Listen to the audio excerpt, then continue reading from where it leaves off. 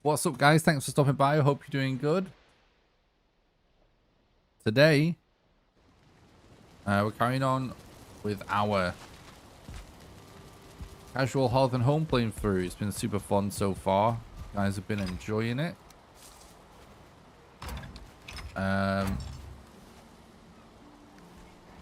Today, we're doing a much longer session. We're going for about 8 hours today. I'm looking forward to sinking my teeth into this one.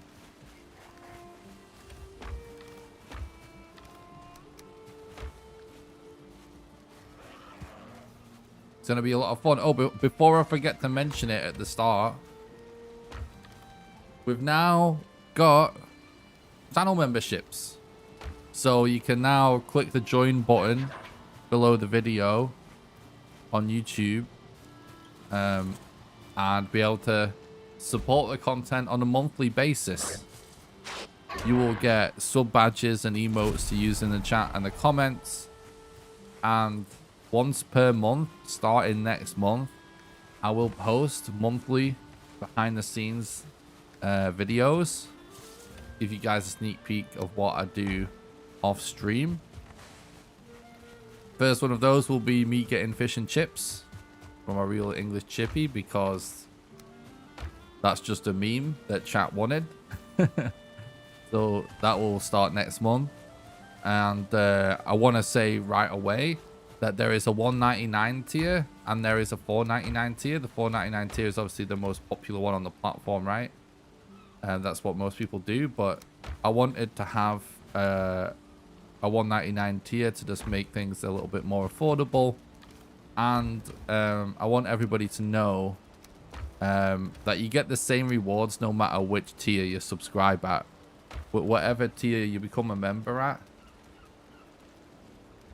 you get the exact same rewards. You'll still get the monthly videos and emotes and sub badges and stuff. So you don't have to worry about that. Just whatever tier you can afford or feel comfortable doing, just do it. Like it obviously does help me more to pledge more, but I'm not too concerned about that. You guys can just do what you feel, you know. I decided to do it like that because my Patreon has been people seem to like the way it is on Patreon, and that's how I do it on Patreon, where you get server access no matter what tier you pledge at, you know. So there we go. Just thought I'd mention that at the top of the stream and the video, because I know people watch these as videos on YouTube. But it is the pin message today at the top of the chat. And there's a link in the description, but you can also just press the join button. It's pretty obvious. So yeah, that's pretty exciting stuff. And we do already have emotes and sub badges. They are from what I used to use when I was a Twitch affiliate. And yeah, we should get some more in the future.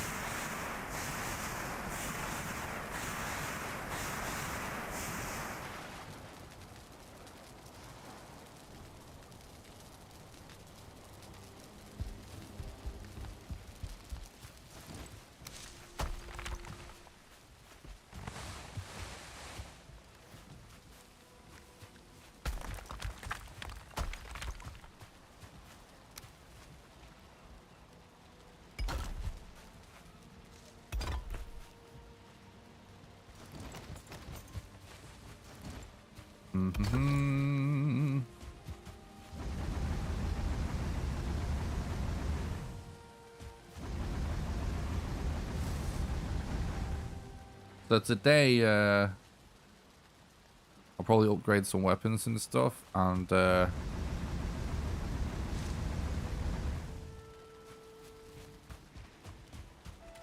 I think we should probably just try and find modder today, because the seed has been pretty unlucky so far. We have no idea how long it's going to take.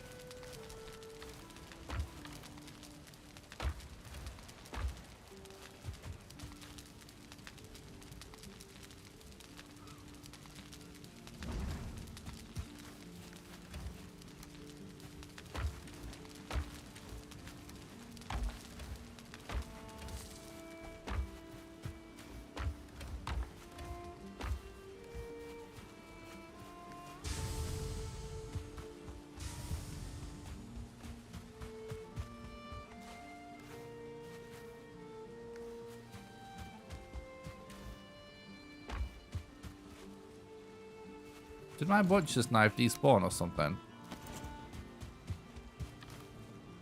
Anyway. We want to keep multiplying our onions.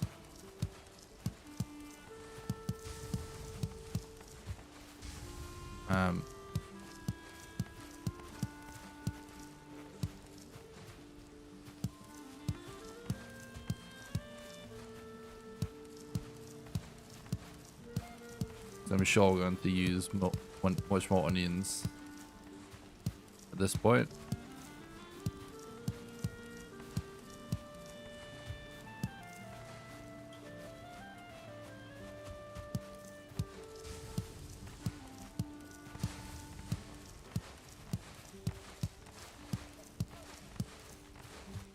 I'm just thinking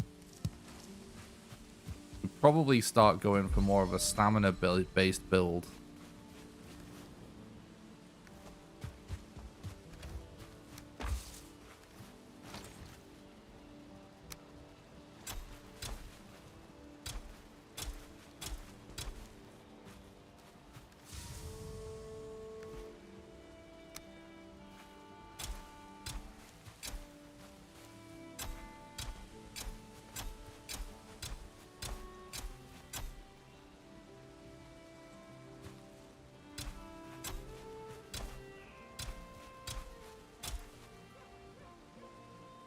Hey, what's up, Nell? Thanks for talking about the stream. Hope you're doing good. What's up, Bolly? Thanks for talking about the stream. Hope you're doing good.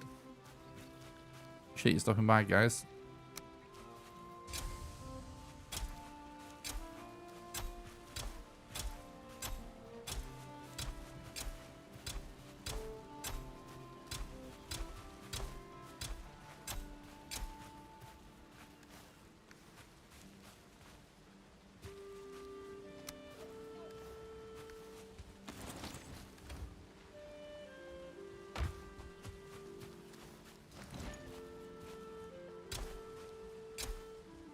What's up, Fluffy? Thanks for talking about the stream. Hope you're doing good, dude.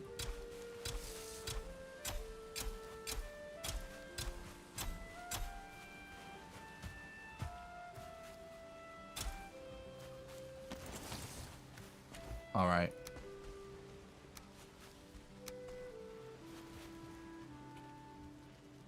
Do do do do do do do.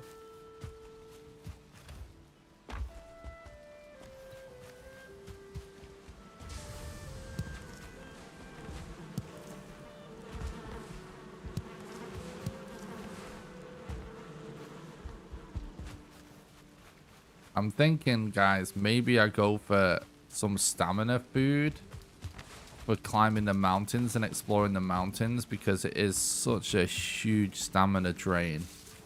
But doing it with a small stamina bar sounds kind of painful. So I think we might try that.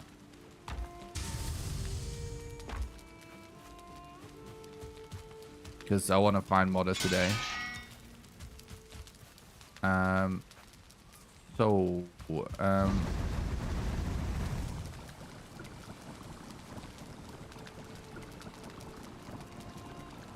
Yeah, we should make ice cream, which I haven't made yet.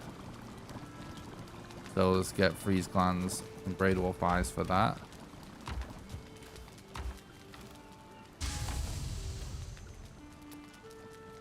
I'm just thinking as well, like we should make a different batch of arrows, because there's no, it's a total waste to Thanks a lot for the follow on Twitch. I appreciate that.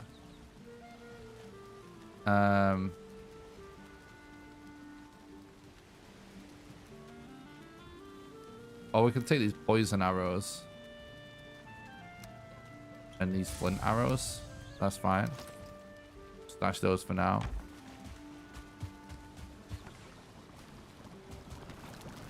Ow. We're on fire.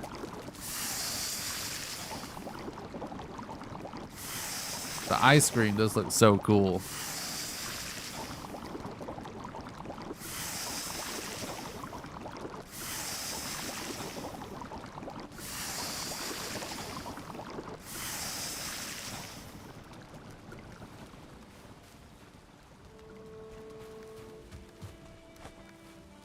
Oh, hell yeah. Oh my god, I could eat this right now. This looks delicious.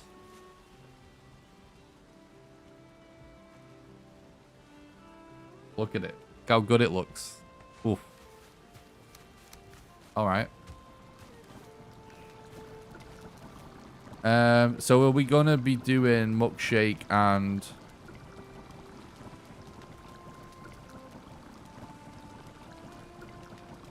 onion soup or something? Because that's kind of what I'm assuming is going to be the case.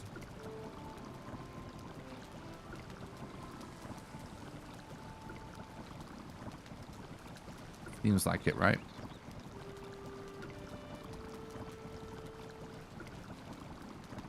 Turnip stew's actually not bad.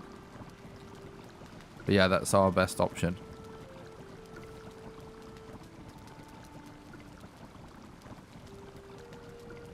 Thanks, Delucman. I appreciate that. I'm glad to enjoy the video, dude. Nice of you to say. Thanks for checking out the content.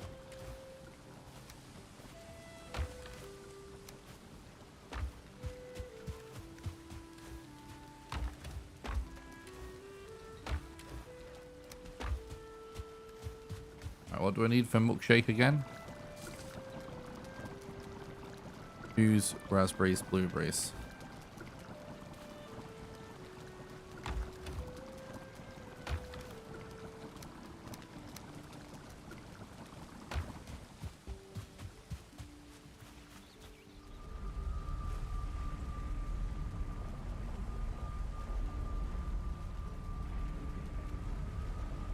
Oh no, Fluffy. I was wondering about that. I've not experimented with trying to move blocks around yet. I really like the new update. Yeah, I think it's awesome. Having good fun with it.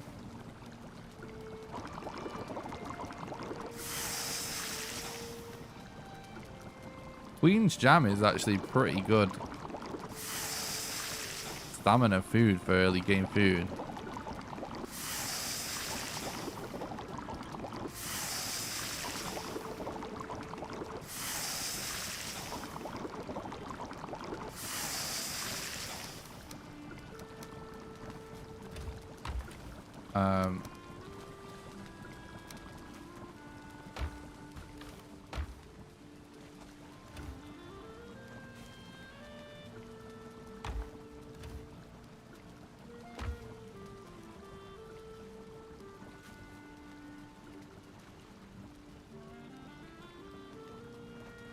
Oh, interesting, Fluffy. That makes sense, dude.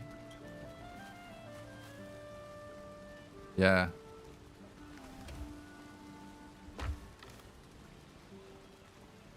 Yeah, you'll definitely have to let me know if you get any figure out any good strats for moving Loxes around. Seems like it could be a potentially huge deal now, right? Another thing we should do is we should start prepping potions for the next boss fight.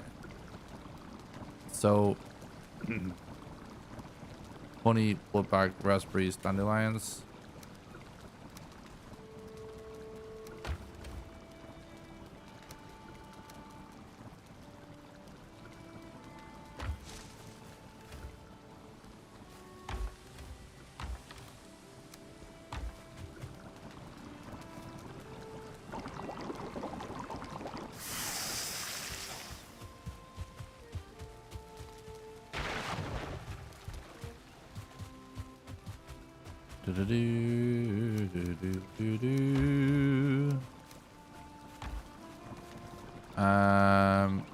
Stamina, honey, cloudberries, mushrooms. Ow, I'm on fire.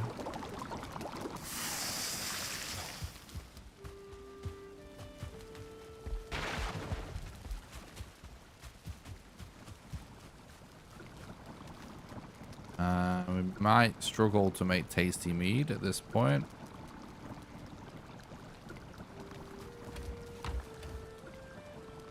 Yeah. Right, we need to do a berry run. Let's test out the new food.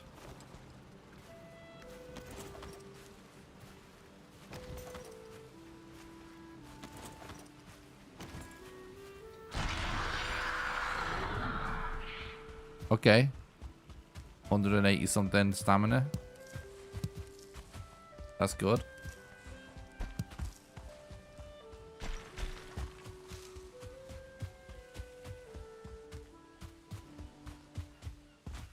We're going to start messing around with stamina food a little bit for this part of the game, I think. Just because navigating the mountain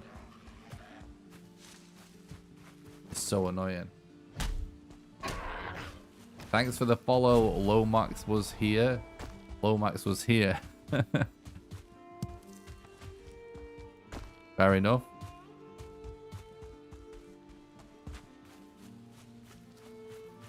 What's up, Harry? I'm doing good, thanks.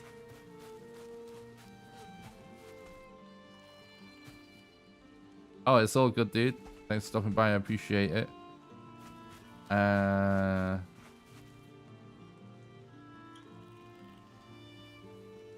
What's up, Bagger? Thanks for stopping by. I hope you're doing good. It's going great, thanks.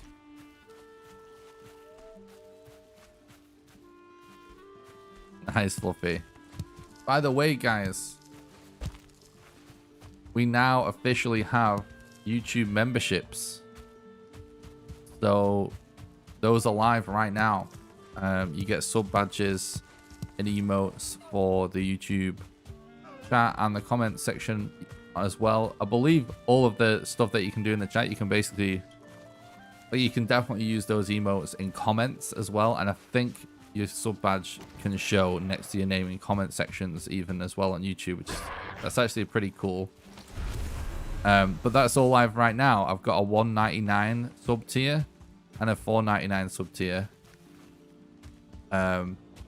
So there is a way cheaper option than a Twitch sub for people. But that's live right now. We unlocked them during the stream yesterday. They're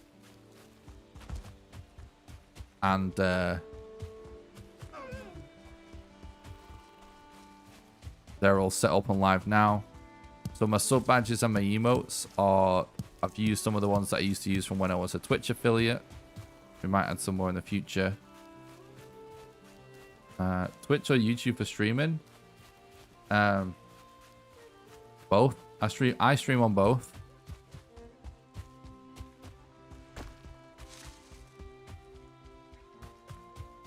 It's up to you guys where you want to watch. I don't mind, but I stream on both.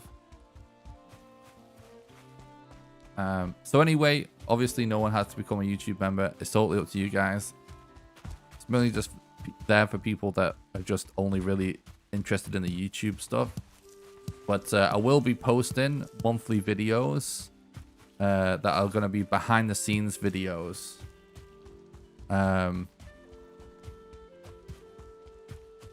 For just like stuff that I do off stream, I'll be making videos about it, just like one a month. And those will be exclusive to YouTube members. And the first one will be coming out next month. That's right, Harry. Harry's on it already. And yes, the first one will be a video of me getting and eating proper English fish and chips, because that is what chat wanted, and that has been the meme, that if I ever become a YouTube partner, my first members only video will be me eating fish and chips. Well, that will be coming out next month. So that will be the first video. I've not filmed it yet, but I'm figuring out the logistics, and we'll do it. That'll be the first one. So yeah, just to be clear, like, you get all the same rewards. It doesn't matter whether you just subscribe at the $1.99 or the $49.49. I'll start again. It doesn't matter which level you subscribe at, whether it's $1.99 or $4.99. It's totally up to you. You will get the same rewards no matter which level you subscribe at, just like my Patreon. Like, you can be a $1 patron or whatever amount you want. You still get server access, right? I'm doing things the exact same way with my YouTube members. Really good, Sebastian. I'm really enjoying the update. It's awesome.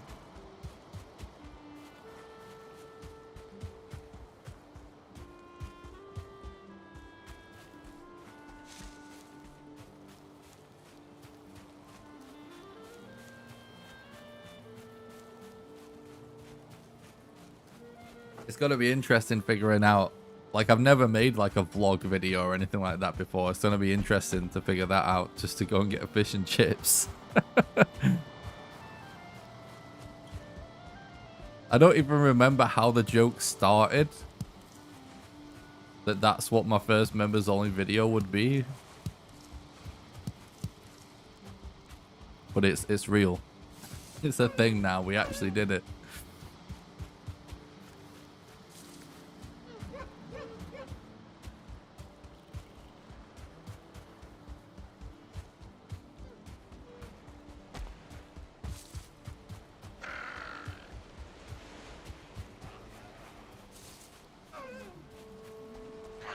But yeah, if anyone is wondering about higher tiers, why I don't have higher tiers, it's because if you want to support the content for more than $4.99 a month, you should do it on Patreon, because YouTube do take 30%.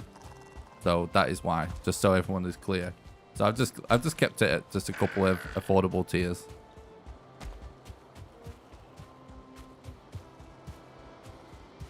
Thanks, Gavin. I appreciate that. I will be live for at least 8 hours today, most likely. So maybe catch you later, dude. Thanks for stopping by. I appreciate it.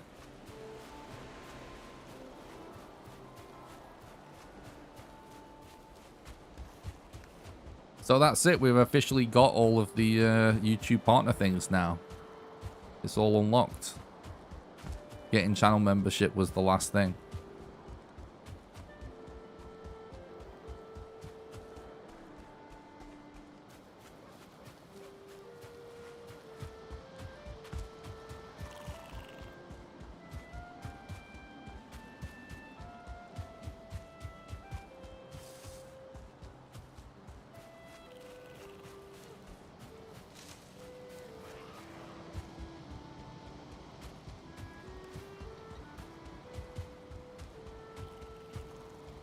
Right, we should do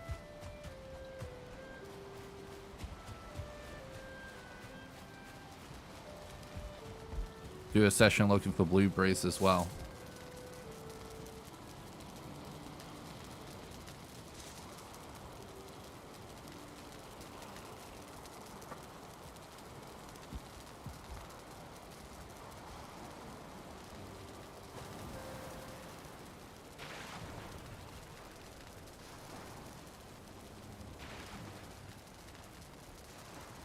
But anyway, I don't want to like spam people too much with this, but my aim is not to promote right now. My aim is to inform, because it's a brand new thing for us. So if someone wants to become a member, that is what the join button is. So the join button that appears under any of my videos or on my YouTube channel, that is what that is. Or there's also a link in the description for the stream right now, and it is the pinned message at the top of chat. That's it. There we go. That's me. I'll shut up about it now.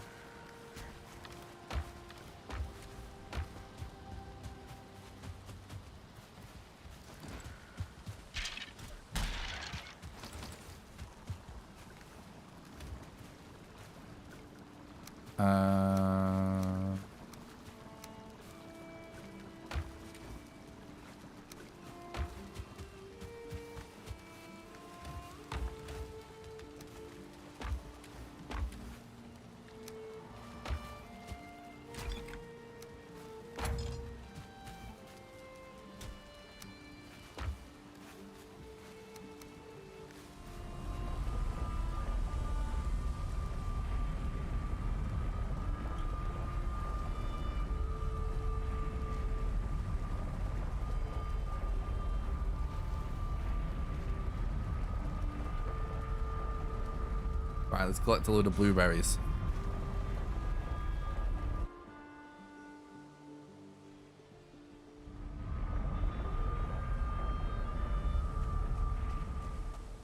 We keep forgetting about this copper.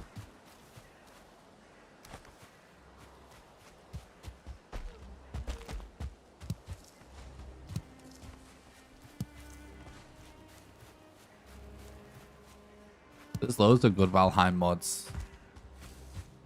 I don't really play mods very much because I usually do speedruns and challenges, so they kind of like have to be vanilla to be eligible for leaderboard submission and stuff, but there's definitely some really good mods out there, and there's still lots of people working on new ones as well. I know specifically there was someone working on like an MMO mod pack where they are in fact, I'm sure there's more people than I'm sure there's more than one person doing this, but somebody has been working on like an MMO mod pack, and they're also like hosting a server that is modded to have an uncapped player count, and all of the mods are centered around turning the game into an MMO. Which, that sounds crazy. I've not looked into it very much, but I've heard people talk about it. Yeah, I agree. The game has huge potential from a modding standpoint, for sure. I'm really, like, excited about the potential future of Valheim mods.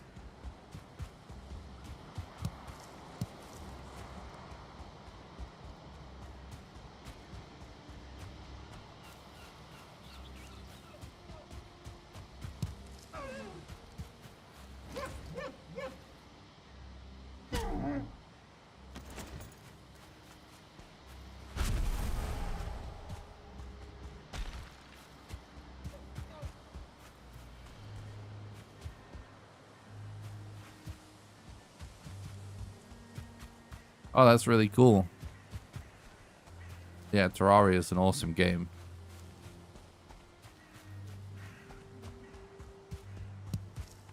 I'm sure stuff like that will come. I'm pretty confident that we'll get that kind of a thing.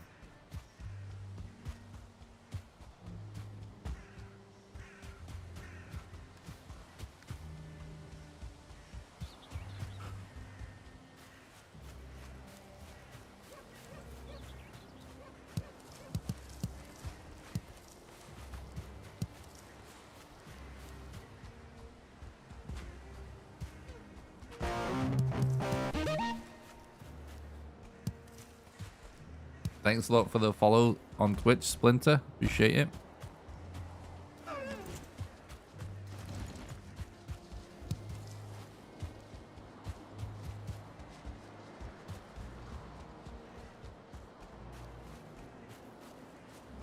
Yeah, I played a decent amount of Terraria when it was actually brand new.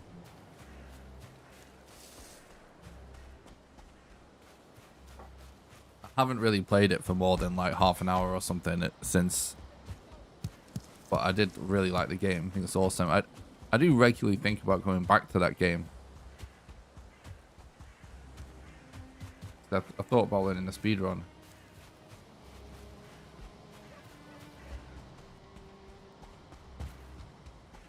Oh yeah, Fluffy and Nell were talking about trying to move Loxes around, so I guess that's why, Harry.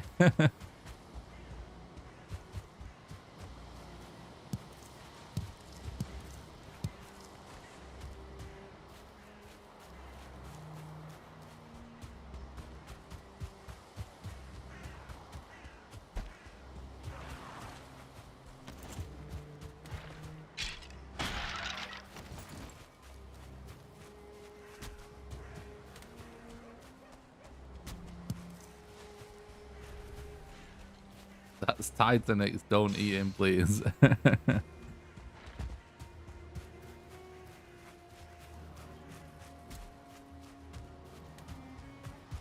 you should put around your base instead of wolves. Oh my god. That would be awesome.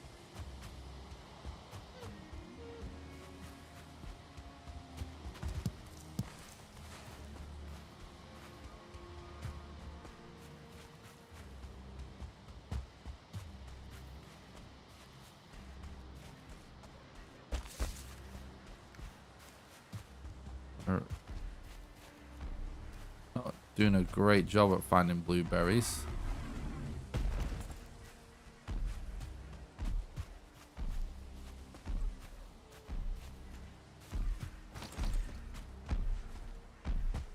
I'm kind of curious to see.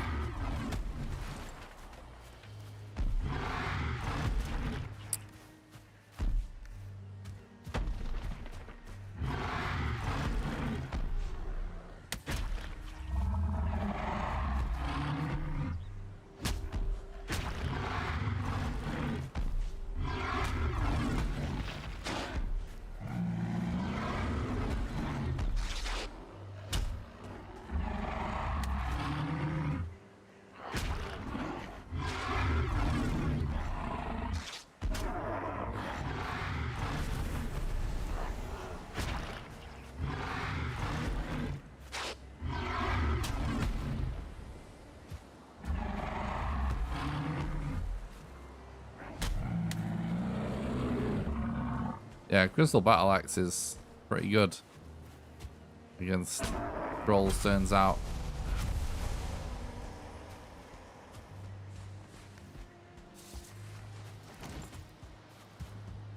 What's up, Dan? Thanks for stopping by. I hope you're doing good, dude.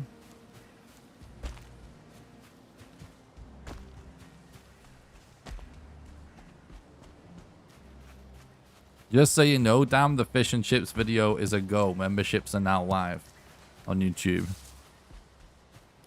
It will be next month's video. Just to give me a chance to film it.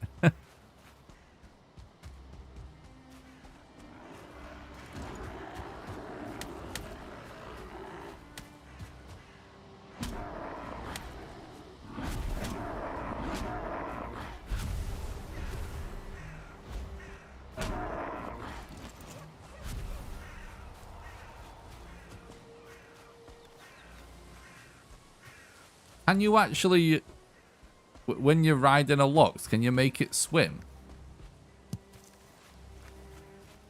Have you guys tried that?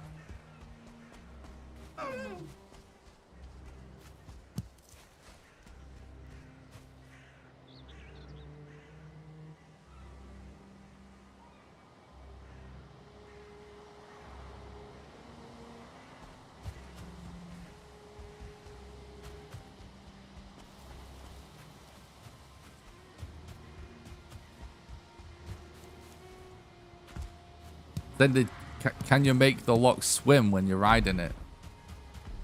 Have you tried that?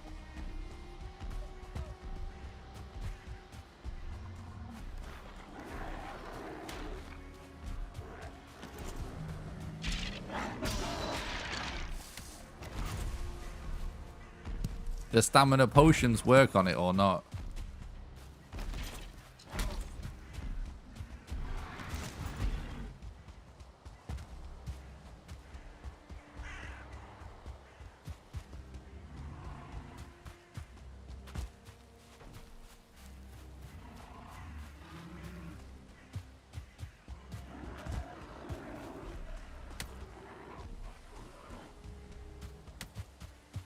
Yeah, I'd just be curious if you can, you know, either re-log to restore its stamina, if that works, or if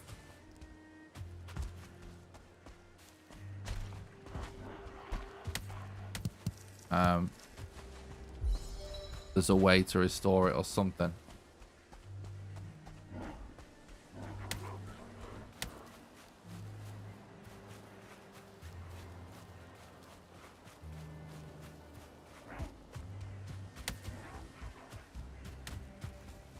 I'll have to test that kind of thing out myself, because some of it probably will only work in single player, I'm guessing.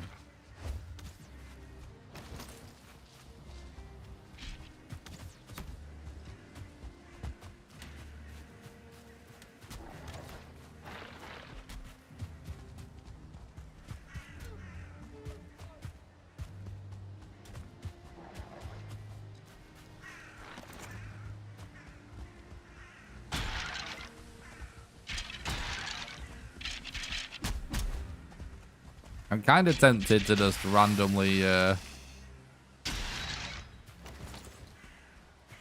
log into a different save and try that. Just with some console commands, just to test it out. To see if there's some kind of way to cheese it to swim forever with a Lox. Because that would be kind of big.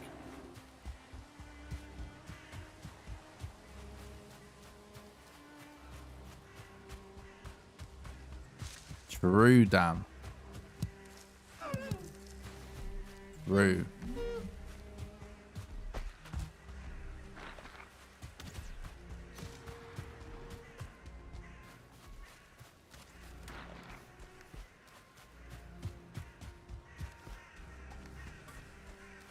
Slow going, looking for blueberries.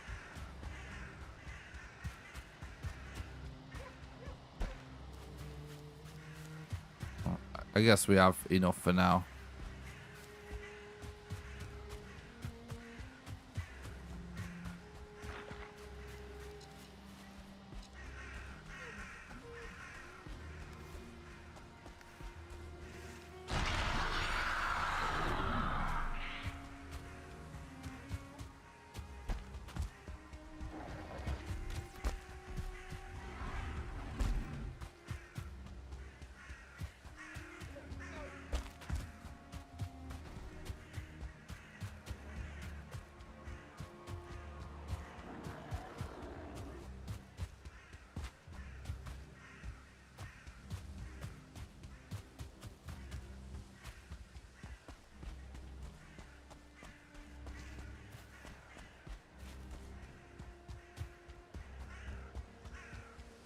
Yeah, makes sense, Fluffy.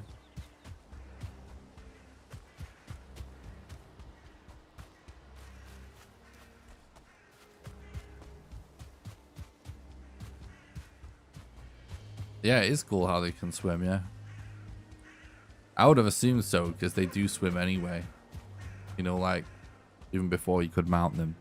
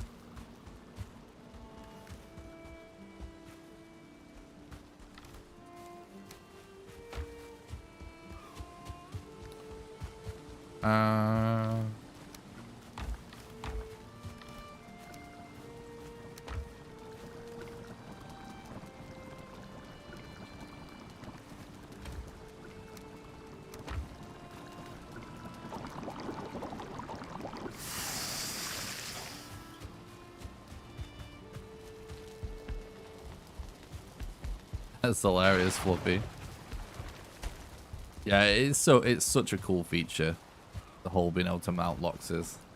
So cool. Really is.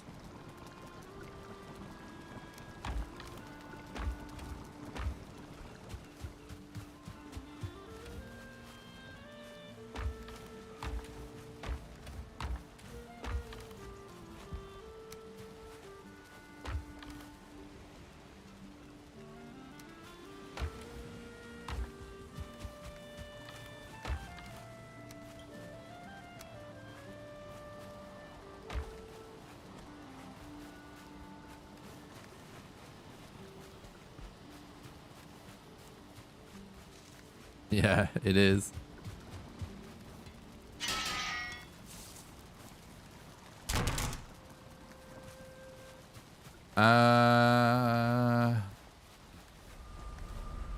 Okay then.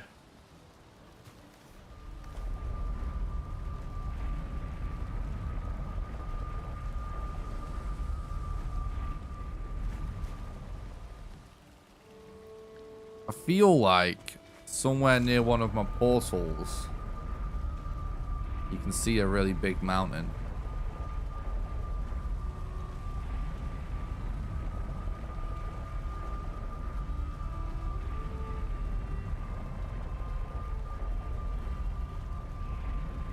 Probably not, Turin. Probably will.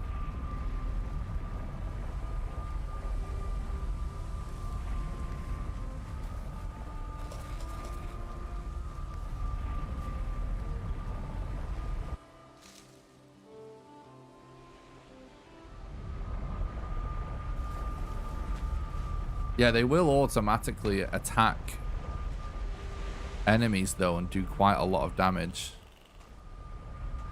Yeah, maybe I go check that mountain, you know.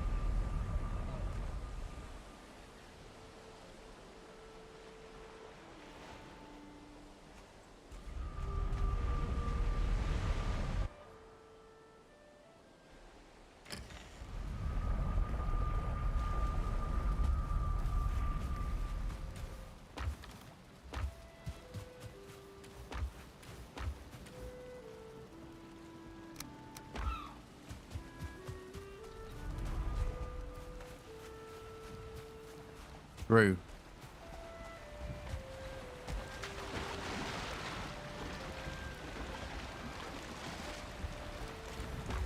Portal noises get kind of annoying after a while, not gonna lie.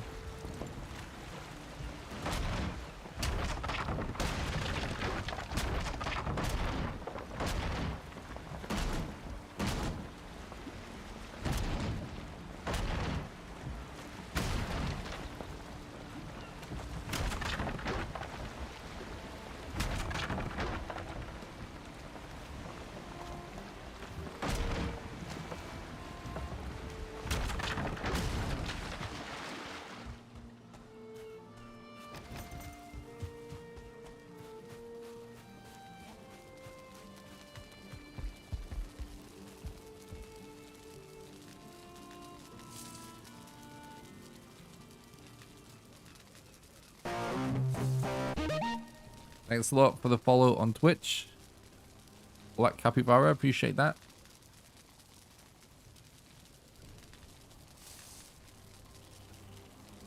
Hope you're doing good, dude.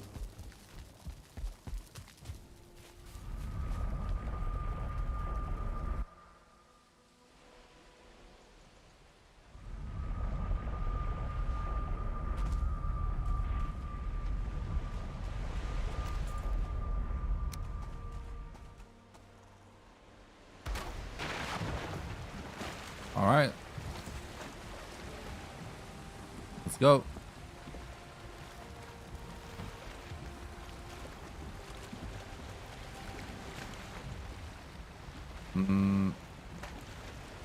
Screw it. I was gonna say like, I don't know actually. No, one sec. I was gonna say maybe we shouldn't go without a backup portal. We probably shouldn't. Probably shouldn't. Back up a sec.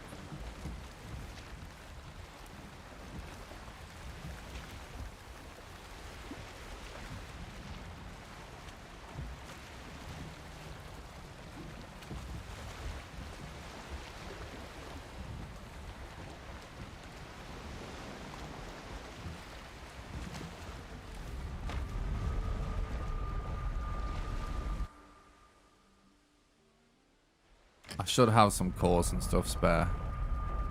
If not, we can just destroy one of the smelters because we don't actually need it. Oh yeah, we've got plenty.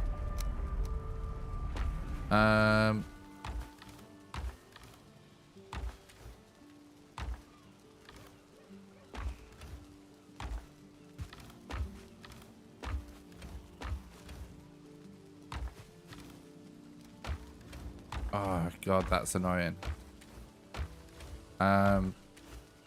Okay then.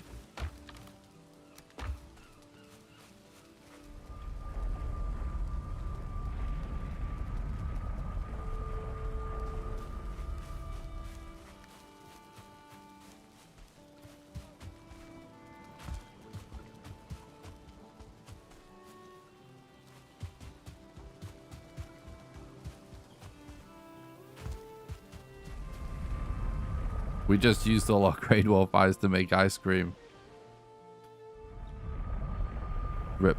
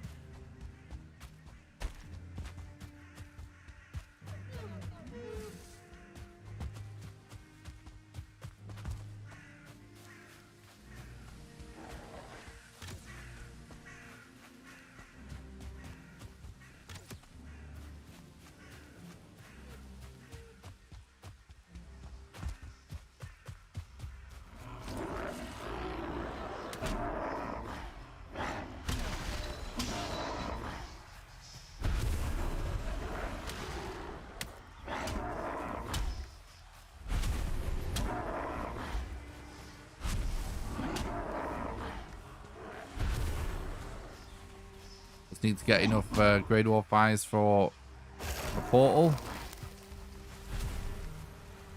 Almost there already, to be honest. At least we're getting some puke berries as well.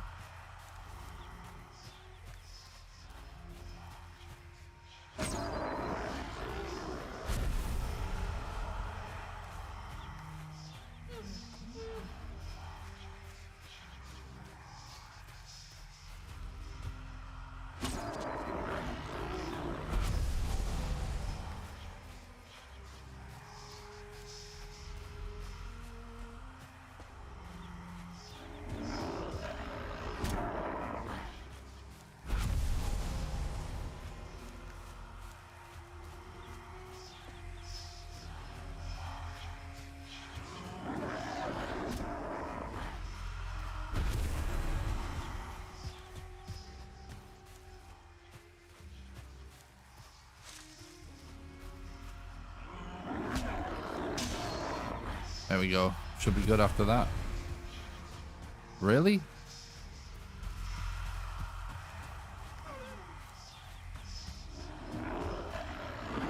There we go. All right. And let's gather some fine wood.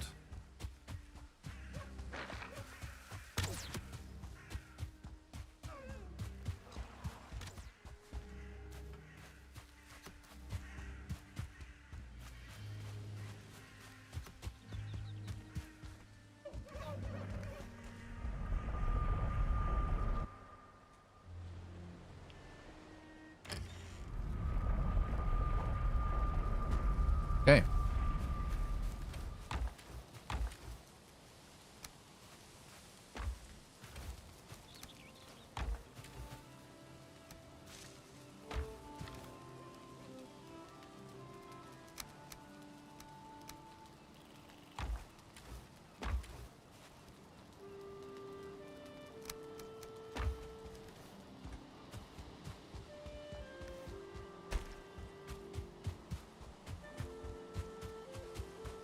Do I know when I'll be doing my next speed run? Pretty much right after I finish this playthrough. Well, I'm not rushing this playthrough, so I'm just enjoying myself doing this casual playthrough. Gonna have fun. But yeah, that's what I'll do. Like as soon as it's over, we just do a speedrun stream basically. What's up, Stone? Thanks for stopping by. I hope you're doing good. No, you don't need to say sorry. Something to apologize for.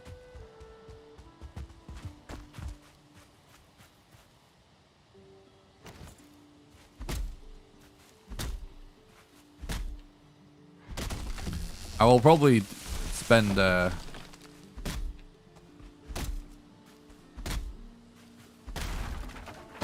least a few hours at some point as well doing some Travis and Midgard speedruns again. After I've done with this playthrough also. Because I never ended up getting my PB for that up on YouTube. And by this point, I might as well just PB again. Because it won't be hard to beat that time.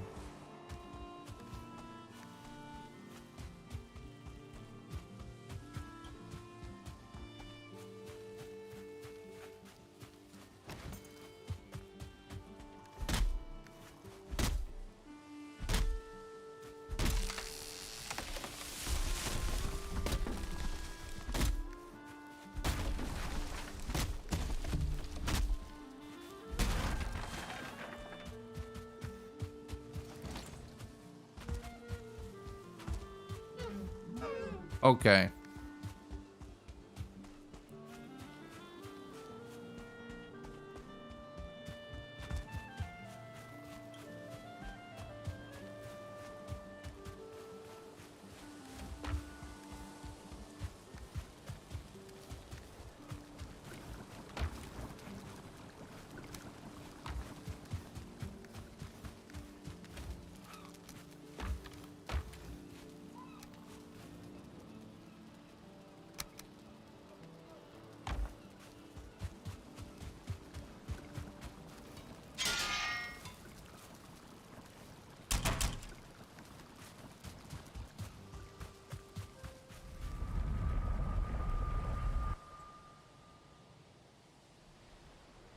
If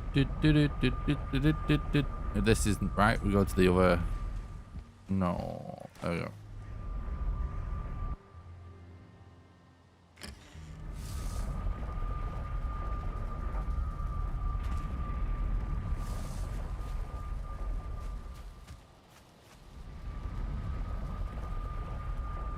It's planes, right?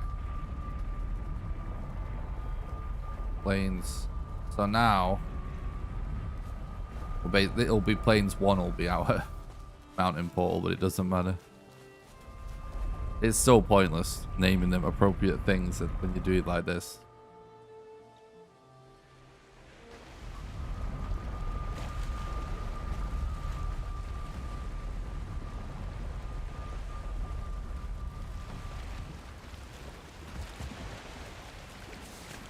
All right, let's go.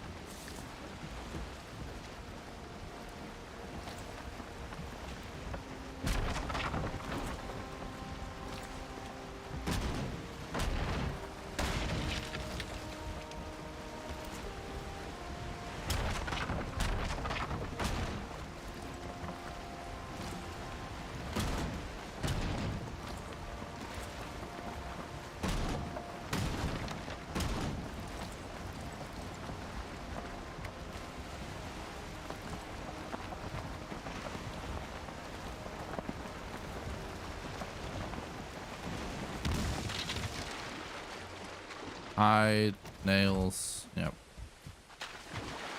Wood, bark. Alright, yeah, we could shoot.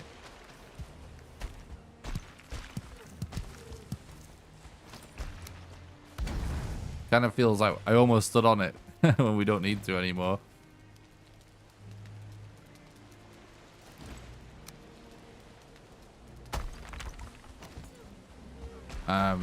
I almost feel like we're doing a speedrun now just because we're looking for modder.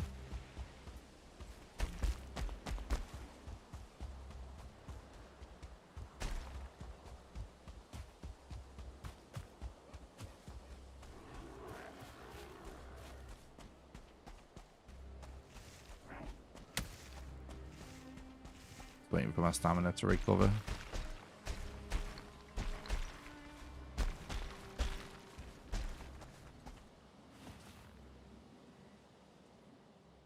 So, got dragon eggs.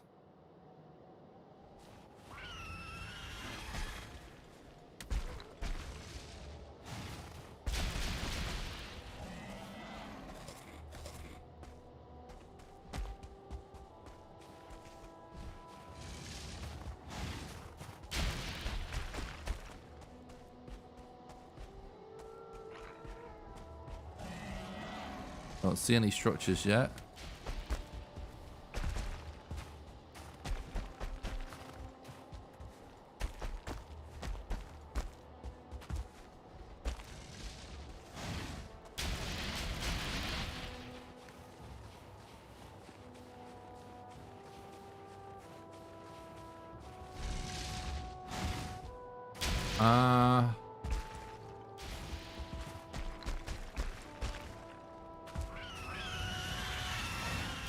Got to head over there.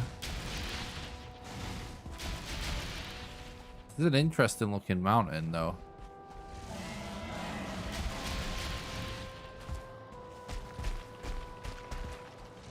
Right, we want to know that there's one sort of over here, basically. Oh wait, nah. The mountain doesn't extend that far that way. We might as well just go over here.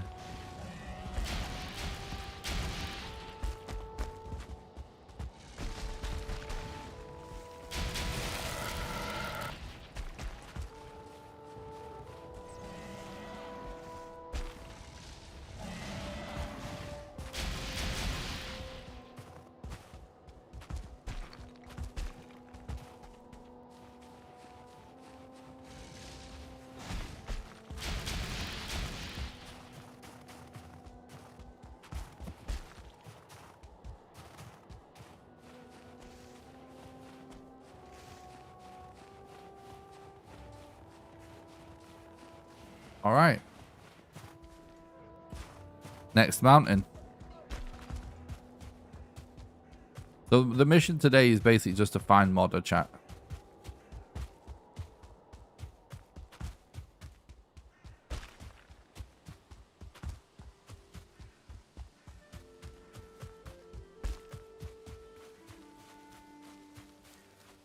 And basically I think what I might do is continue to upgrade the battle axe a bit more, the crystal battle axe, and try and maybe do like a high stamina build for the modder fight, and see if we can do a high stamina build with the battle axe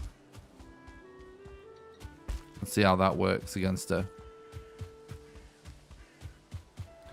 It's definitely going to be a little bit harder than our strategy for bone mass, but I'm just curious as to how it will go, you know. It's always worth quickly checking a building that's on the edge like that, because sometimes you can actually get a black forest structure, right, that has a rune outside that actually ends up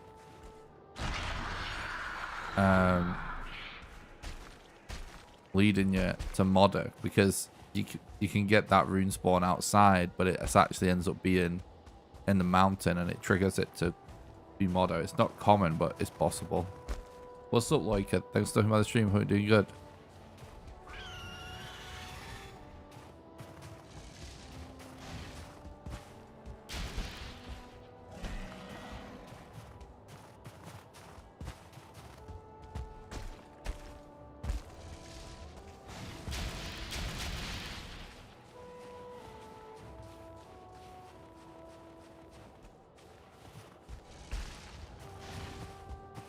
What's up, Blaze? Thanks for talking about the stream. Hope you're doing good, dude.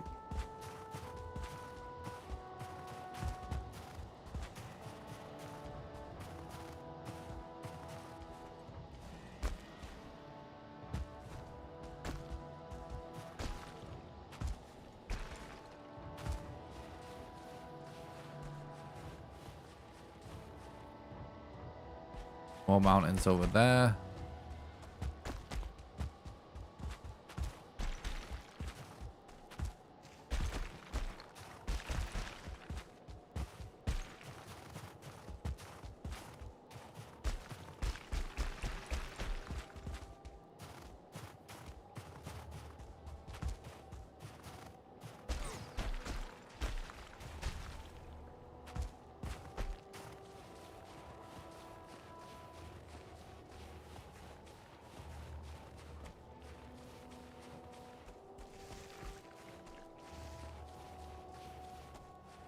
I'm not beating him, but I did find Yag. Is my bone mass that was all the way that far, believe it or not.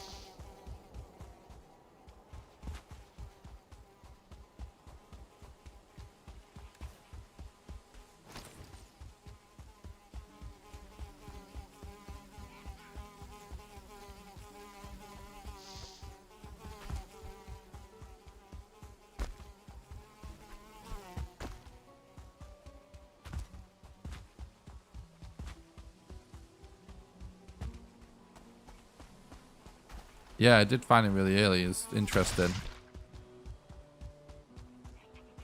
Sometimes, I used to do this at one point on New Game Plus speedruns. Sometimes I would actually just run around with a knife in planes because it doesn't reduce your speed. And it's just like something to quickly just take care of a Detsquito.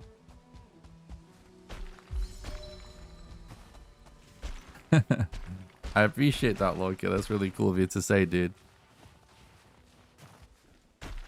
Good luck with the math exam.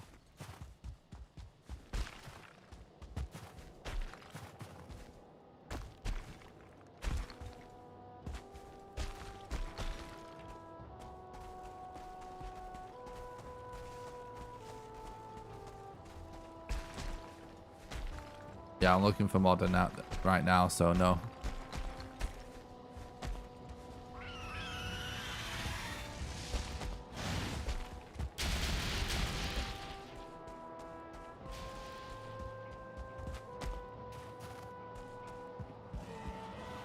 It's actually worth looting these right now.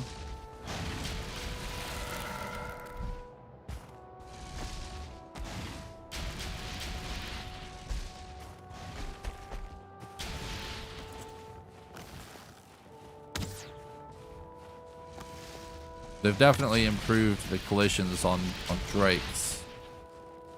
It used to be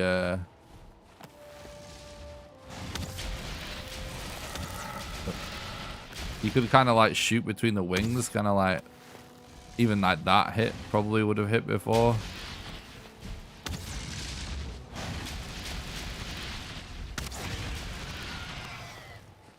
Which is probably a good thing.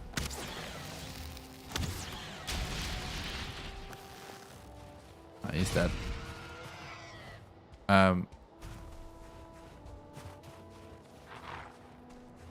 Uh-oh.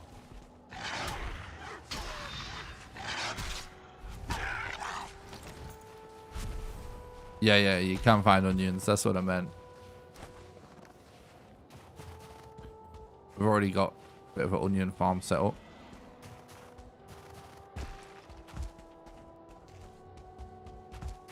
Very interesting.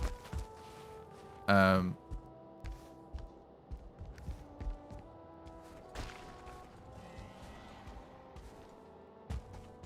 lack of modder runes so far, because when you find a building like that, typically it's more common than not for it to have a modder rune inside. So the world gen has definitely changed in this update. It's going to be very interesting to see how that affects speedruns.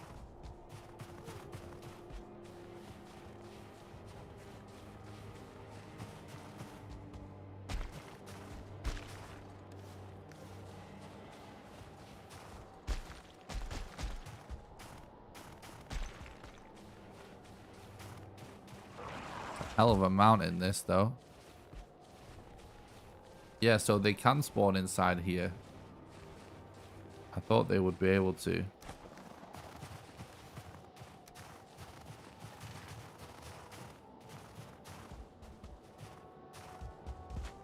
Just the same chest pool, so.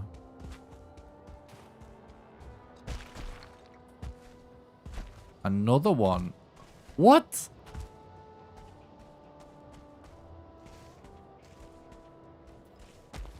Okay. He's here.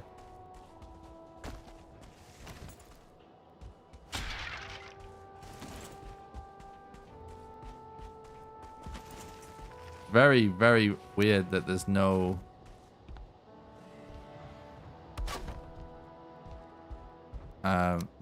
runes on this mountain then. Something has drastically changed with that.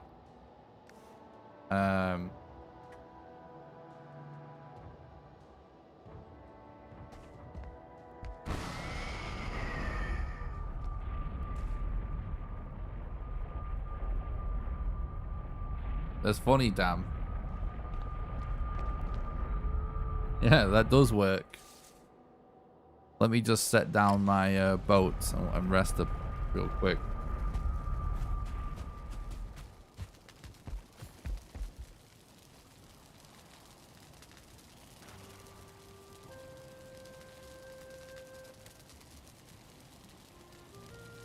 We might as well get the eggs sorted out as well.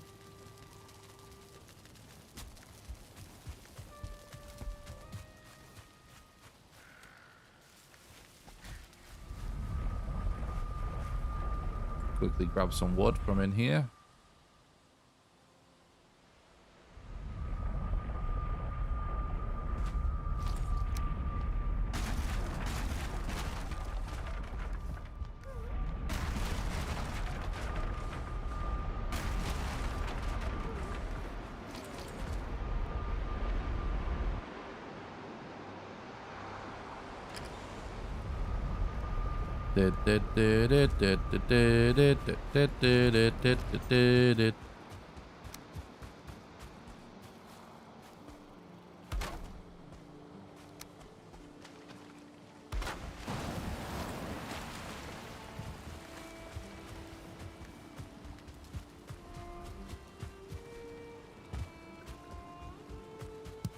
Alright, hell yeah. Thanks for the follow on Twitch, Loika. Appreciate that, mate.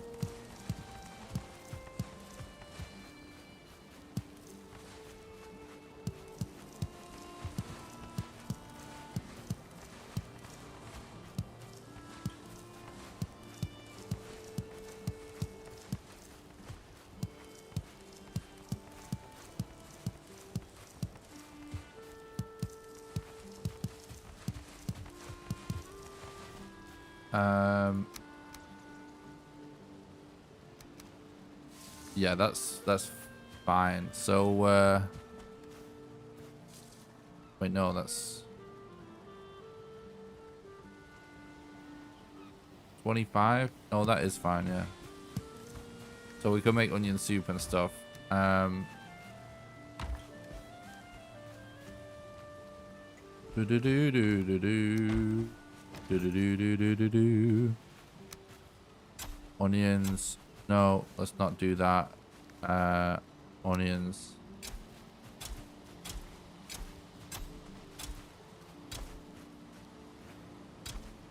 We want to make onion soup because that's our other best stamina food right now.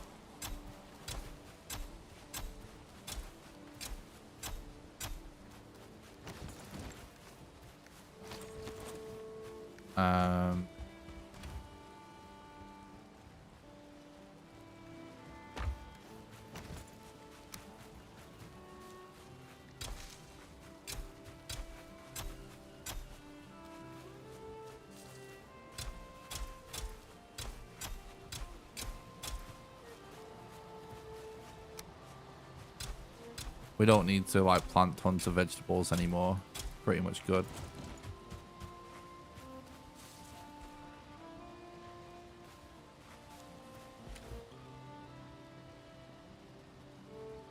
Yeah, welcome to the Twitch chat, Loika.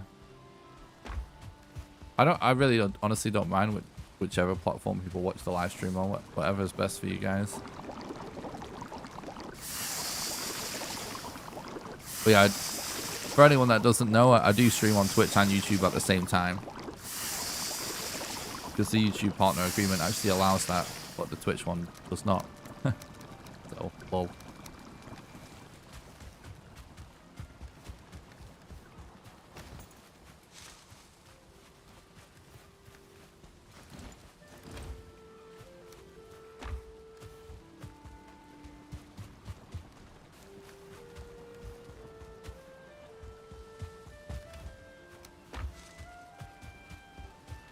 All right then. Oh wait, what the hell did I just put in here? I thought I'd drop this off. Oh.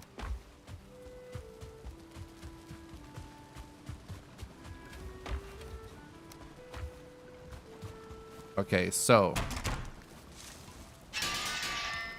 this is gonna be our stamina food combination for this boss fight to go with a stamina strat. So 82 HP. Yeah, well, I'm gonna do it.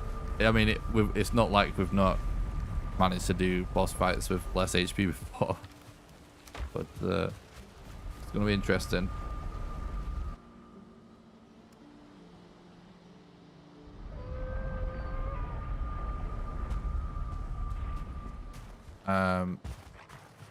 Okay then. So eggs. Well, first thing, of course, there's a blizzard. Hate blizzards, chat. It's so triggering how little you can see. I'm never really a fan of features in games to reduce vision. I just, it boggles the mind, honestly. But we better get over here and mark it so we don't lose him.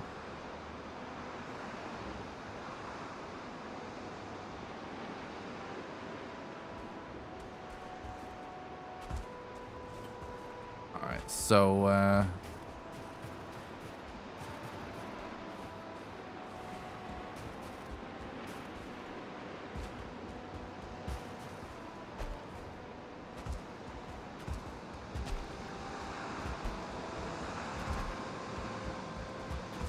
So here's my things. My first impression of going all stamina. Now we've got decent stamina food. You don't need this much stamina. Obviously, it will end up faster, but in terms of general gameplay, I would already say you just don't need to do that. So honestly, like late game is honestly probably going to be way more about just combining stamina and HP food. That is my current impression of the best way to do food.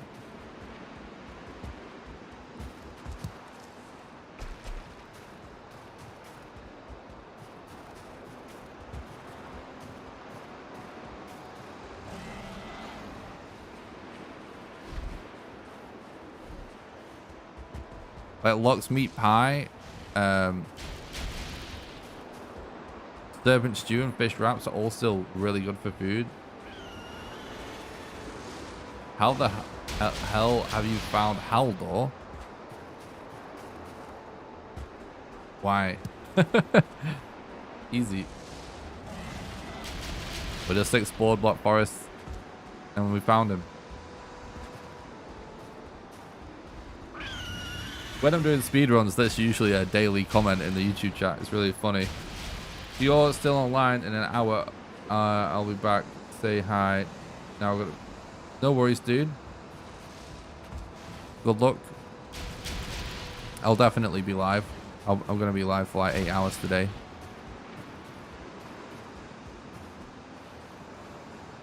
I've only been going an hour 15, so... Okay, so I'll just explain this one time again, I guess. The absolute easiest way to find the trader in this game is to just get a boat and just sail. That's it, really. Just sail as far as you can. And, you know, if you see a Black Forest biome, just sail close to that biome. If you have the patience, you can explore every Black Forest biome you find, but you don't actually necessarily have to do that.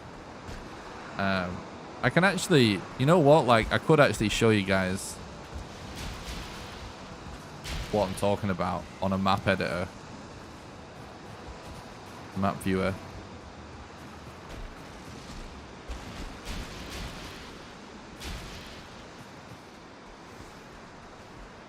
Well, usually if I'm streaming speedruns, like, we find traders multiple times a day, you know, within minutes, basically.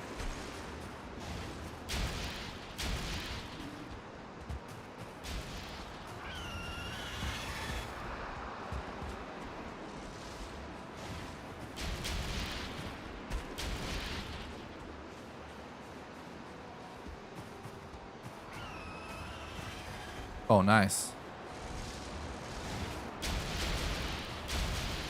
There we go, eggs sorted then. Shows you how bad blizzards are, the fact that there was one right next to us that we couldn't see.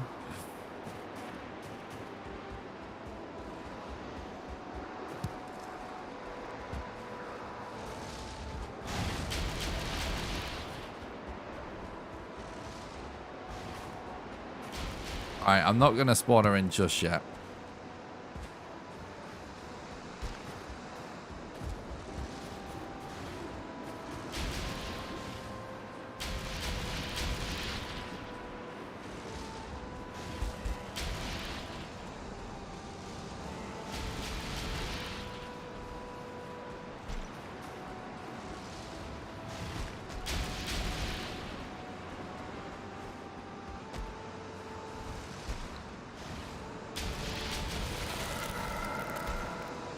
Oh, that's not good. I might be dead.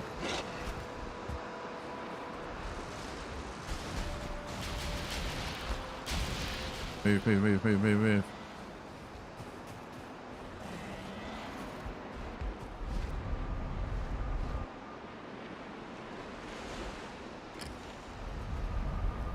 Right, let me show you guys. Someone can clip this if they want. To have an explanation on Twitch, right? But let me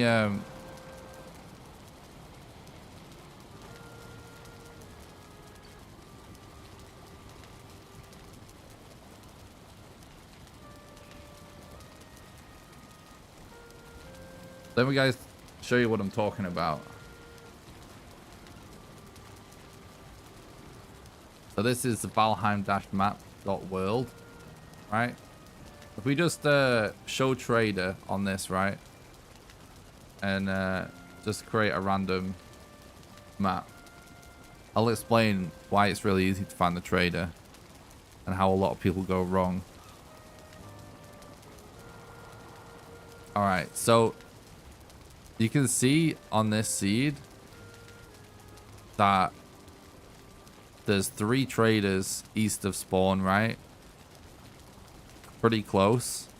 And then there's 1 far east, 2 far northwest, 3 far southwest, and 1 west.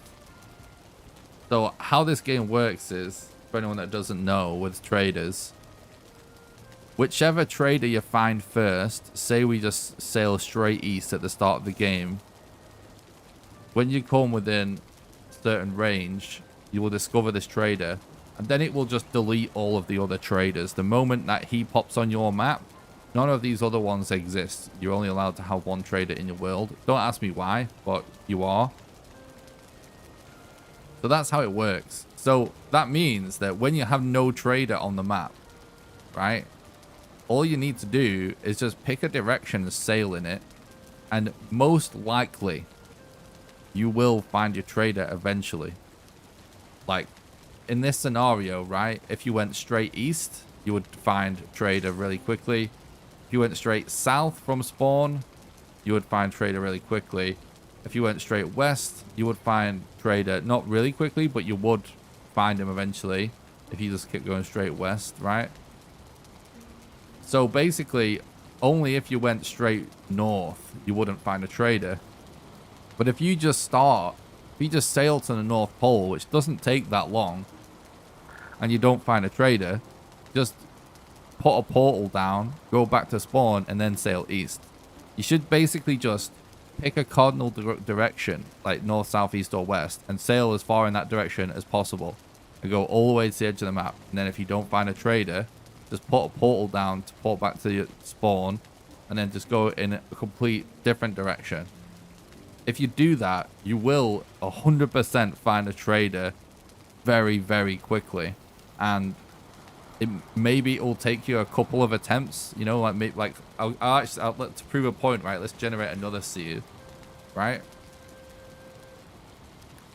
It takes a minute. You know, maybe you end up going in the wrong direction, maybe you don't. But like, even if so, like, it's only going to take a couple of attempts at best, and but worst. So you see what I mean? Like, traders to the east, traders to the north. Like if you head straight east, you would definitely find this. Frankly, you would probably, it'd be possible to miss, but you would definitely find this one if you're straight east. Straight north, you would find that one. Straight south, you would find that one. Straight west, you would find that one. You see what I'm talking about? So that's kind of the key. Like, put a backup portal down in your base. You know, just call it like trader or whatever you want to call it. And just, like, don't connect it. Sail off straight west. Like, if I was doing this, right, and I was looking for traders, I'd sail straight west. And as soon as I got to land, if I can't go around it, I would just destroy my boat, pick up the mats and place it down here, and then keep sailing in this direction. And just continue to do that, basically. I'm just going to go to the bathroom real quick, chat. I'll just be a sec.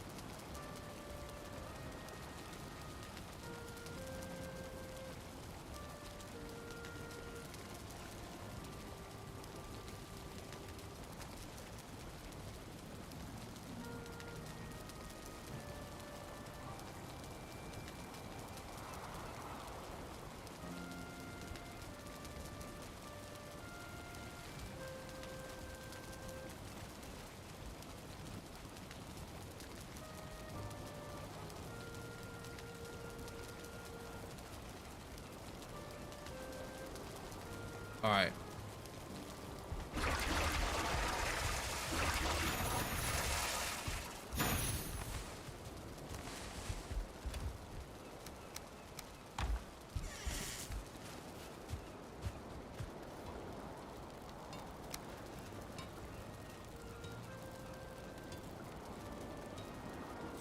Right, we need 30 silver.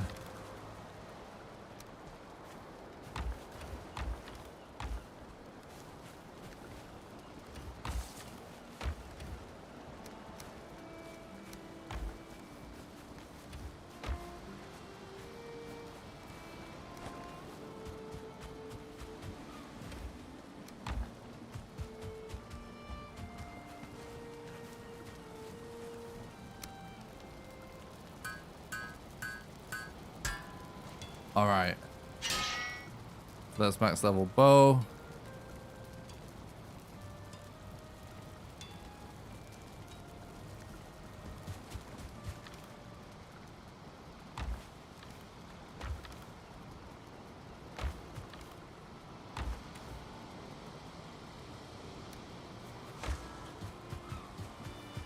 All right, now we should, there's a couple of things we should do. Where is the mountain? Oh, yeah, yeah.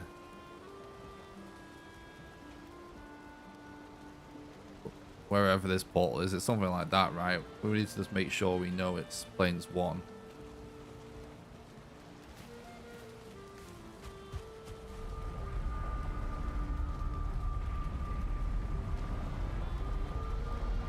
Just going to collect some more ancient bark for upgrading my crystal battle axe.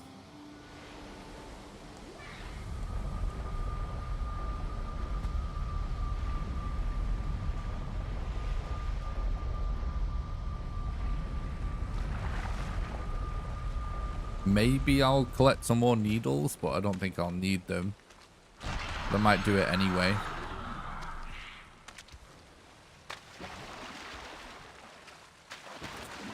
Like, normally, I definitely won't need them, but at the end of the day, they have rebalanced everything, so it's possible that I need way more needles. To be honest, I know I've got like 70 something needle arrows. With like this low bow skill, we probably won't even get anywhere close to using them all on the modifier. It just takes too long to fire 70 arrows at low archery skill. So even just that basis alone, we'll just risk it.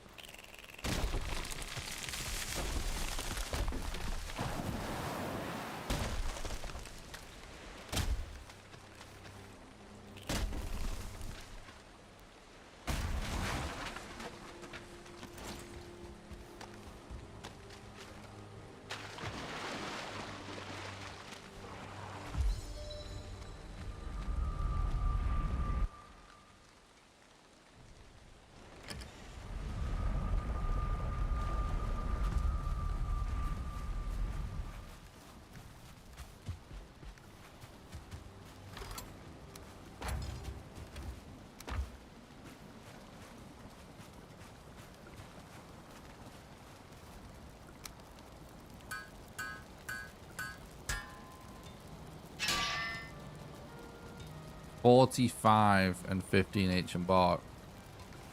Ooh. Jesus.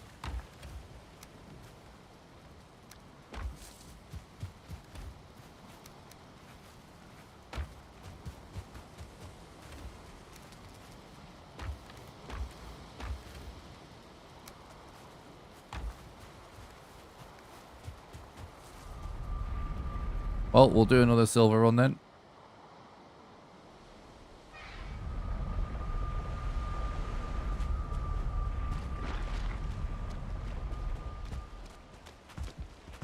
Hate this new like news function or whatever in Windows 10.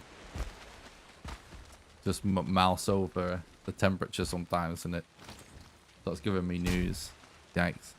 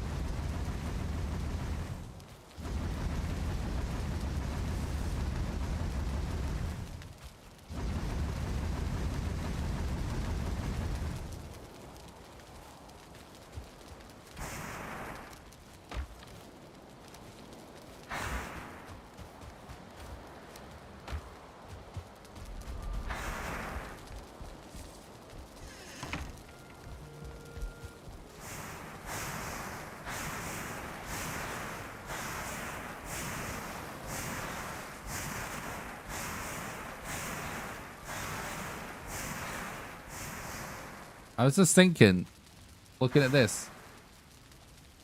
If I had like 1, 2, 3, 4, 5, 6, 7, 8, 9, 10, 11 followers in less than 24 hours on Twitch. Pretty interesting. Appreciate the support, everybody. Out of all of the crazy shit, though, you guys are supporting the content lately, the craziest thing to me is that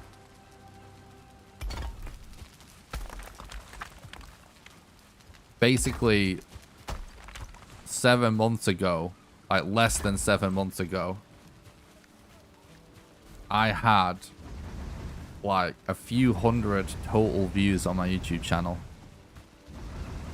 And now it's over 250,000. That is absolutely crazy, guys. I appreciate the support.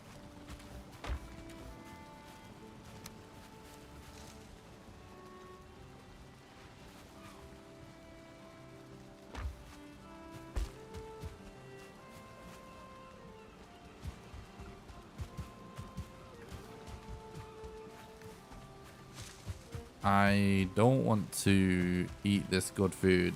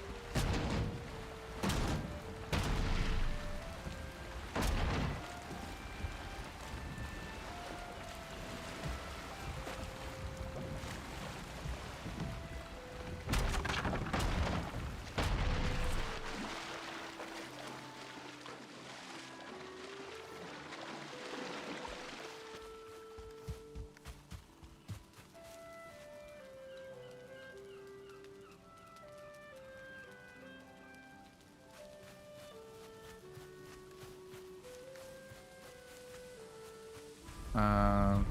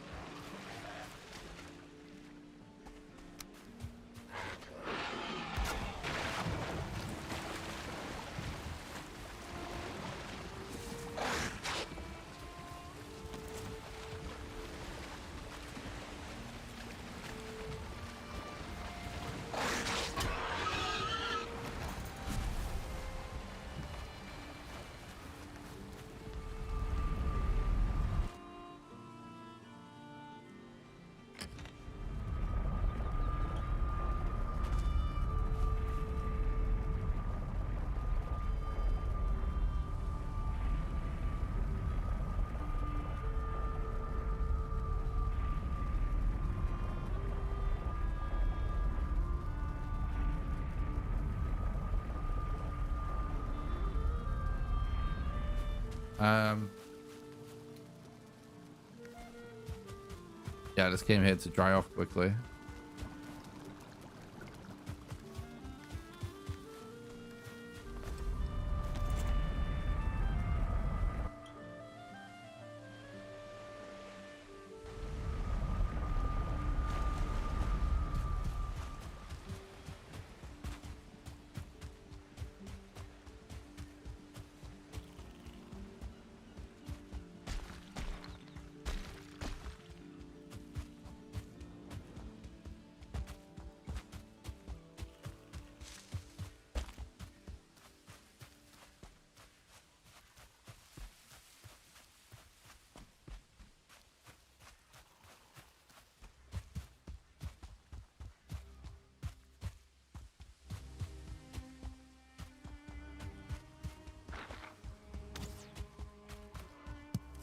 I want to put these blueberries because blueberries are something pretty annoying to find when you need them.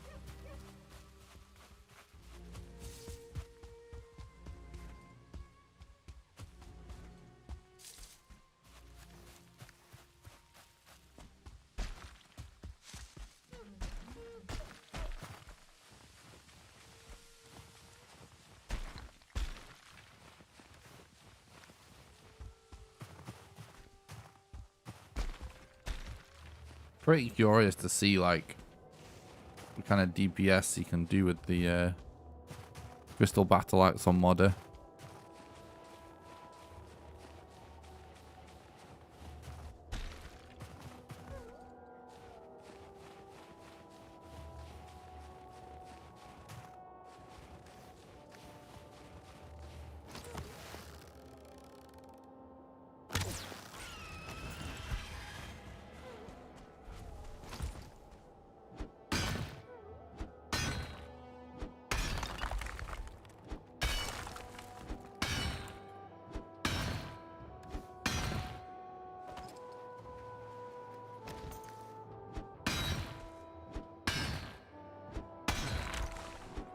Thanks for watching the stream today, you guys. I really appreciate it.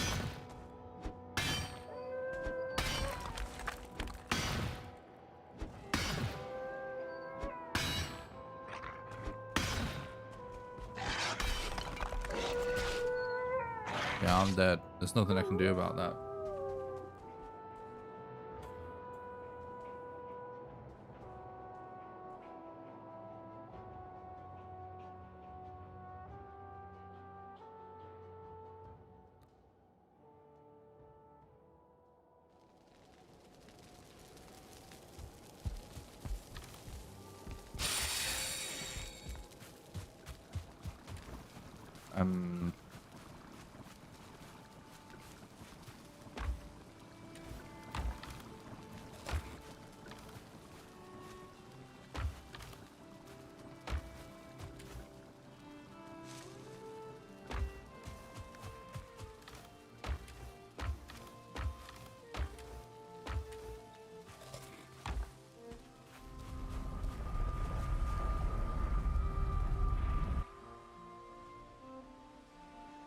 Oh, hang on.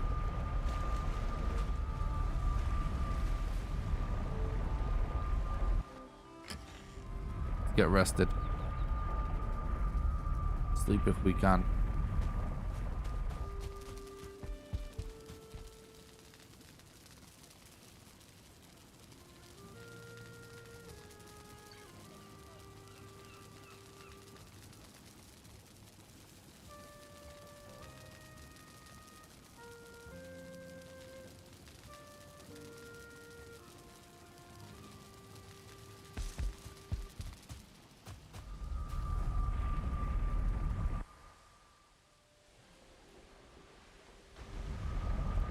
There is still a few more comfort upgrades we could do.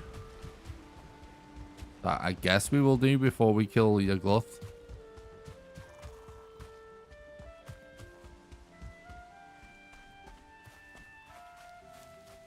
As soon as you get to like 20 minutes though, it's kind of like, well...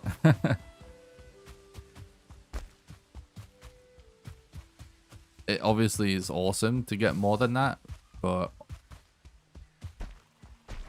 I typically find most trips away from the base are less than that.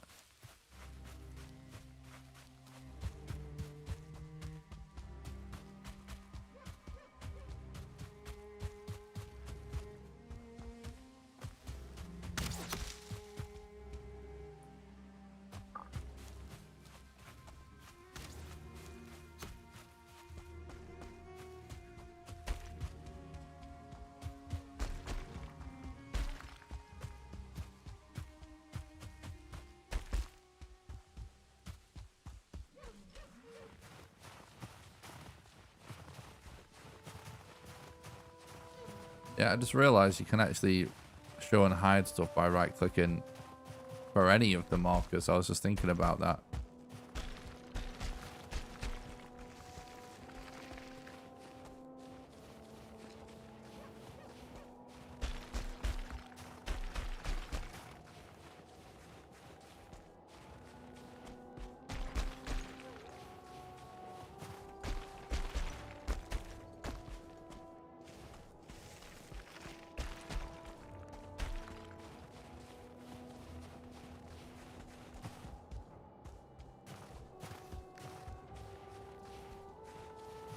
Making sure I'm turning off auto pickup here.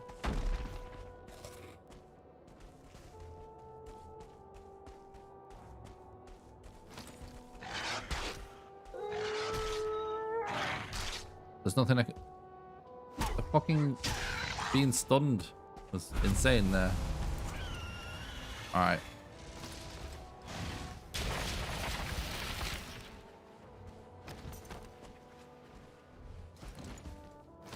Alright, there we go. Back in business.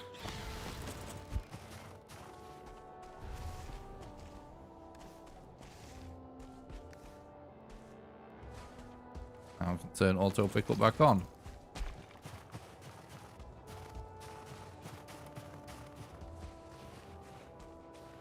Oh, it's so good that they allowed you to toggle auto pickup on and off. It's honestly so good.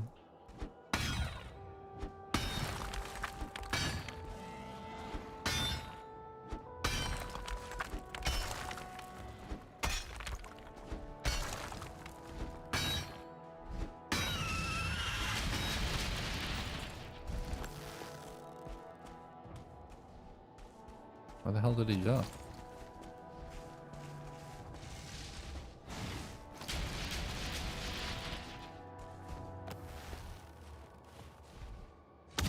Oh my god.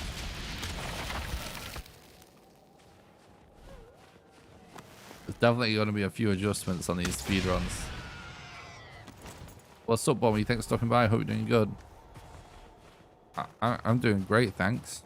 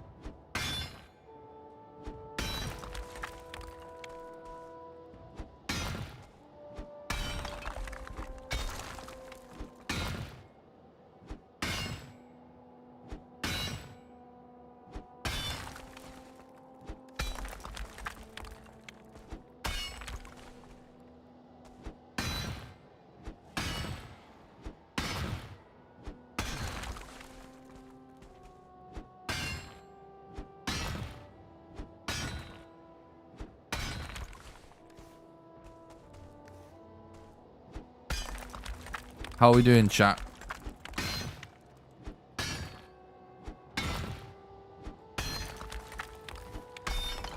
How's everyone holding up?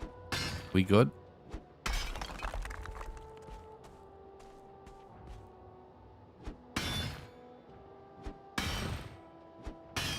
Ready for lunch?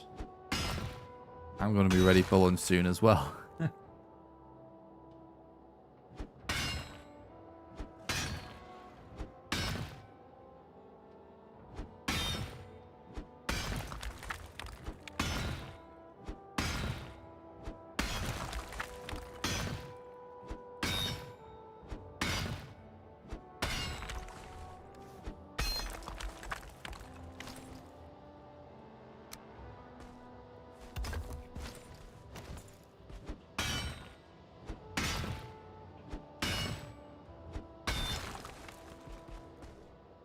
Nice, nice.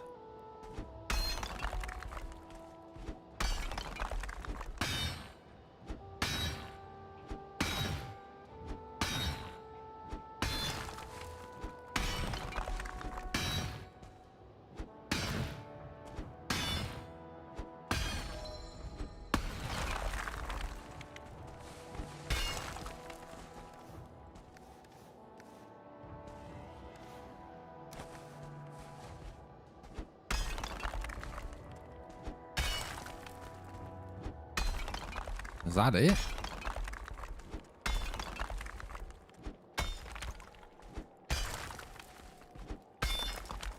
Okay.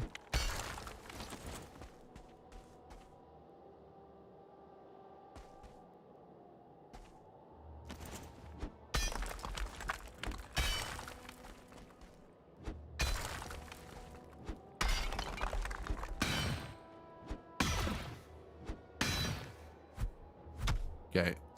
We need to fix our pickaxe.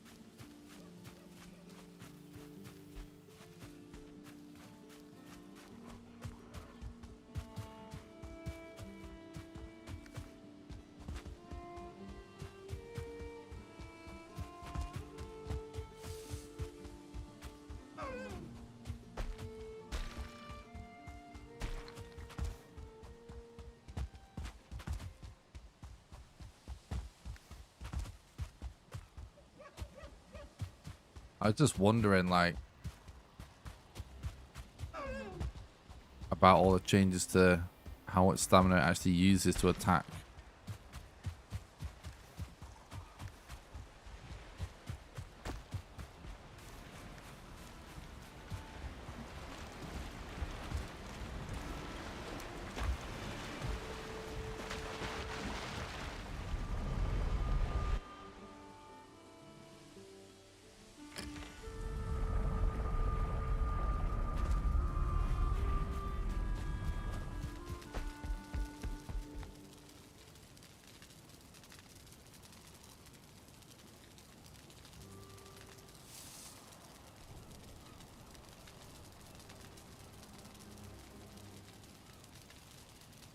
I guess what I'll do is I'll do Modder with all stamina. And then for Yag, I'm going to actually just try and figure out what I guess I think the actual best way is to do it rather than just experiment, if you know what I mean. Just to see.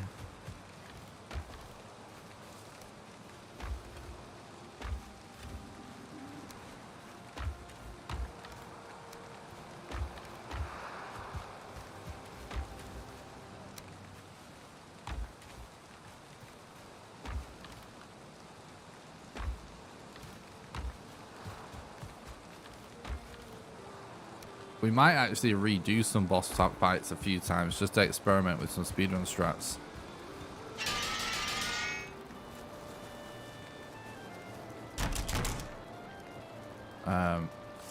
Yeah.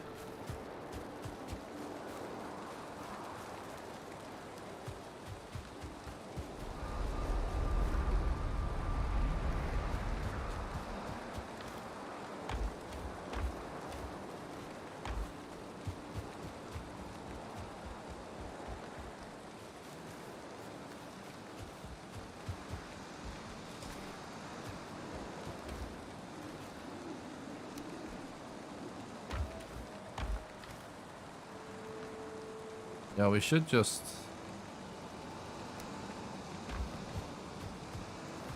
cook some meat or something to use in the meantime.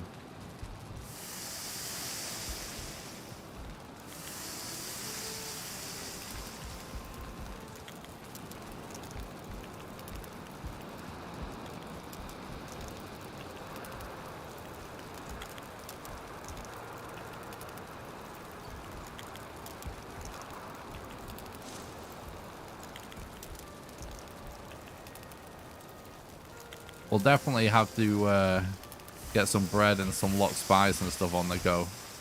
The stone oven I actually think is an awesome addition.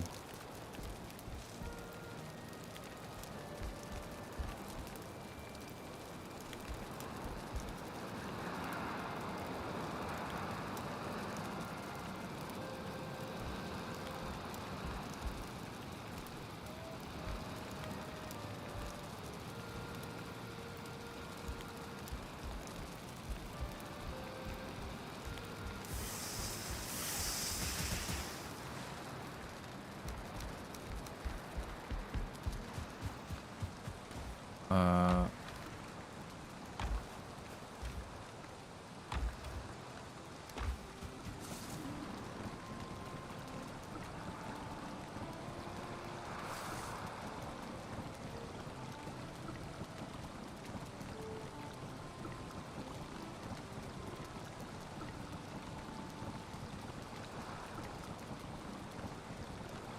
interesting.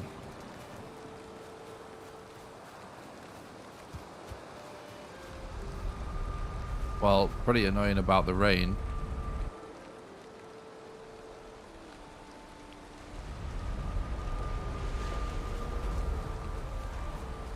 Um,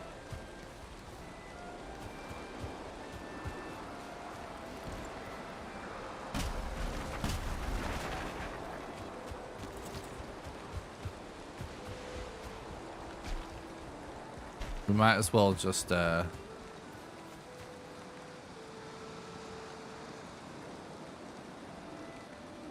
oh, for fucking...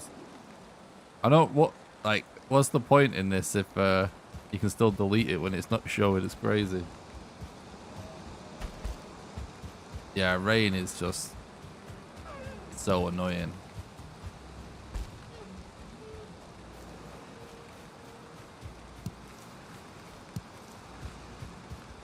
It really is.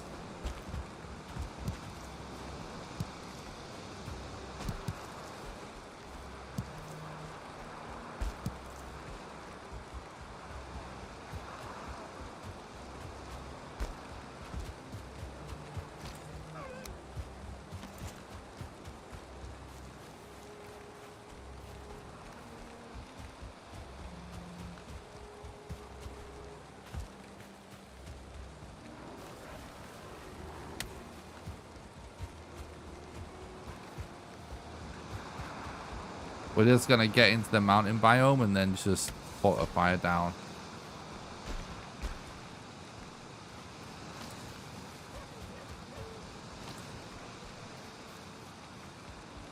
So we can dry out faster and so we don't freeze.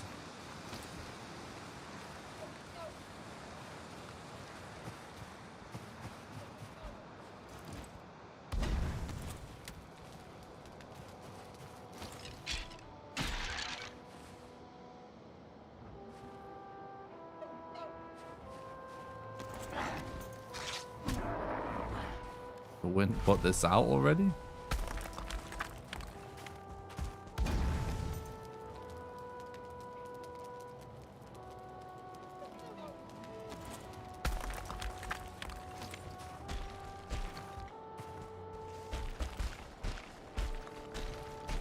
Yeah, true.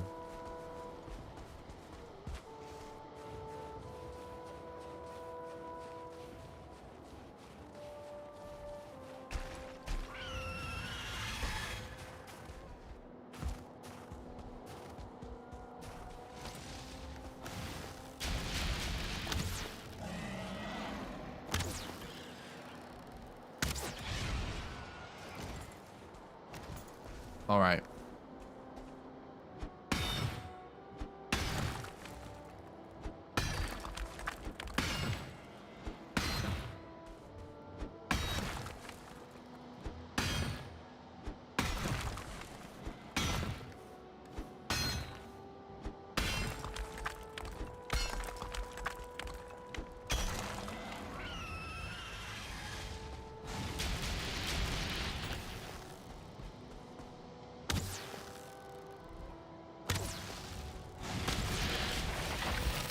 Man, they've definitely completely changed these collisions.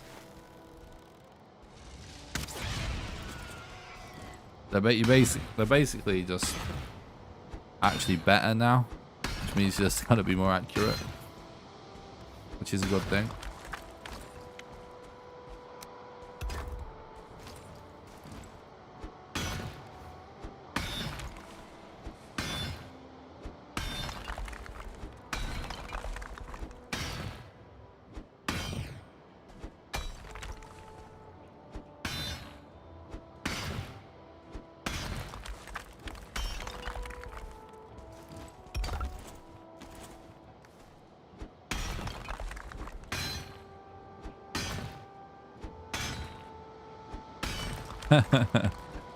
Yeah, it can be pretty crazy. Like, drakes can definitely surprise you sometimes how far they'll follow you.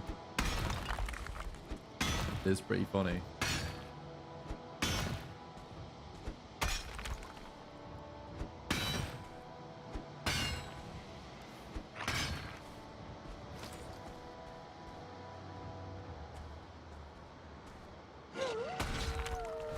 Oh, fuck. That's crazy. Wolf just nutted this pile of stone and destroyed it. Maniac.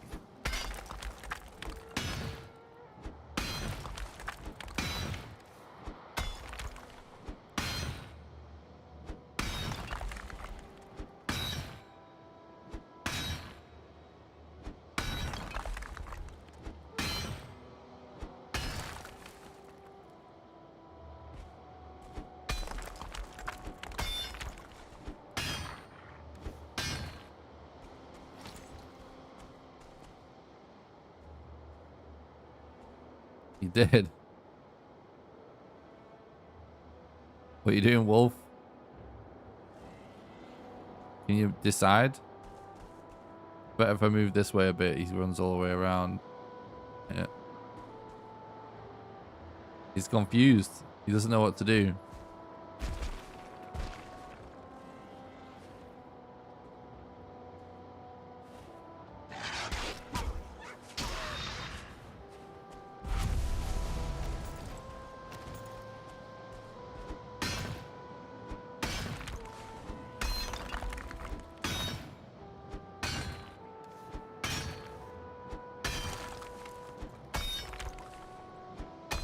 True.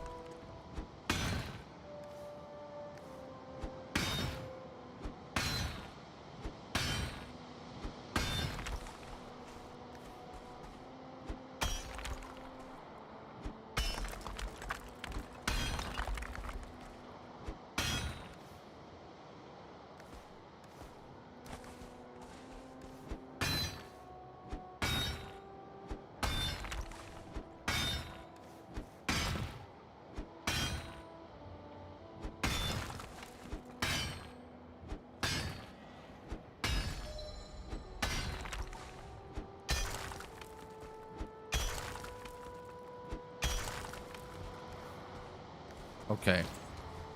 That'll do for now.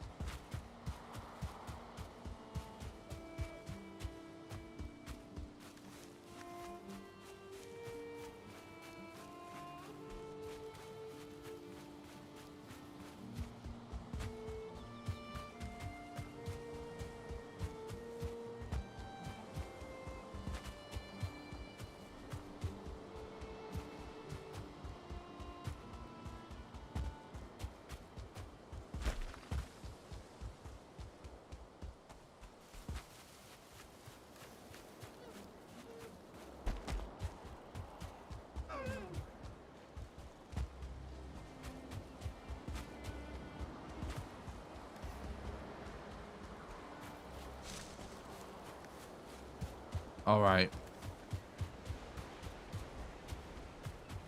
So we're pretty much ready to try this strat with Modder.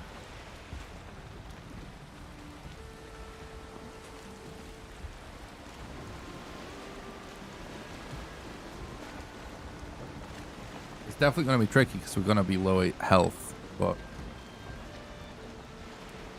we're experimenting, you know?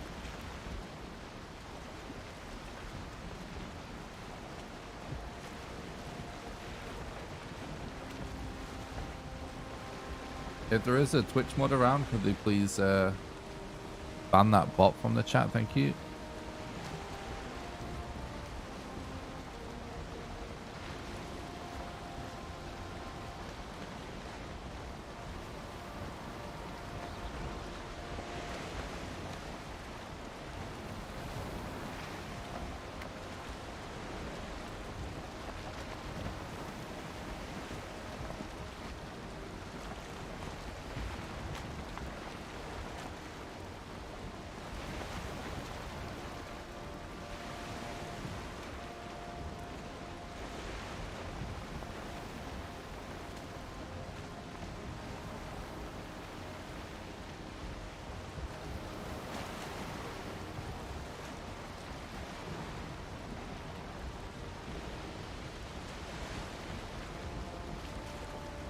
This is definitely one of the best pieces of music in the soundtrack when you're on the ocean.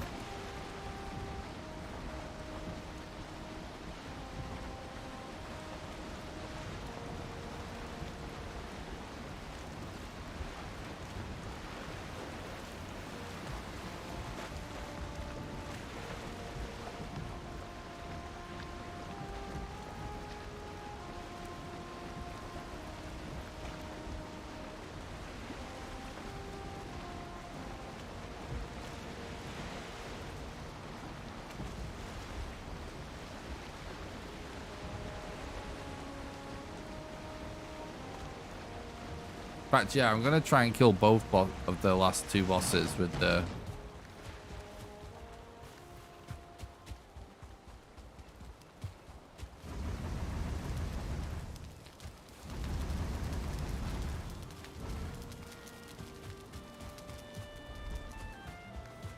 crystal battle axe. That was the idea, right?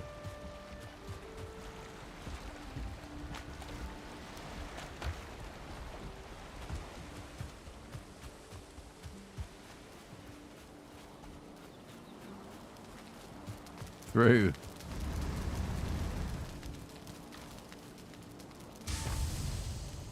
The soundtrack of the ocean can definitely precede death.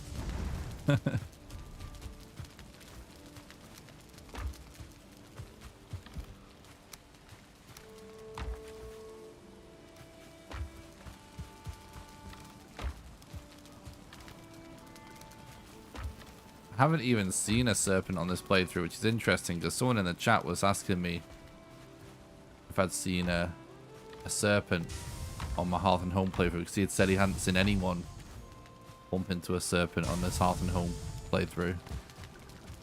Which is pretty kind of a weird bit of trivia, really.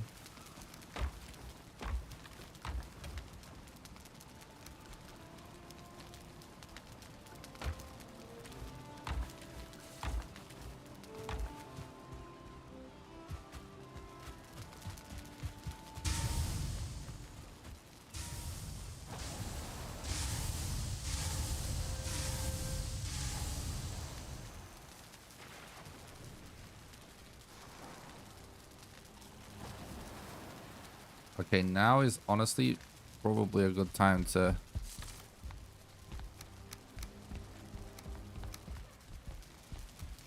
kind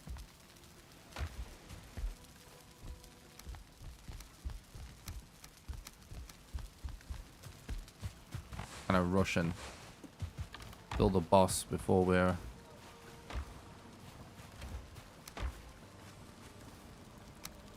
let's get in. Oh, it's 45.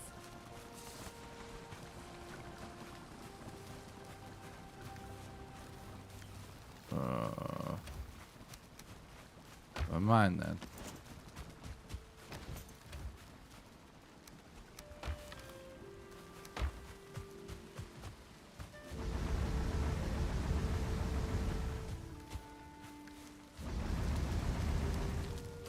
We only need a couple more though.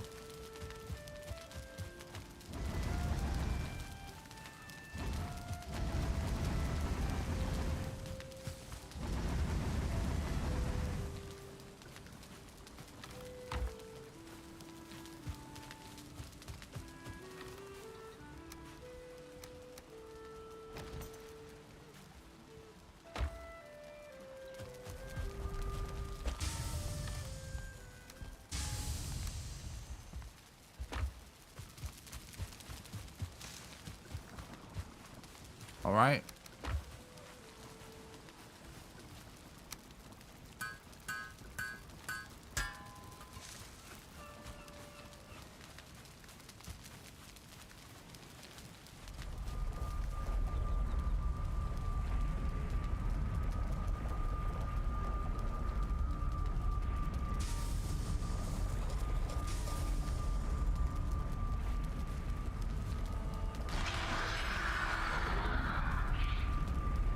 Let's go, chat. Time to do a boss fight. What? What a way to start.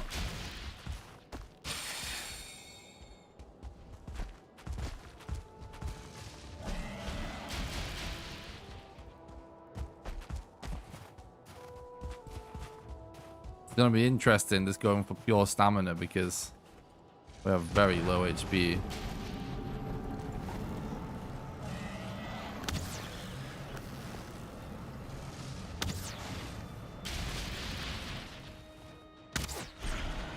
Alright, we got the stealth attack in, so that's the main thing.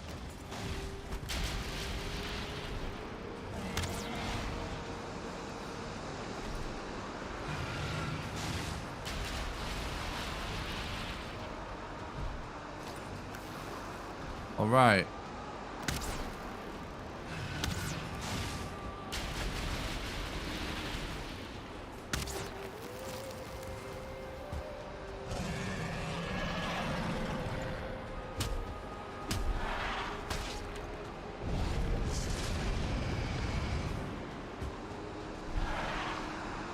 He's standing in a very awkward spot.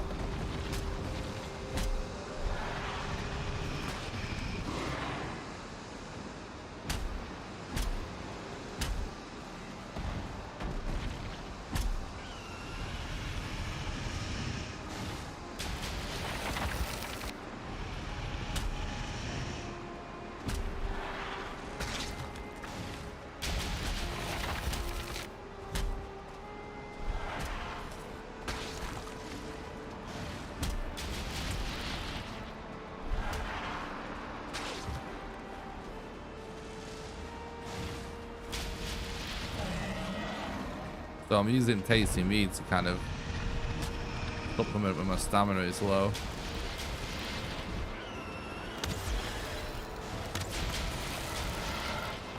Fucking bullshit right now with all these mobs.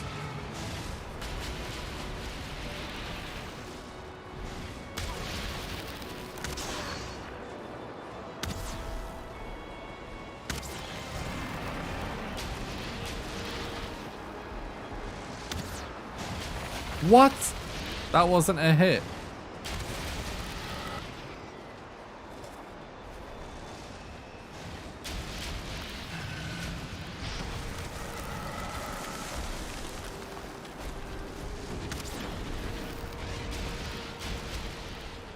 Right, it's dead now, right?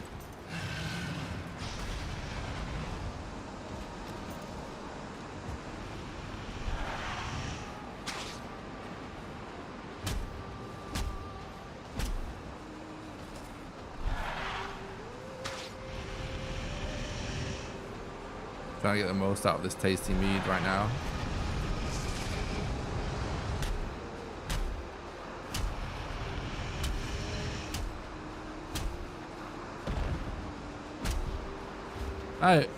It definitely works. I mean, probably still way more effective to use a sword though.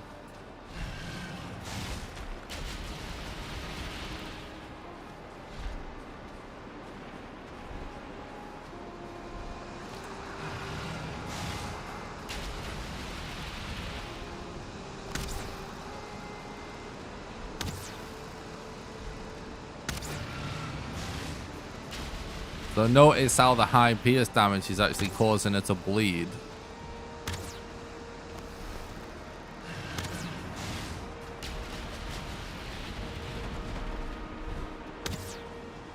Something a lot of people don't know about on this boss fight.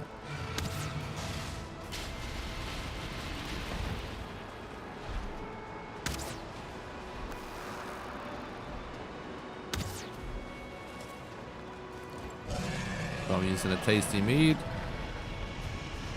Gonna wanna... You know what? I think... Oh god, that was a huge mistake. Sorry. No talking.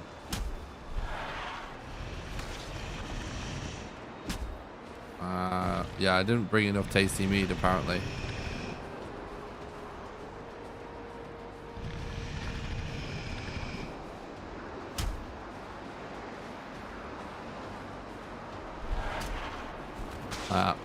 Fucking bullshit. Fucking bullshit. That is absolutely fucking bullshit. I was waiting for an attack because if you dodge an attack, it basically she never attacks like immediately after. So it's always better to attack after she just attacked. And then the fucking wind up is so big. Oh no. Okay. The wind up is so big.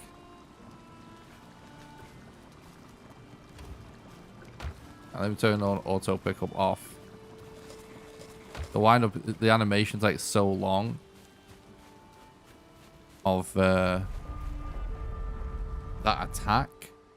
There was just not enough time to react. So yeah, Crystal Battle Axe is awesome. Definitely not like the best thing ever though. Oh, now I'm dead. Now I'm dead again. I swear it takes fucking way longer. Well, not way longer. What's the way I would say this? The HP tick fucking sucks on everything now. Even the best food. That's one thing I've noticed. See, like, you're just not restoring health, even if you eat. Basically, it's forcing you to rest. Which honestly might be a good thing. Because before, rested was like, not quite as good as most people think, if you know what I mean. It wasn't really, for like a lot of speedrunners, it was like rarely worth doing.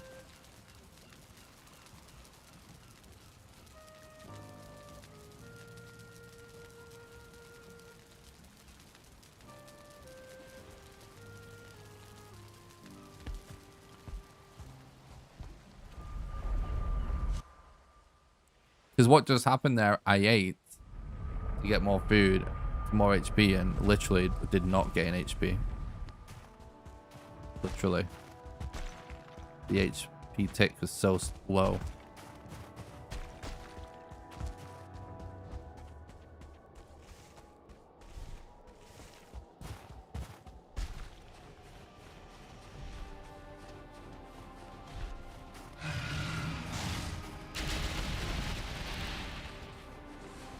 Why is this back on? I turned it off.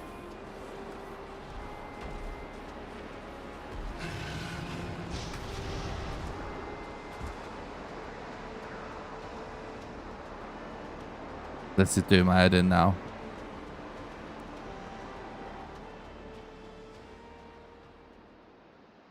I must have pressed it again or something.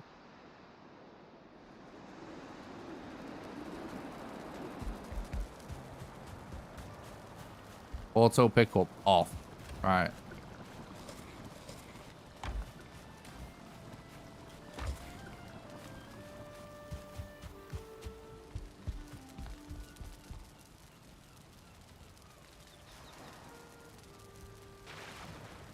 Yeah, that's what I was going to do, actually. I forgot a step. I was going to take one puke berry and actually eat it just before I got my corpse.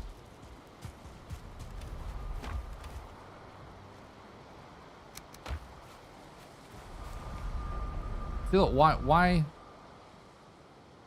do I not have full HP? I slept. Just unbelievable how bad the HP tick is. Crazy. I can't believe that's enough for modder to actually heal as well.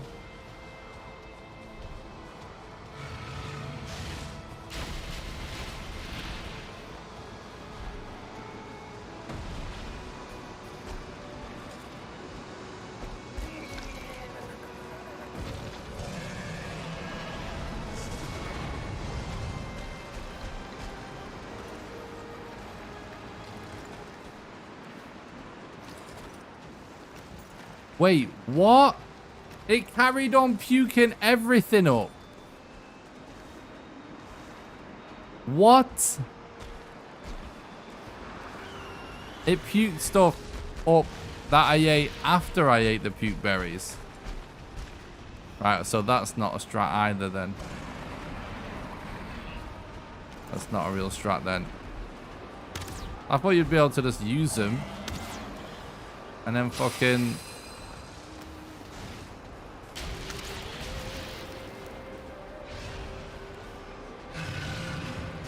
eat your better food, you know?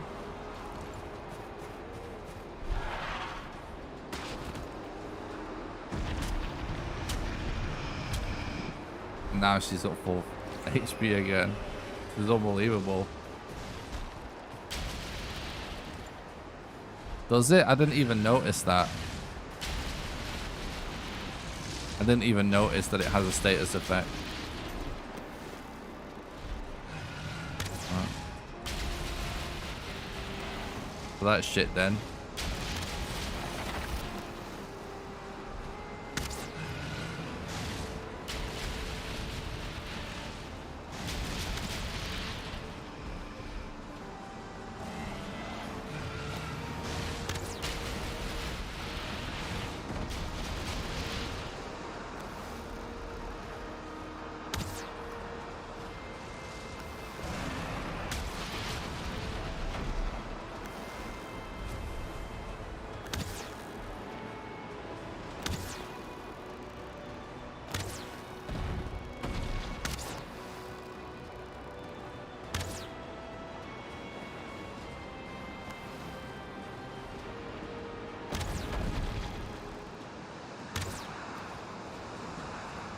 So max stamina is essentially pointless then, other than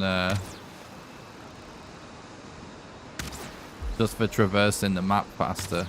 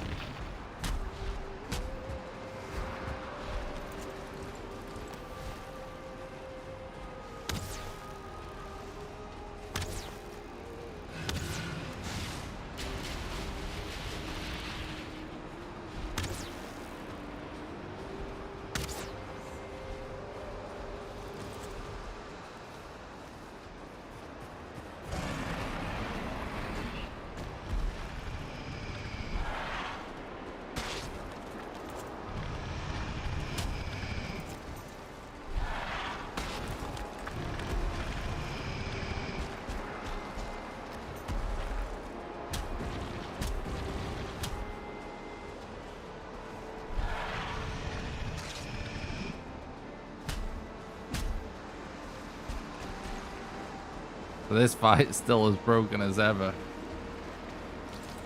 No improvements here.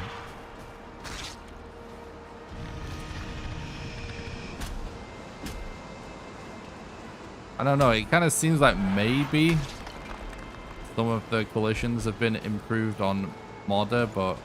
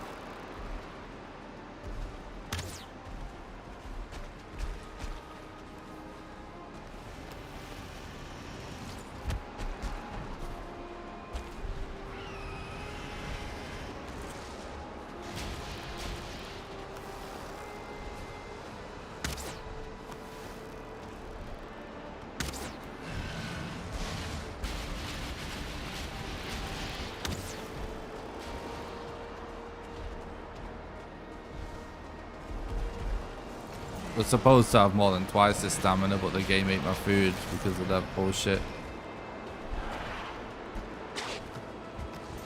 Now the boss fight is a waste of time, basically.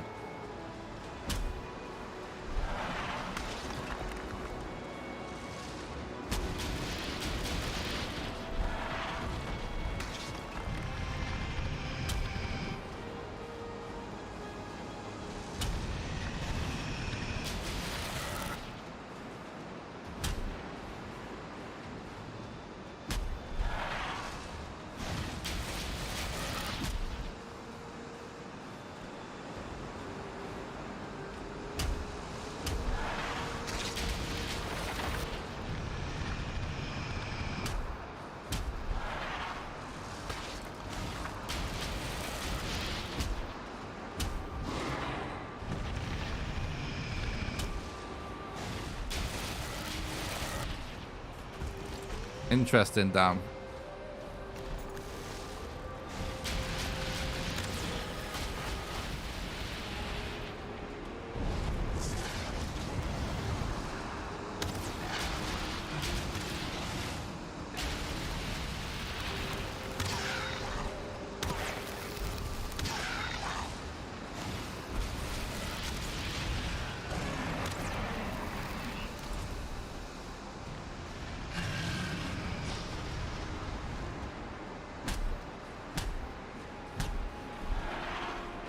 I think if they're really gonna make it so like stamina is like way more of an issue because you essentially have to play low food to get high stamina, then they really need to improve the mountains and the whole weird collision thing on different heights, because this feels worse than it has ever felt to me, this fight.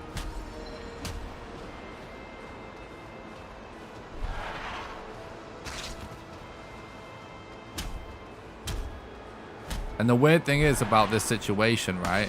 Basically, if we just played with the exact same food you used to, that was always the best food, it would still basically be fine. So they haven't really ultimately accomplished their goal with their food changes, if that's the case, right? They just end up using the same food anyway. I don't know.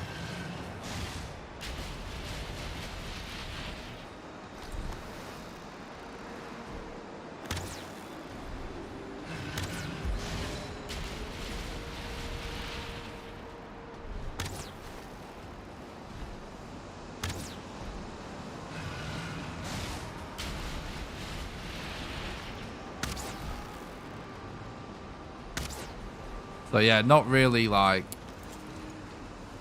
I don't see there being many changes in meta of how to do this boss fight.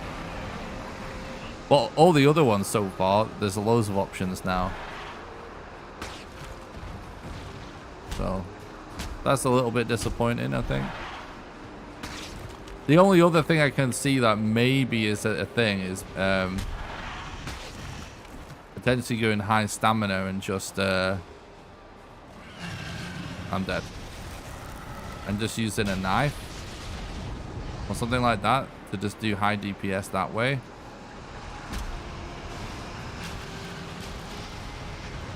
Maybe that is something that would be effective now. But pretty much sure for New Game Plus we're just going to be using the exact same strats as before for the New Game Plus speedruns.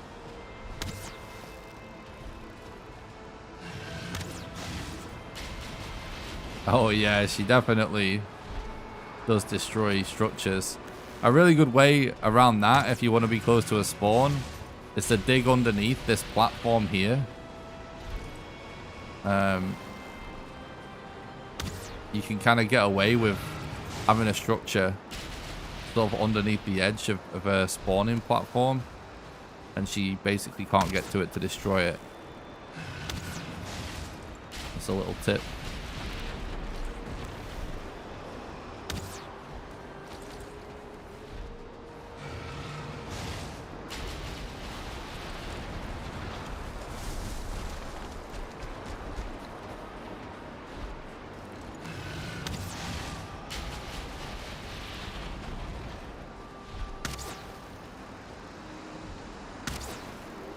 I did it in my challenge video that I made where I did all the bosses with the flint knife.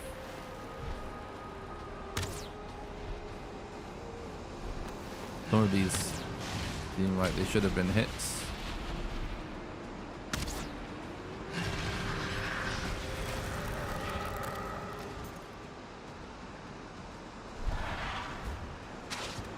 He seems to be buffed.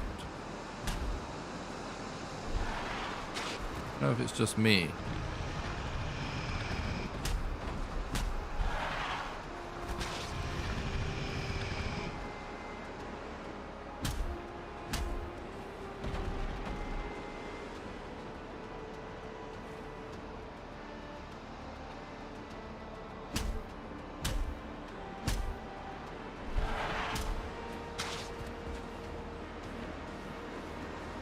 I think maybe in terms of HP, yeah, I'm not 100% sure, but it seems like it.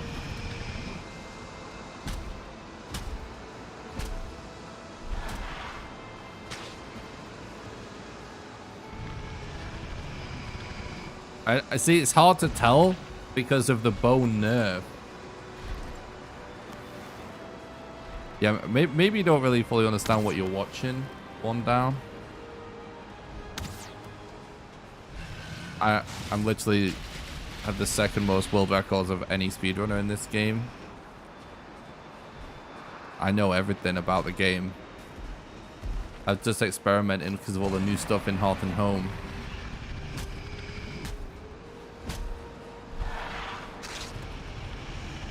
I'm well aware that it's always been easy to cheese. But those cheese strats are really slow and shit. So I'm kind of experimenting with using some different... Well, was experimenting with using full stamina food. But the game just ate my food. And then I'm experimenting with the crystal battle axe. Out of curiosity. Because the interesting thing about the crystal battle axe is that it has basically some level of effectiveness stats wise against every boss in the game. So that's why I'm doing what I'm doing. No mysteries for me here. We're just experimenting.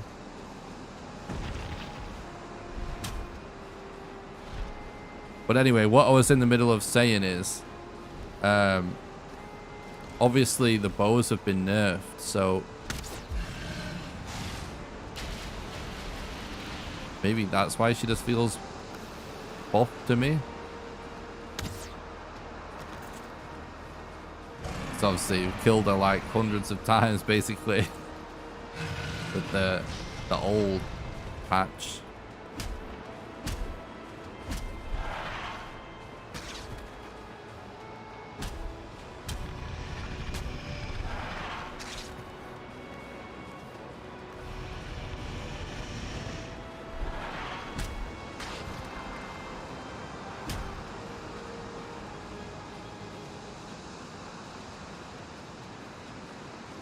Still, like, if I had more of my stamina food to try, this track could still be pretty quick, especially with higher level bow skill.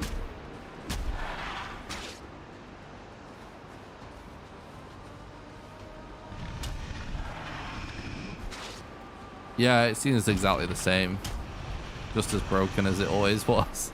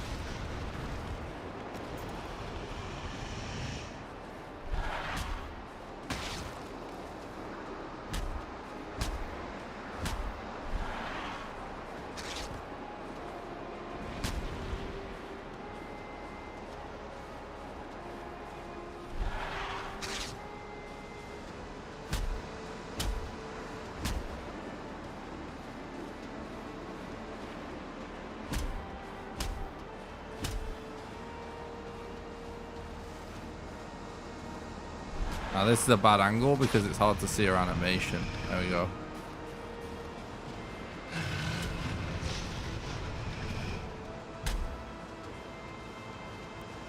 One good way when you're struggling with collisions on Modder is actually to go for arms on the side, look. They have like weird collision, kinda.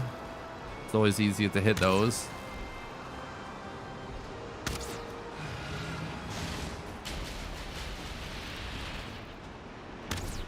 So what basically, obviously,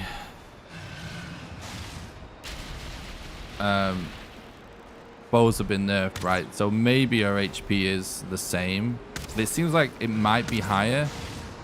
I'm not gonna know that. Oh, well, I'm dead. I'm out of potions. Well, just have to be good.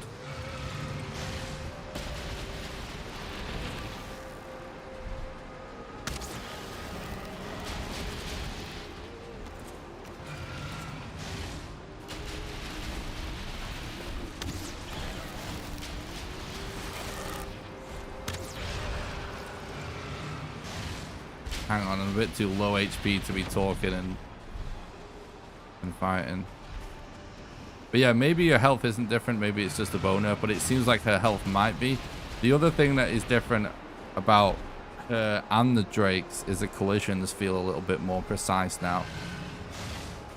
So it's like a tiny bit harder to shoot them, but it doesn't make a huge difference. But I definitely noticing a difference in collisions.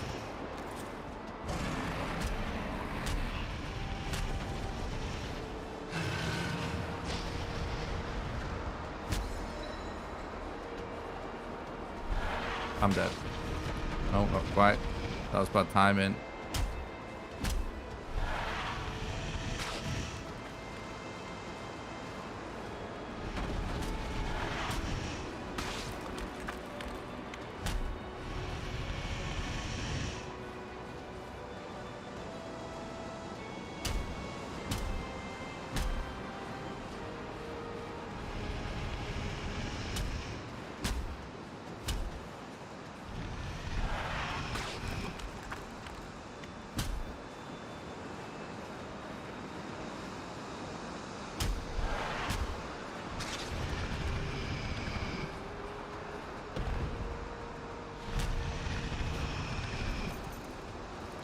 Yeah, honestly, if I just had more of the stamina food to try just the full stamina max level crystal battle axe attempt,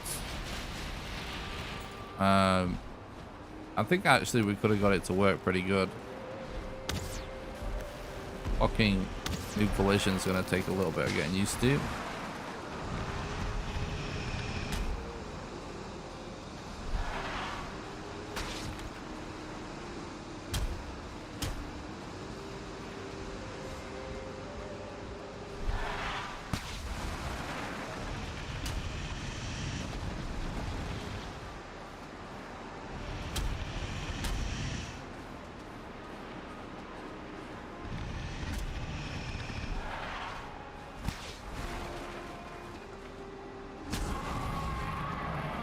I actually went to press my split button then. All right.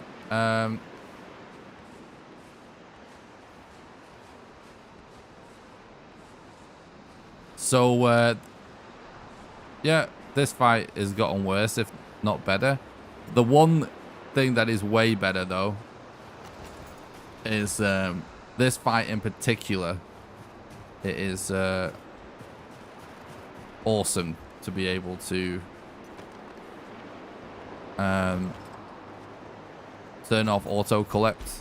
That's one upside of doing this in Hearth and Home. I'll say for sure.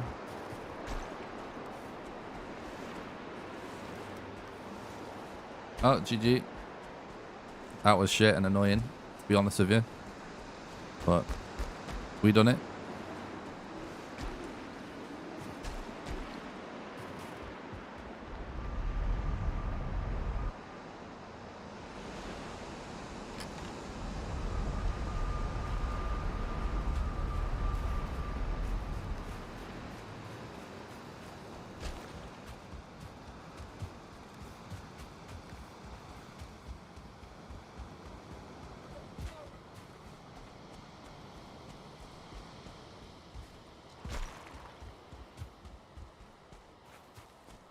Um,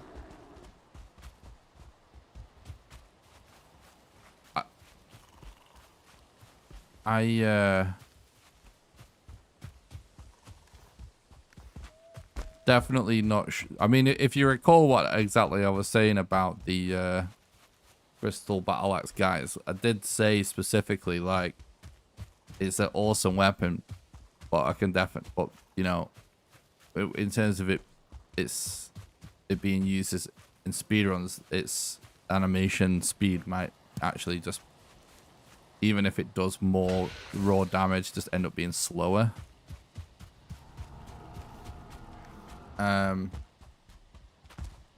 I think I'm still gonna try and do like silver knife crystal battle axe on Yugluth though. Primarily because I just don't really wanna, I wanna test it out. And also most of the, well, the main thing to test is the knife. And I also just don't want to fully upgrade a silver sword at this point.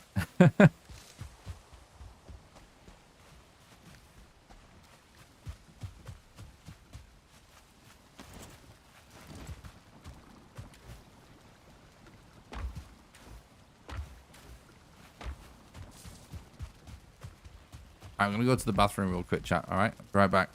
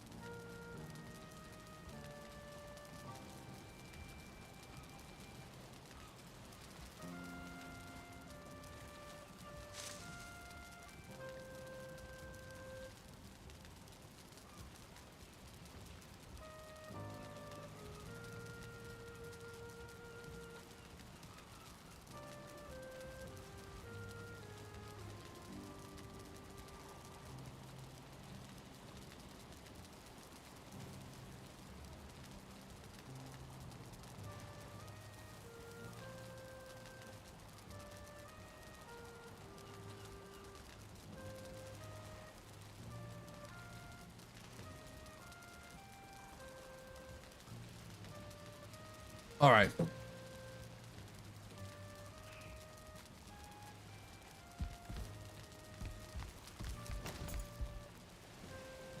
Um,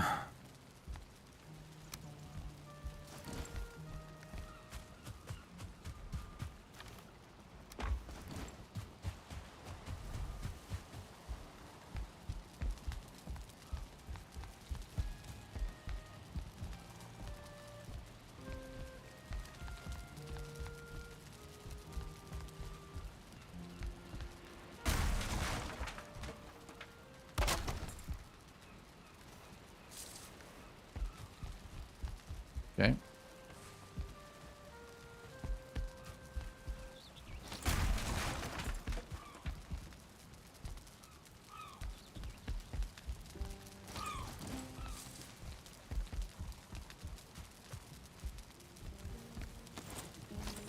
Um,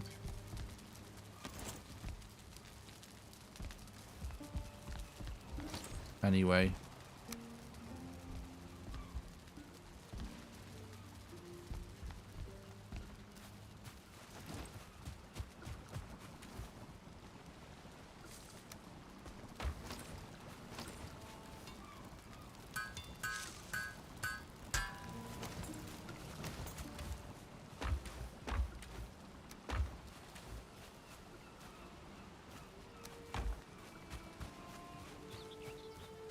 Yeah, I've been to the plains.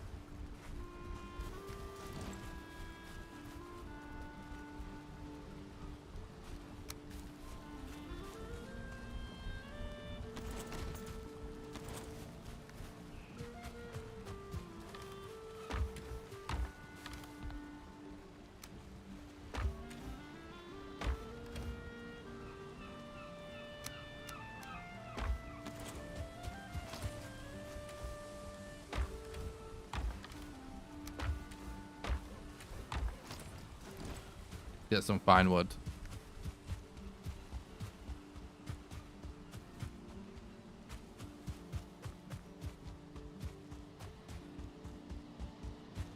So for anyone watching the stream that doesn't know, I am actually a Valheim speedrunner. Usually what I do on stream is do speedruns and unique gameplay challenges. Got multiple world records. I had over a dozen world records in the game. Currently have the second most world records in the world for this game. Done several things in the game before anybody else. But because of the release of Hearth and Home, I'm just doing a casual full play for the game from scratch. Like we're not rushing it or anything. I'm just experimenting with all the new stuff. I'm just crafting all of the new recipes and stuff like that. We're just having a good time with it, you know. So my plan is to just kill all the bosses, experiment with all the new stuff, craft all the new recipes, mess with the food and stuff a bit, and then we're gonna end by just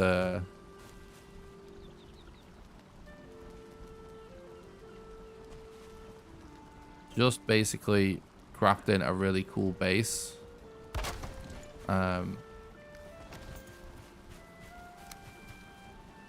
Out of the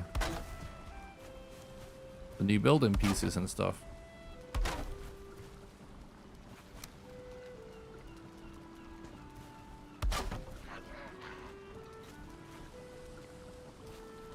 That is the plan.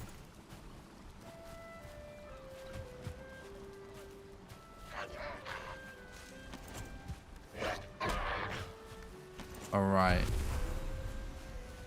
So, what else do I want to craft? Of course, blast furnace.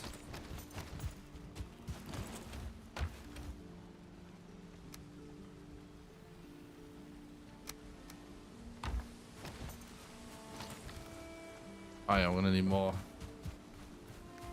pine wood for that. Hey, what's up, Marcus? Thanks for stopping by. Hope you're doing good.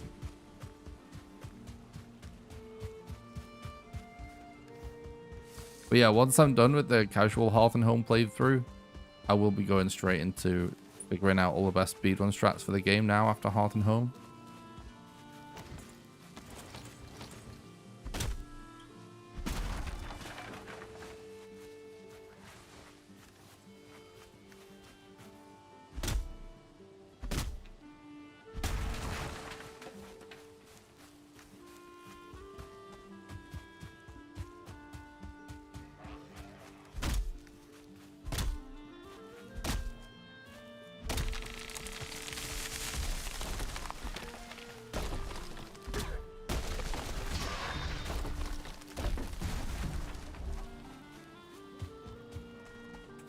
You know, a thought I've had many times in this game is that a lot of people when this game came out, right, brought up how the mountains just didn't feel too good because it's kind of like there's such a combination of things going on there, but ultimately it's not a good terrain to fight a boss on, right? And because it's randomly generated, it just doesn't feel very well thought out, the arena for modder, because she can, you know, yeah, there's the random generation of the mountain is essentially just not good enough to create a decent boss arena, you know what I mean? So depending on what kind of RNG you get, it can just be such a terrible terrain. But I've always had two thoughts about that. One is that, first of all, this whole thing with the collision is not really working very well when you're at different heights to the enemy. That can easily be fixed. But obviously they've not done that yet. But hopefully they do. And the other thing is, well, there's this system in the game that you guys probably know about, where by basically the steeper a hill, the more stamina you use. So if you're running up a mountain, you use more stamina basically than if you're running on a straight line. And that is one of those things that I just genuinely, I don't see a reason for that to exist. You know what I mean? It doesn't sound like a very good idea to me, design wise. And I just also just don't get the thought behind that. You know what I mean? It's a weird one. Just seems like, yeah, that is how it is, but it seems like it is the way it is just because it is. Like someone just thought that was a good idea and it's just stayed in the game.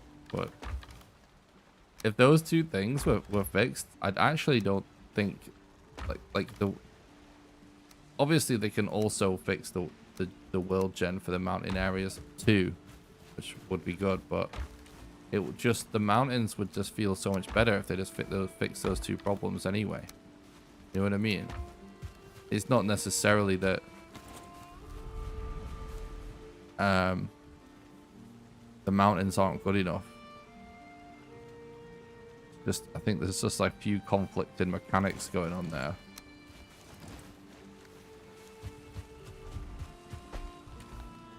But it's one of my few gripes with the game. I don't have many issues with the game. I think it's awesome. But at the end of the day, it's early access. You know, so I think it's pretty fair to have some feedback, you know. It's definitely one of the things I think about.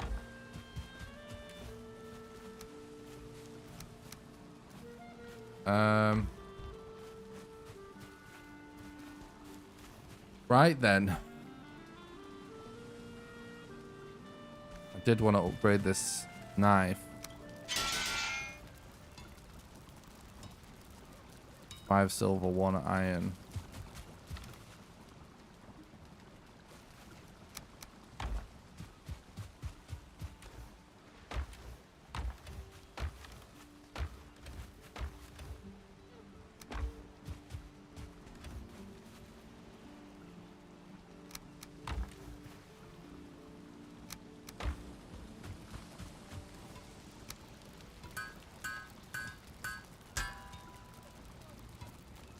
Okay, 10 silver. 2 iron.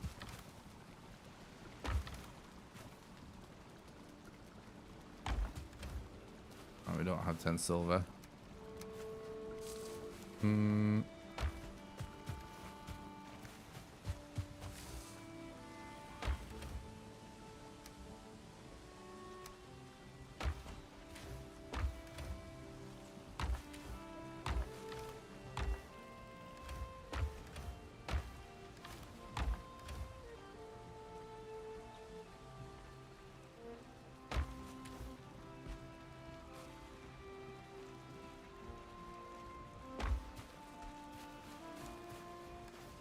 Do we do another silver run, do we think?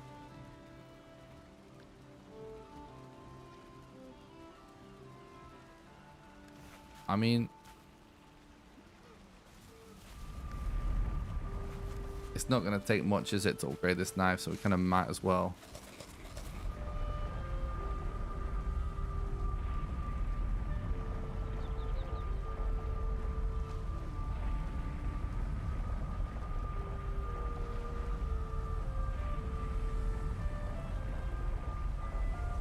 To anyone that doesn't know, we now have channel memberships on the YouTube as of today. Pretty awesome.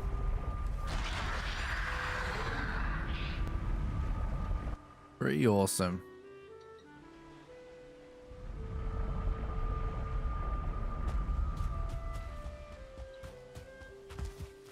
Oh, forgot. Making yard and the wishbone.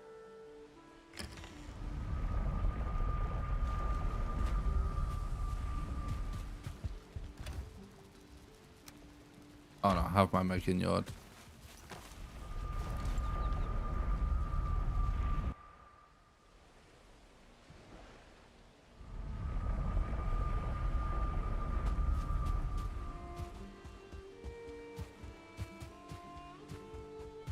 The next update is going to be for Mistlands. The biome was technically already in the game. I did actually make a video about that. If you're interested in it. Showing you like what Mistlands is currently like. But yeah, the next big update is Mistlands. So there'll be a new boss. There'll be new mobs, new mats, you know, there's presumably a lot more than that as well.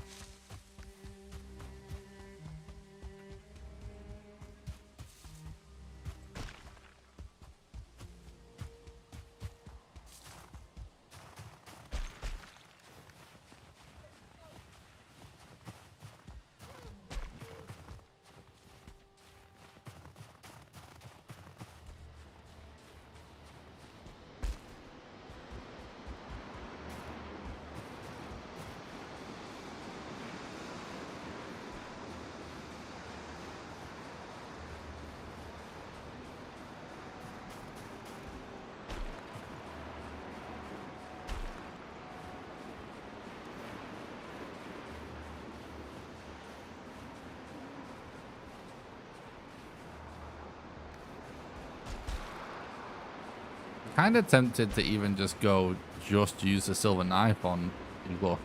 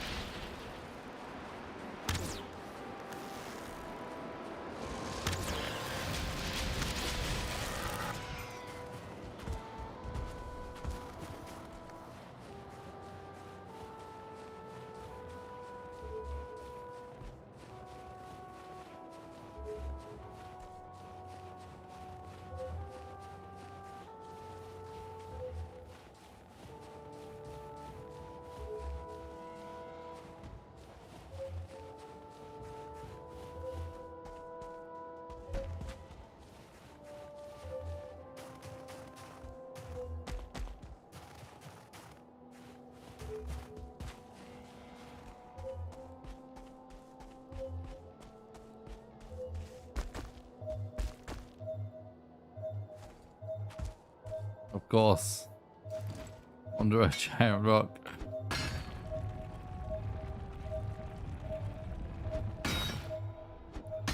I wonder why that golem got triggered.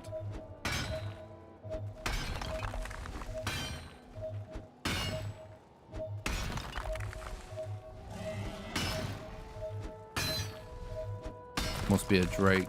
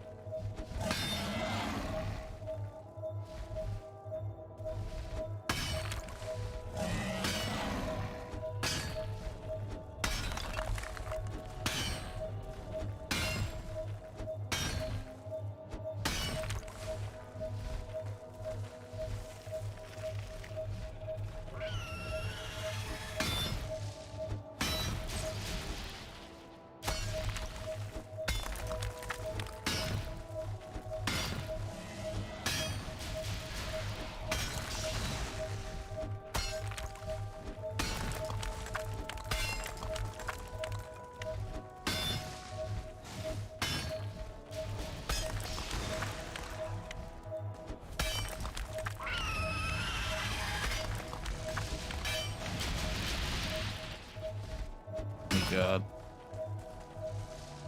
Wait, did we just get another rock here as well? I think we did, yeah.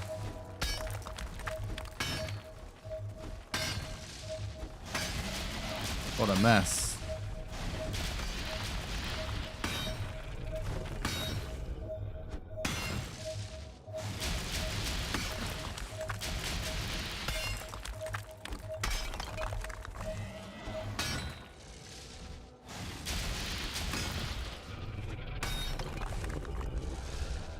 Oh my god.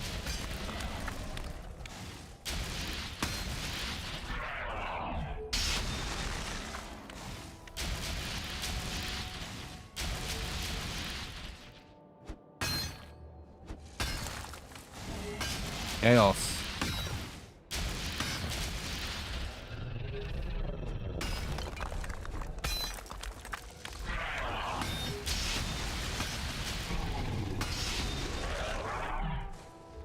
This guy gonna end up making himself fall in.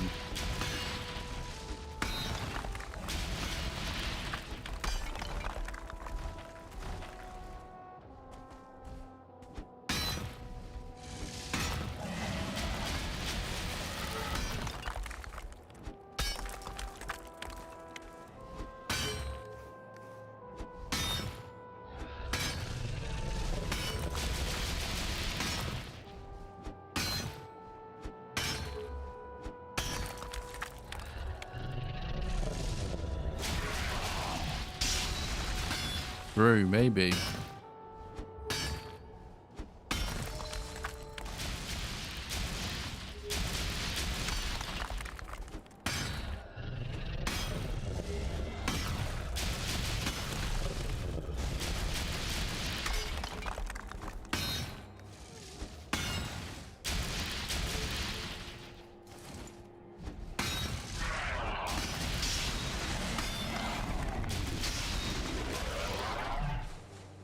Absolute chaos.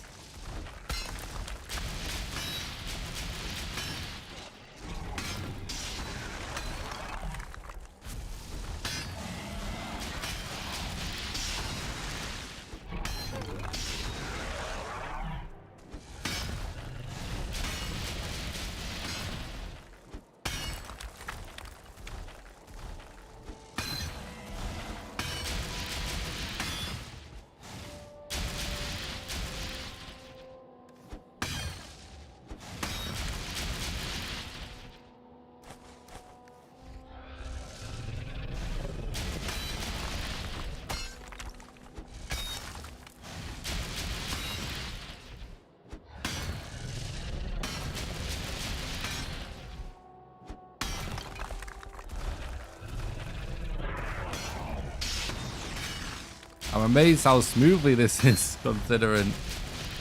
I mean, I'm amazed how smoothly this is going, considering all the chaos up there.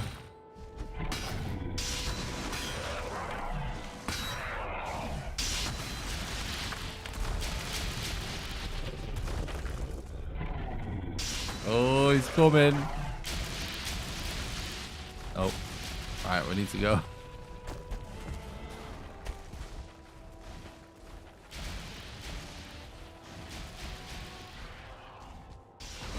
Pretty funny.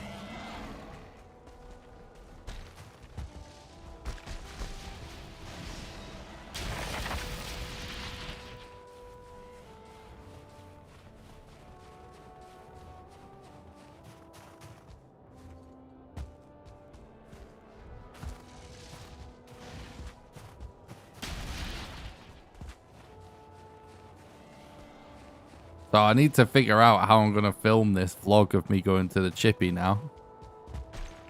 It's pretty funny. I think I'm just going to like borrow someone who's got like a new iPhone, you know. Just like any like super good phone with a good camera and just do it like that. I kind of don't really want to...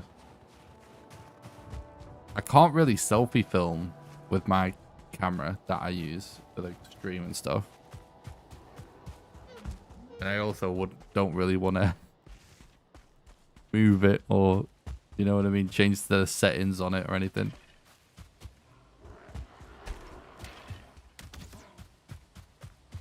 Or like smartphones these days, all the new ones, the cameras are insane.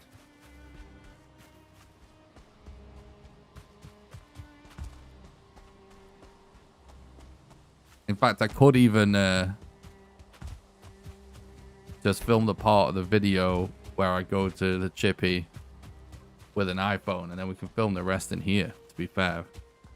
I'm gonna sit and eat fish and chips on camera and tell you guys how good it is. I could actually do that in here.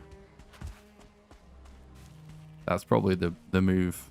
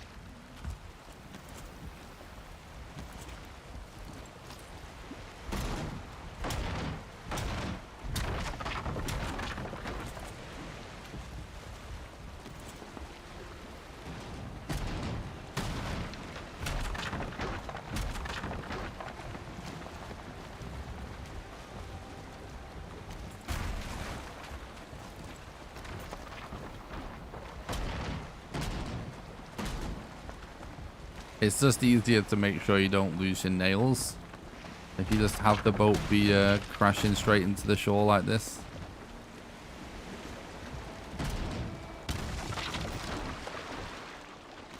Wood, hide, bark, nails.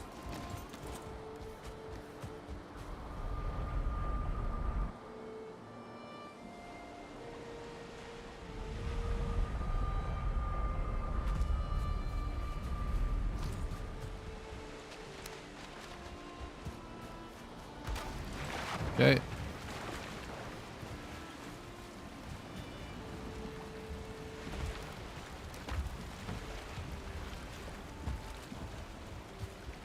So the trip like that will all be Gucci basically.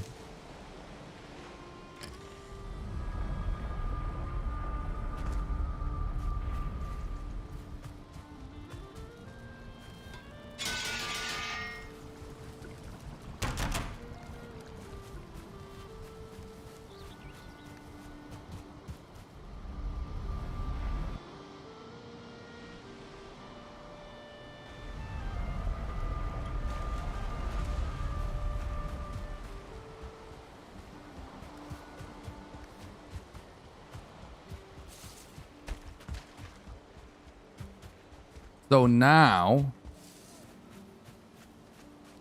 we've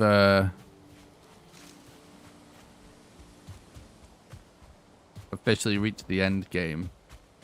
It's time to figure out what I actually think is the best food combination. So once I've got this silver and I've fully upgraded this knife, I'm going to be grinding for wheat and stuff like that. Make sure we've got all the recipes. We're going to be doing some baking. We'll make a stone oven and stuff.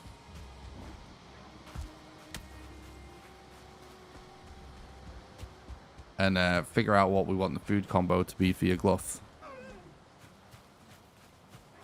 Obviously, we need to make some barley wine as well and some more potions.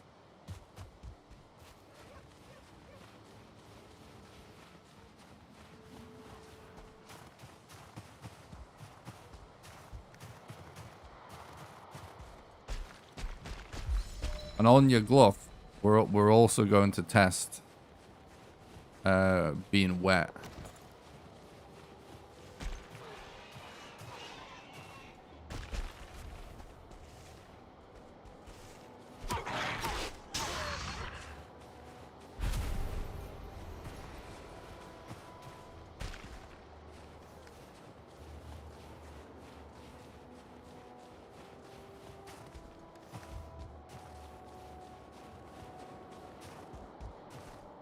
because they've actually changed how fire behaves when you're wet now.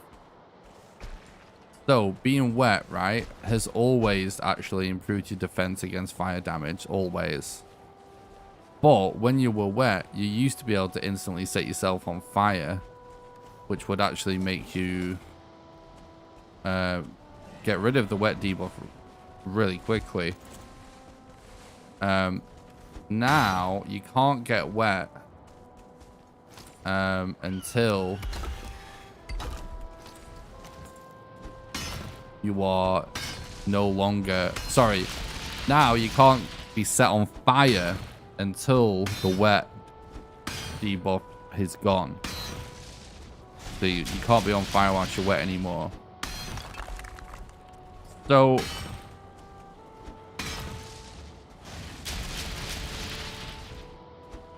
that raises the question, you know, can you be extremely resistant to fire damage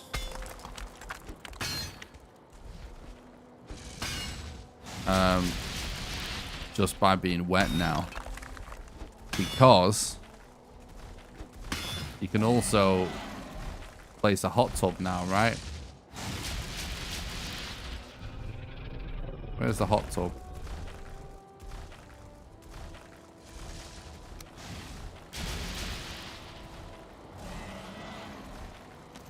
So the hot tub doesn't require any water or anything, you know? So like you could like potentially just stash a hot tub somewhere near your gluff, or just put a workbench down, stash that, and just place it down, jump in it. It's all good, Harry. No worries.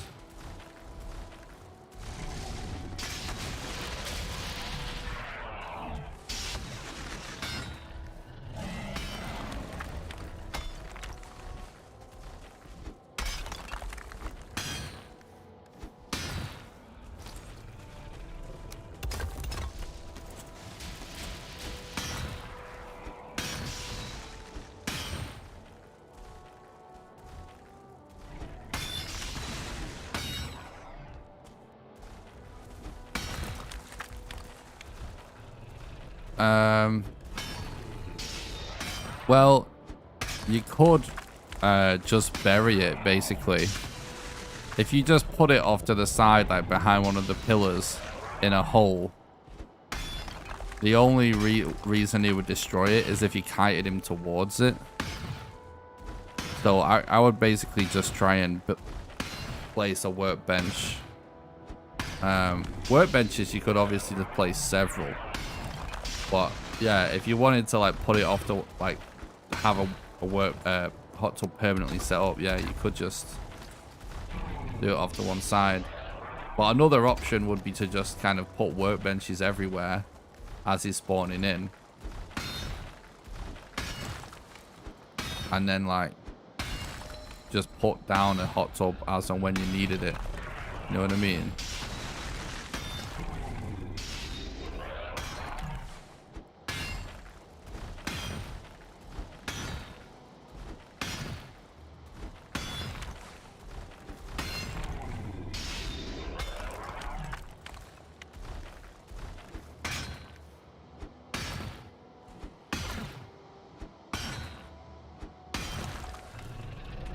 So we'll have to see what we can do with that.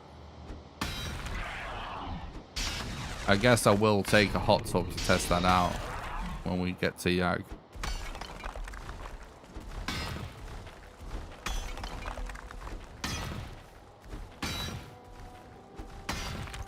Well, we're gonna want to take a lot more food though this time.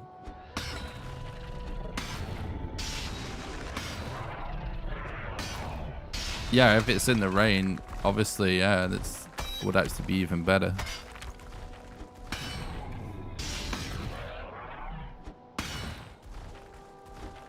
We're not going to wait for it to rain, though, I don't think. But if it happens to rain, that would be perfect.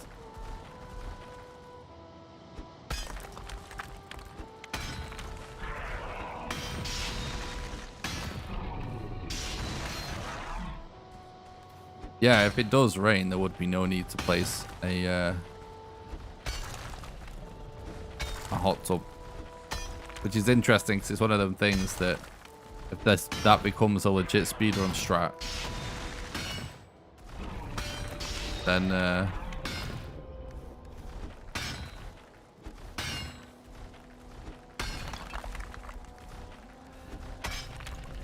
it would basically get to the point in certain categories where you wouldn't get world record if it wasn't raining, which would suck.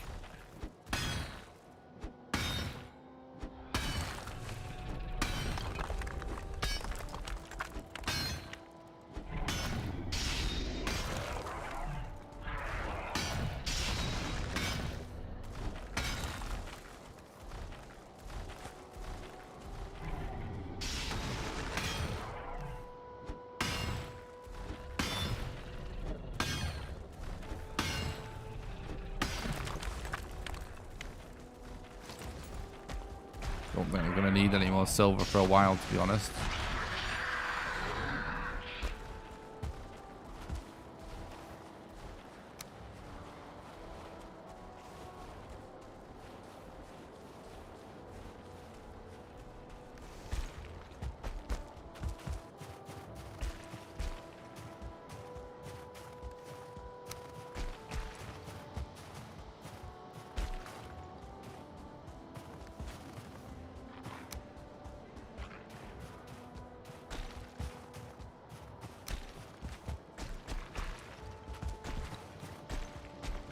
I think they've nerfed Eek there a little bit. I swear it was minus 75% at some point.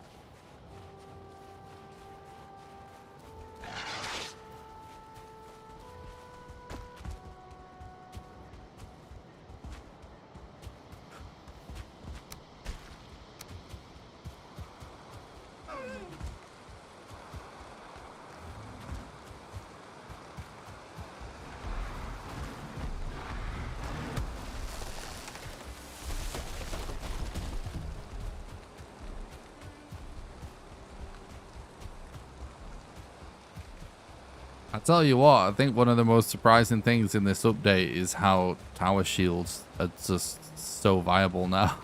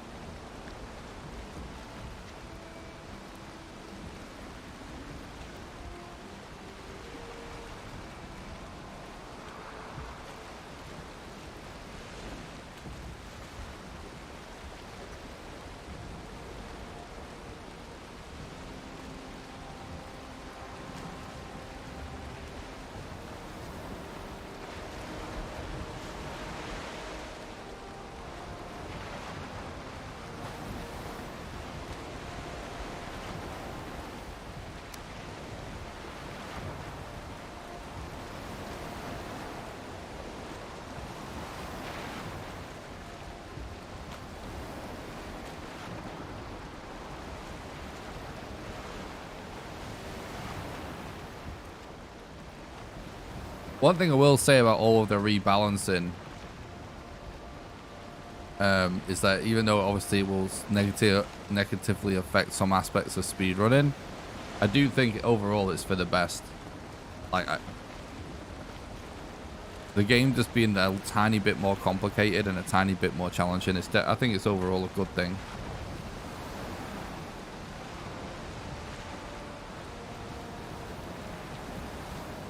Like, it just feels a bit more,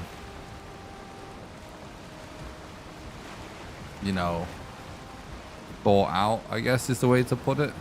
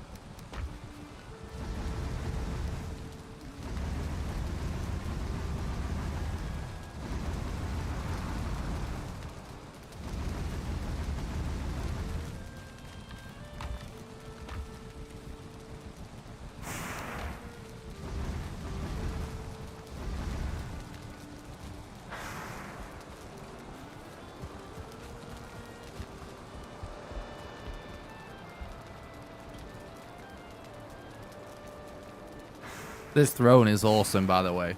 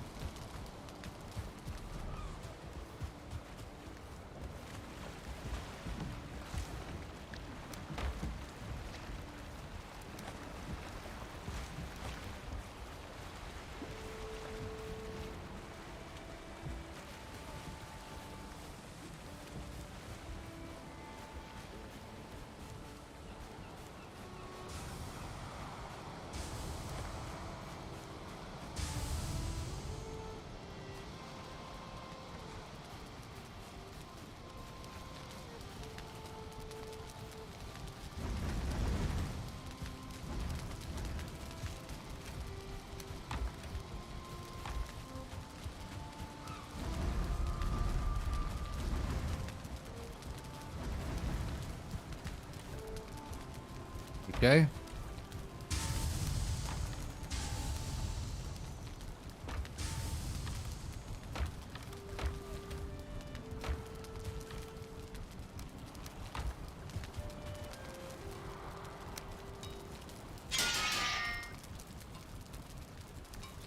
Do iron.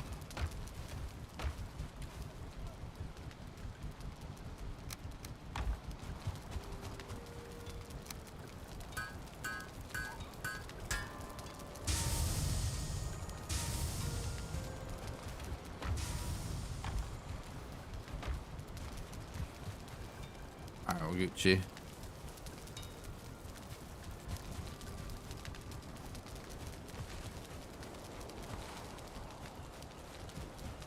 Yeah, we'll have this fully upgraded in no time.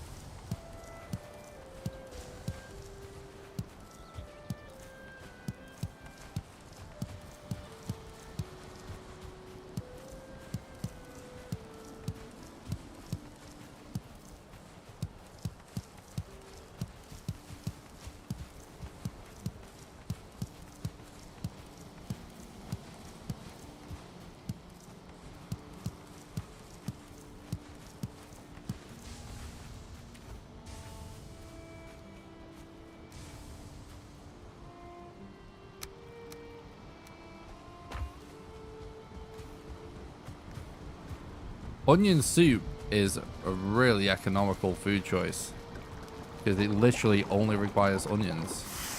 Kind of a pretty interesting characteristic considering you get 60 stamina.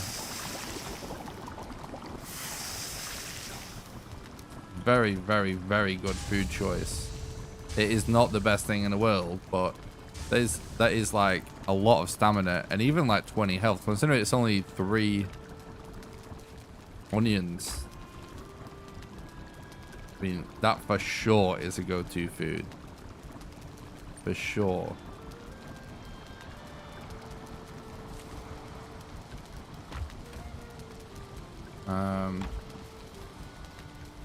No question about that.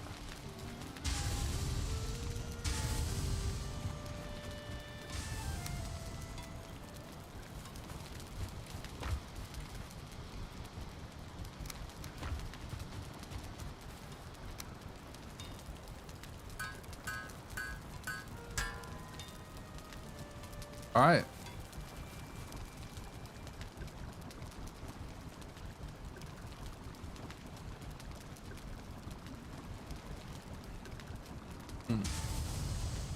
I have a feeling this silver knife might not. I can't figure out whether it's actually just gonna basically be dog shit for this glove fight, because it doesn't do a lot of spirit damage or a lot of slash damage, and they've now nerfed knives. They used to do 10 times backstab bonus. Right now it's like 6. Or if just because it doesn't cost a lot of stamina and the attack speed is high, the DPS is going to be insane. I honestly cannot tell. Like, we'll just have to see.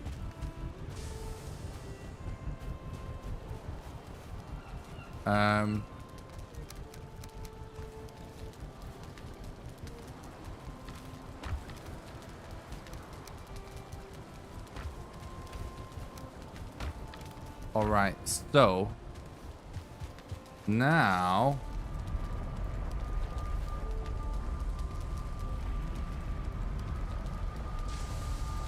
it's just time to start grinding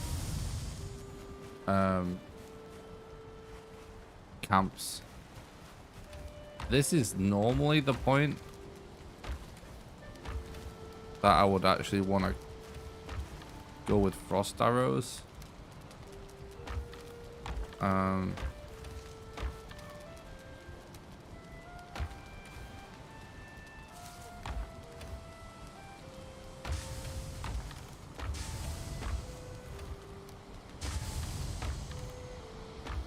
Because they are very useful when dealing with a lot of targets, just the fact that you can slow them down a bit.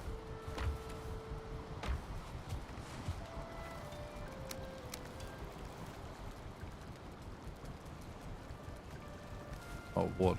Right.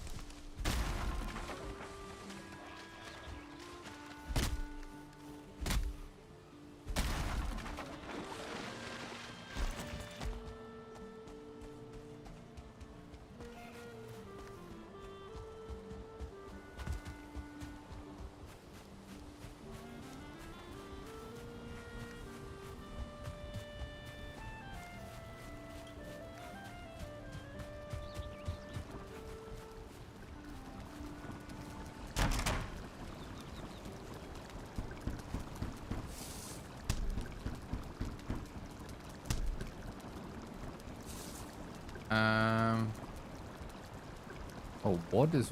Okay. I realized we needed so much wood. We should replant some of this stuff just in case.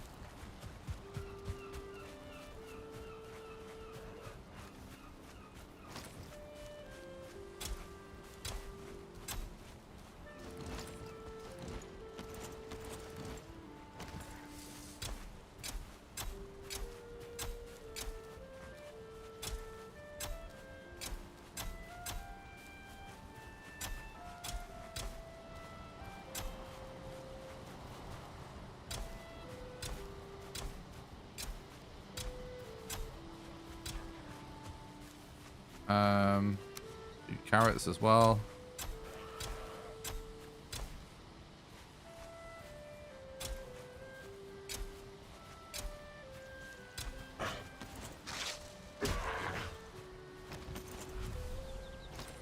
Lost some carrots.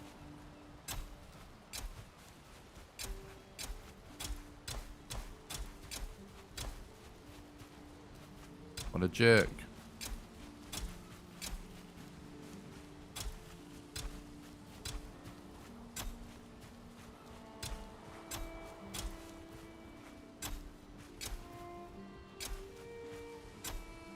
Alright, that'll do.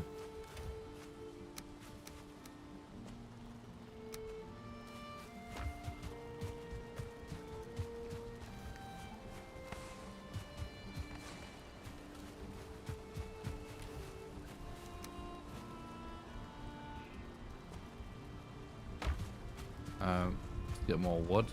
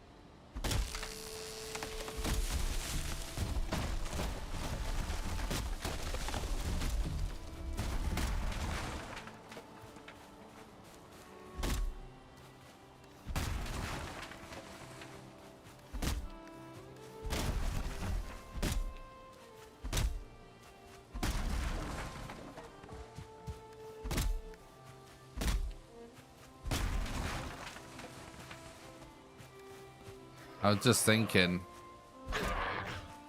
usually we focus in on like a lot of parrying and stuff to kill these fuelings, but I guess we've already killed a lot of fuelings just with the crystal battle axe, no problem, so probably just do that. Combined with arrows.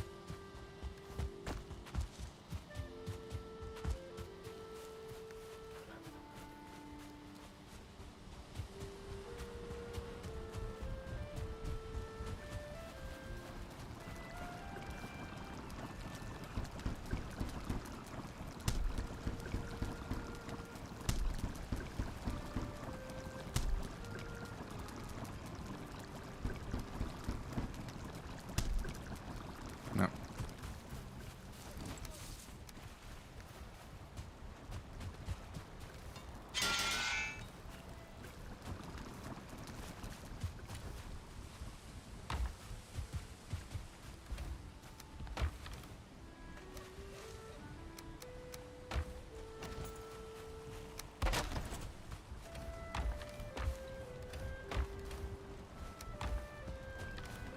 Okay.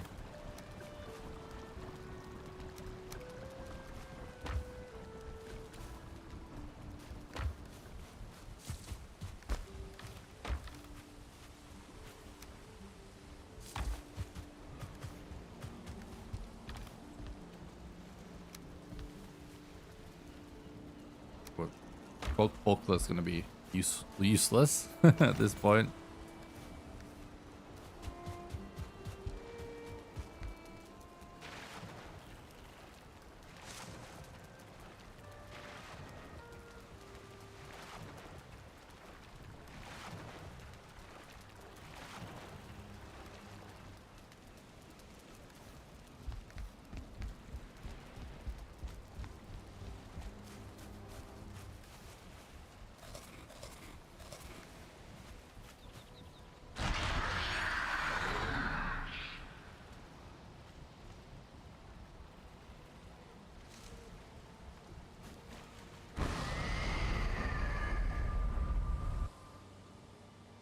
Um.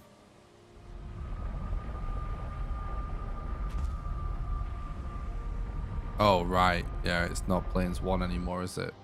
I think it's planes 2. Might as well go rest to heal as well. Like, look how bad, like, health ticks are now. That is actually one of the biggest nerfs. Is the possible HP tick. It's crazy.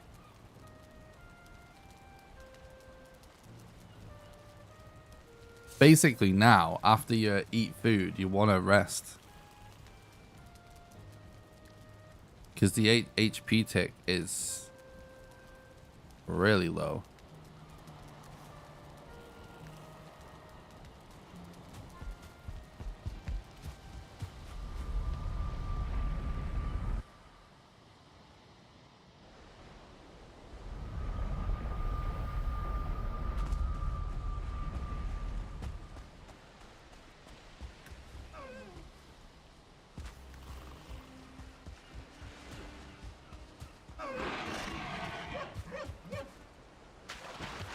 Well, we know there's a village over here, right? That has a totem because we marked it on the map. So we definitely start there.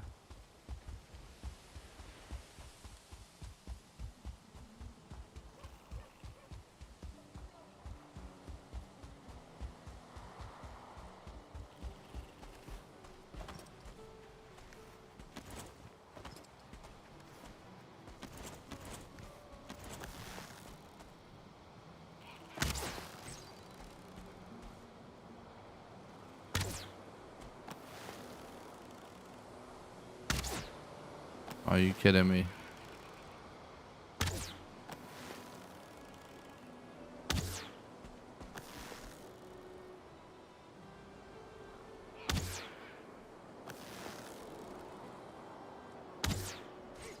Finally. Right then.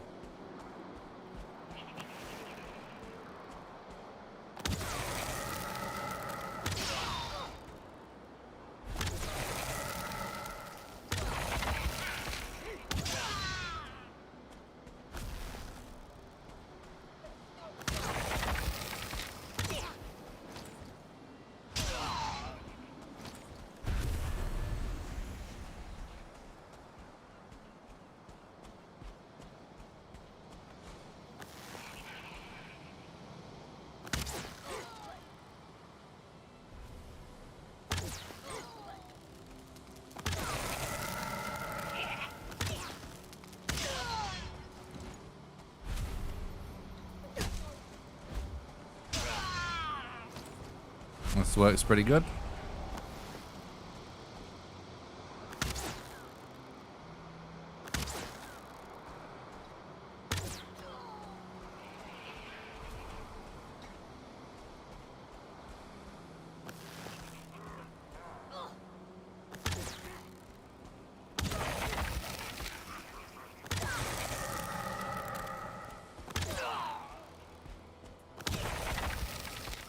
Uh-oh.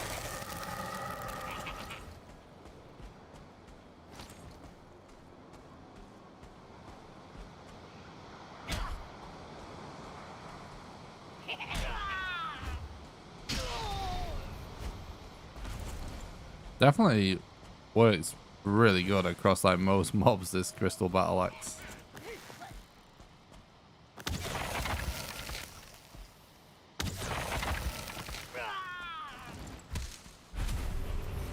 You know why he died? It's because it's raining. He up freeze damage in the cold. That's what just killed this guy. That's hilarious. Got freeze damage in the rain, I mean, not in the cold.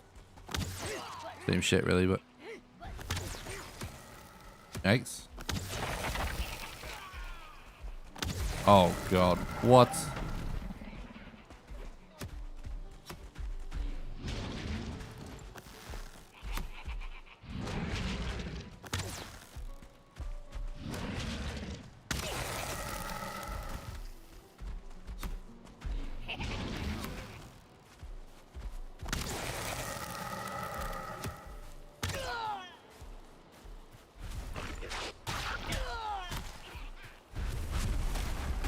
Oh god.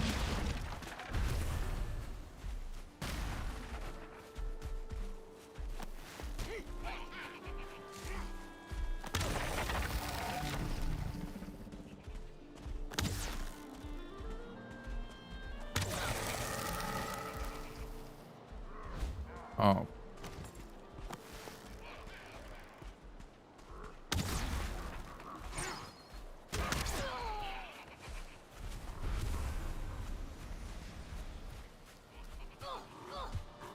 Uh-oh.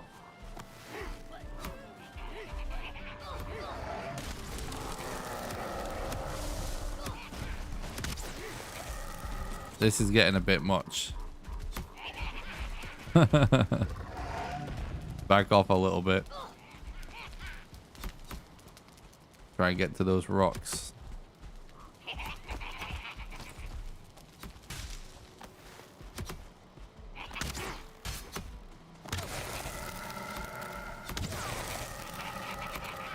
Ow.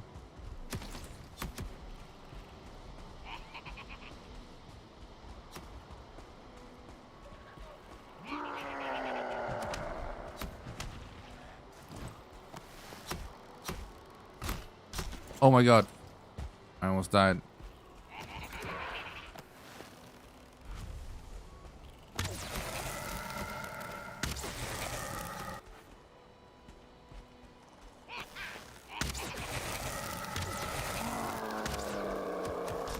No. Of course. Of course. Classic Valheim.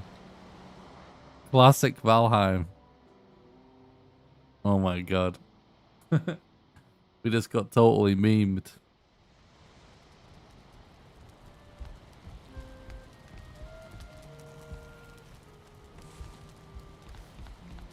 Hilarious.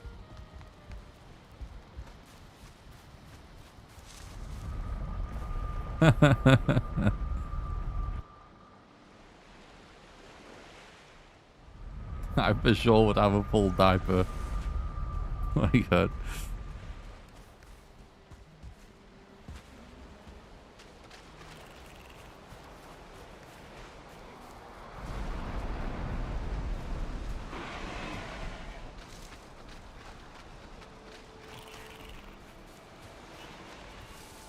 Definitely a rude skeeto. Oh god. No, look at him as well. I'm dead. There's nothing we can do about this. We gotta get away from that mosquito. Oh god. That's fine. That's fine. That's fine. Wanna just get the armor on.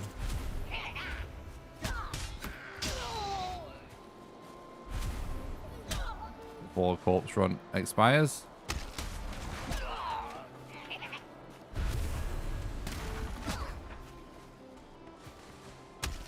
Oh god, well, this might be too much DPS for corpse run even, because we don't have an additional health item. Right, back up, back up, back up.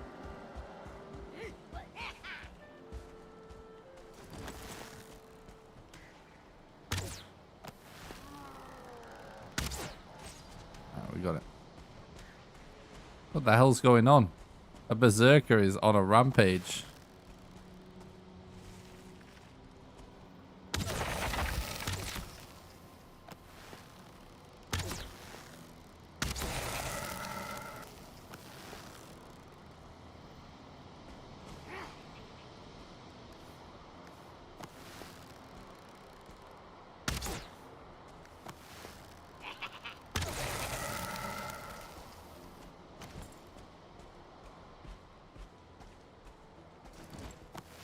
Really need rested, don't we?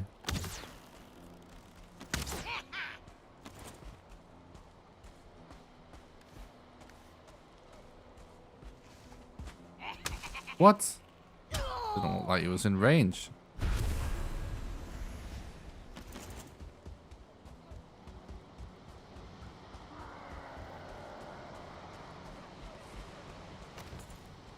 Look at this berserker. This does not stop. Oh my god, it's actually massacring pigs and deer.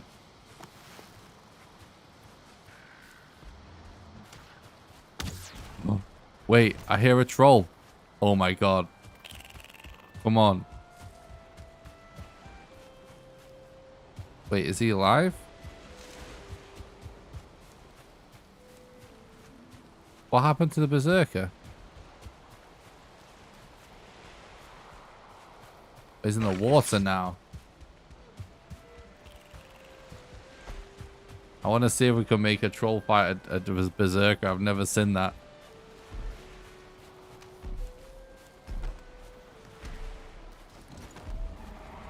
Come at me.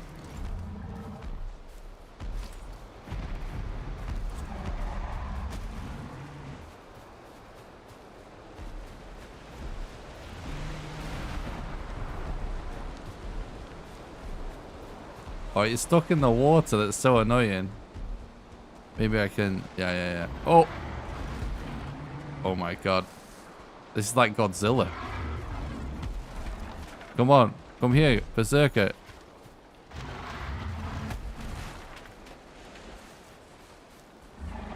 Yes! Yes! Go on, troll. Have him. Have him.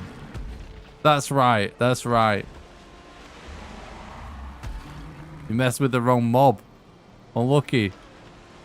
Oh my god. What is going on? What are they doing? They're going underwater. This is amazing. Get wrecked. Oh my god. Easy. No problem for a troll. What you say's true.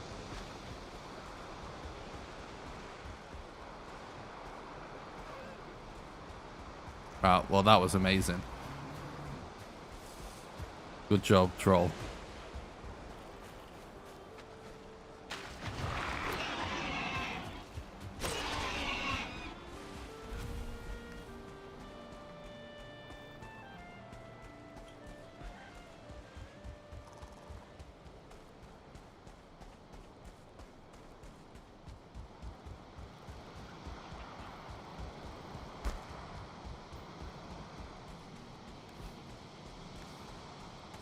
That was content.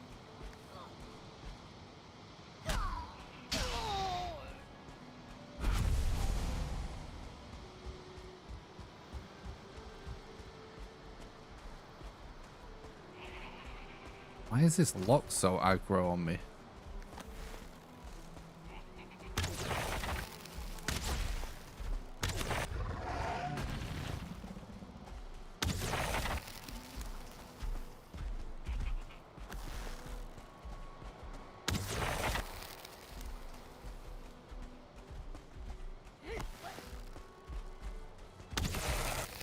They all come out when the Lux is aggroed again.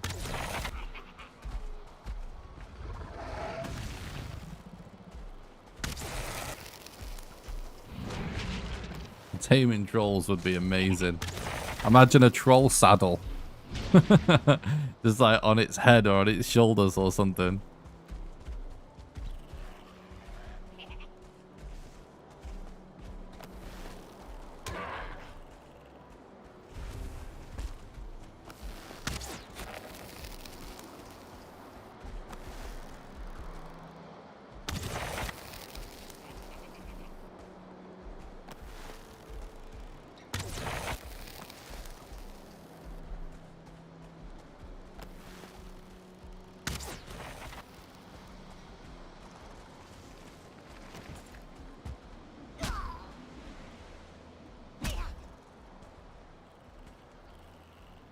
Are you kidding me? He's running like a bitch.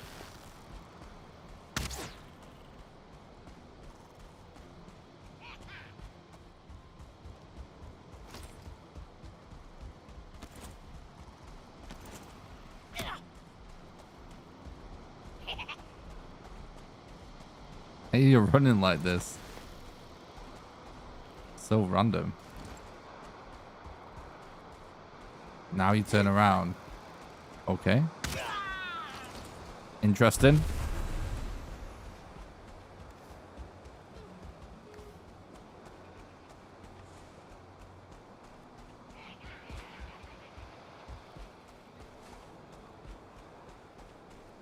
There's so many fuelings in this village, by the way. What?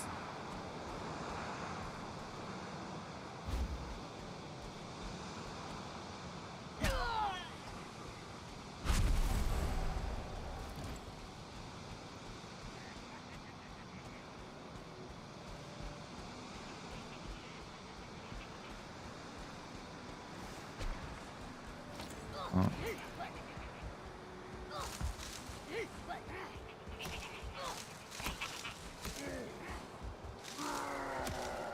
Okay, that's really great timing as usual, Desquito.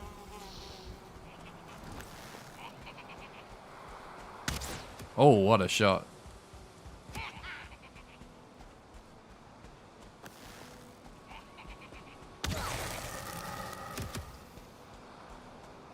Yeah, look at all those spears. That ain't gonna be good. There's a lot of damage right there.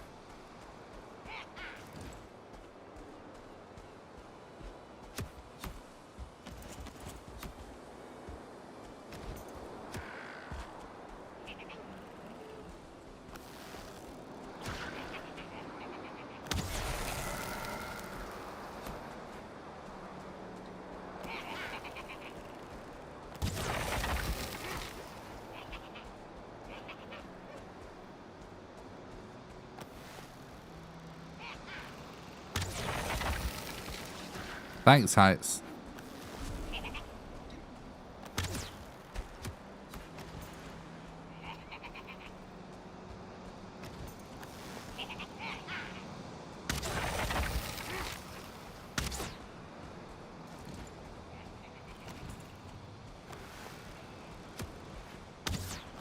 Uh-oh.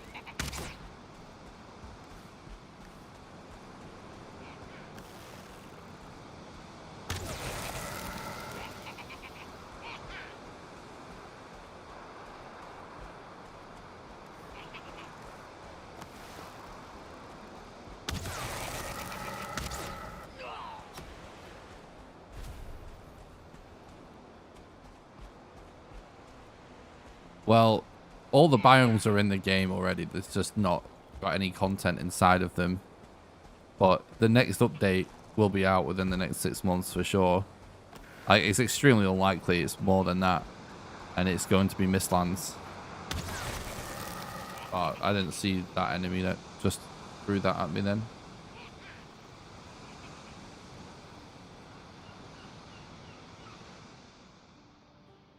Get balls and jump down. How about get banned for life? Suck it. There we go. That was fun, wasn't it?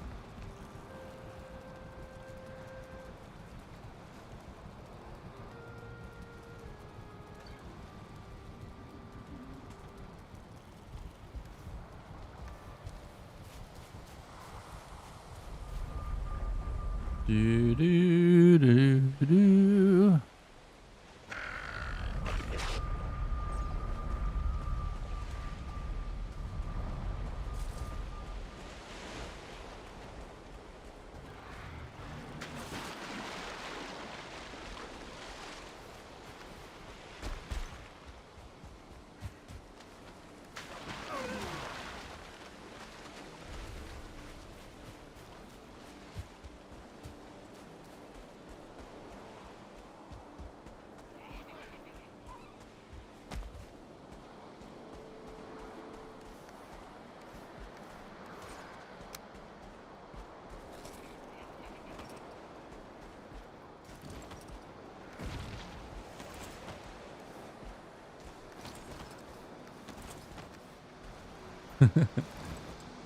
These fuelings.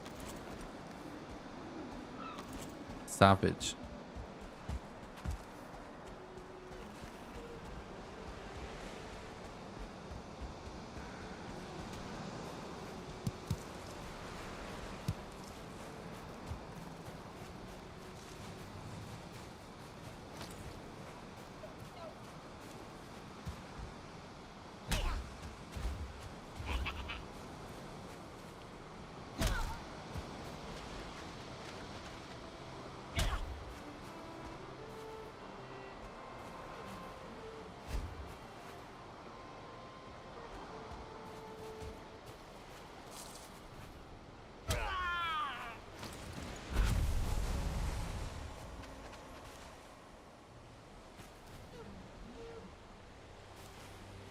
So when you equip your wishbone and you wander around the mountains, is it actually making a noise? Like, does it actually detect the silver?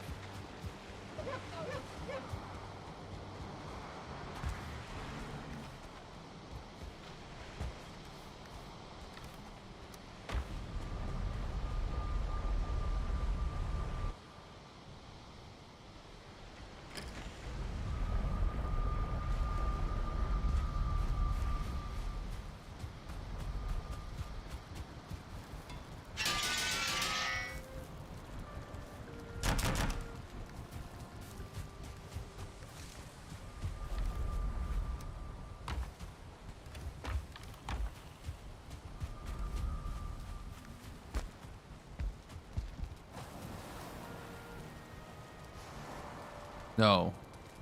Are you equipping the wishbone in the inventory when you enter the mountain? Like, are you actually doing this, like right clicking it, equipping it like this? Because you gotta, it basically replaces the belt.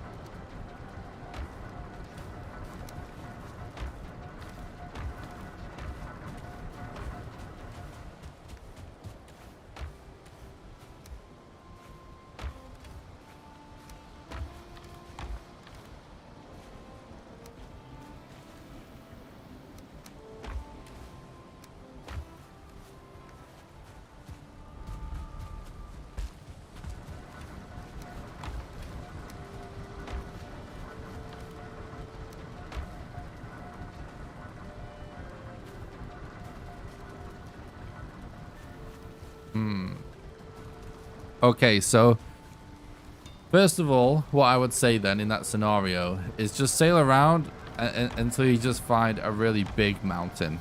Okay, maybe just don't bother with a mountain if it's small. Just look for something that's really big, like basically tall and wide, and ideally with like multiple peaks. If it has like 2 or 3 peaks on it instead of just one. And then you want to make sure that when you're searching for it, you sort of go over the exact middle of the mountain. So you want to like just make sure you sort of cross the summit of the mountain in like a sort of like north-south line, and then it like an east-west line. And if you do that with the biggest mountain, making sure you've got the wishbone equipped, you should find silver. If you don't, then something is wrong. It is possible though to get like a few mountains in a row with no silver on it, but if you just focus on the big mountains, it should increase the likelihood of there being silver there, basically. Like, yeah, that's all I would really say.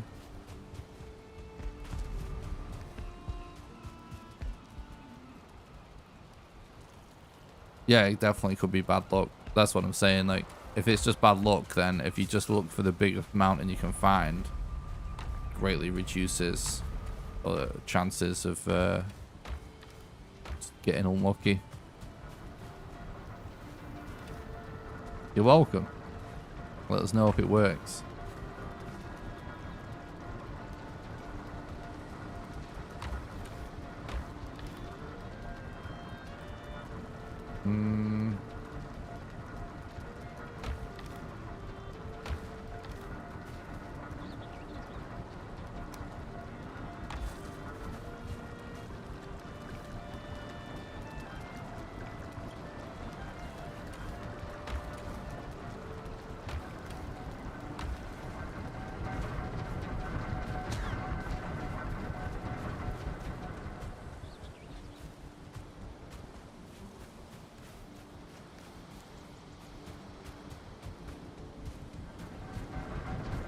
Oh yeah, you know what I forgot?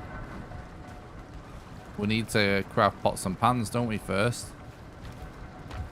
Be able to do the new recipes.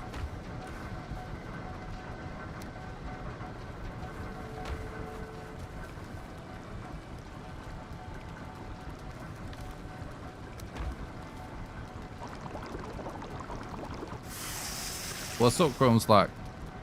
My day's going great, thanks. Thanks for asking. We've got channel membership, so I'm pretty hyped about that.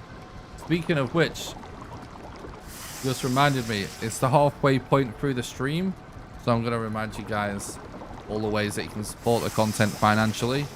The #1 best way to support the content is by becoming a patron at patreon.com/NickRawcliffe. There's a link in the description on YouTube, and it's exclamation Patreon for the link in the Twitch chat. The reason it is the #1 best way to support the content financially, which is at the end of the day what keeps the content alive. The reason it's the best way is because Patreon only takes like less than 10%, and it is actually like a monthly donation. So by subscribing to my Patreon, you're actually giving me the opportunity to get regular monthly income, which is hard to come by as a small content creator like myself.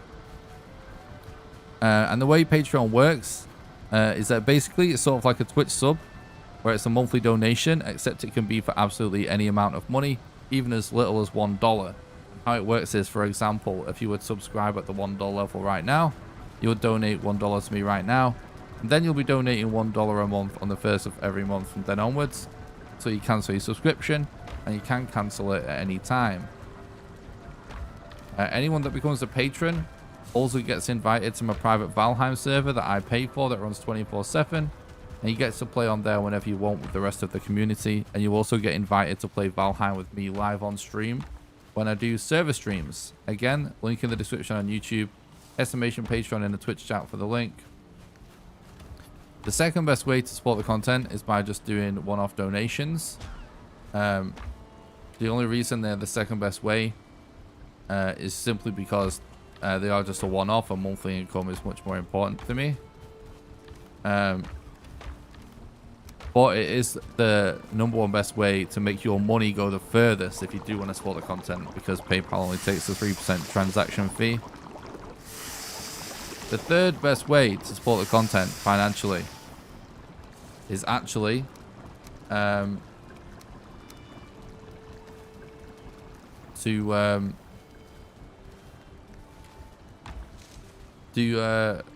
is now, I guess, to become a member. Now, just last night we unlocked memberships, and they went live today. So now, because I'm a YouTube partner, you can become a member by clicking the join button on YouTube, and that is basically just like a Twitch sub, where you're paying like a monthly donation to the content creator to support them, and in exchange you get like a sub badge in the chat and the comments, and you also get to use the emotes as well. I do have a few sub badges and emotes on there right now that were from my old Twitch stuff.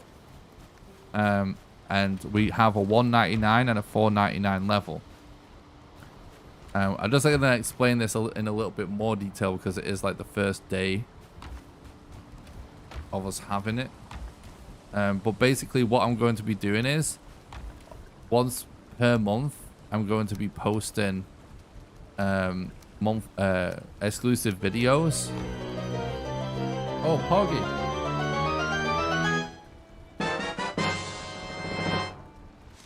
Zane, thanks so much for becoming a $5 patron. I really appreciate that. That really helps, buddy. Thanks so much. Hope you're having a good day. That really helps us out. But anyway, so like once a month, I'm going to post a video that only members can access. That was going to basically just be a little sneak peek behind the scenes of stuff that I do off stream. Just for a total meme, basically, because chat thought it would be funny.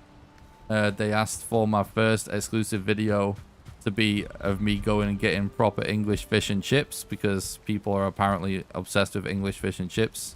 And obviously, I live in England, so we can do that. So the first one of those videos will be going out next month. So yeah, The reason it's only the third best though is because YouTube does take 30%. But yeah, you get the same rewards whether you pledge at the $1.99 level on YouTube or the $4.99 level. It doesn't make a difference to me. I'm going to give you guys the same rewards across the board like I do on my Patreon. Just because I don't want to like put those videos behind like a higher tier or anything, you know what I mean? But that's what we're going to do for people that decide to support the stream by becoming a YouTube member. So just like one more time to explain, once a month I'm going to be posting videos that just for exclusive to YouTube members, and they will be behind the scenes content. So it might be a vlog. It probably will usually not be a vlog, but obviously this first one will be because I gotta go get fish and chips for the memes. But it could be a vlog. I could actually show the process of me learning a speedrun, because I do randomly try to learn other speedruns for other games off stream. So I could actually make a video showing you guys me learning a new speedrun and how I go about doing that. I could like stream like a glitch hunting session or something like that, like just for members. Or maybe I'll like show you guys how I edit a video or something like that, and give you specific behind the scenes for actual specific video perhaps. But we're just gonna do that. It's only gonna be once a month, and all the videos, like, they're just gonna be the kind of thing that I just would never actually post on my YouTube channel, because it's all the kind of thing that frankly would just like not be good for the algorithm or search, but stuff that people ask for. You know what I mean?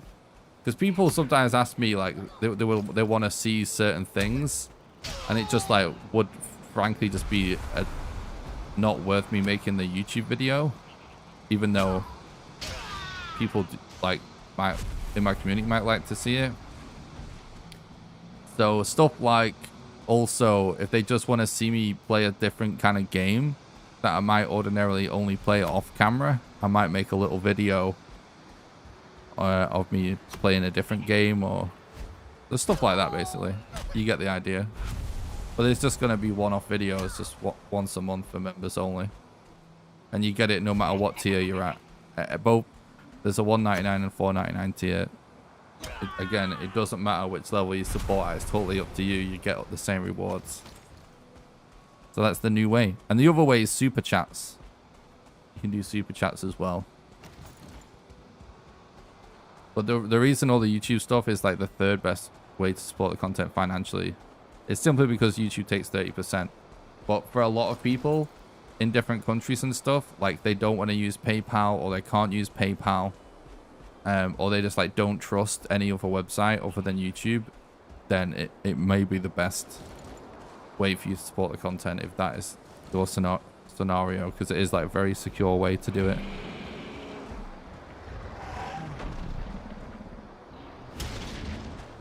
Yeah, that's not worth it. Oops.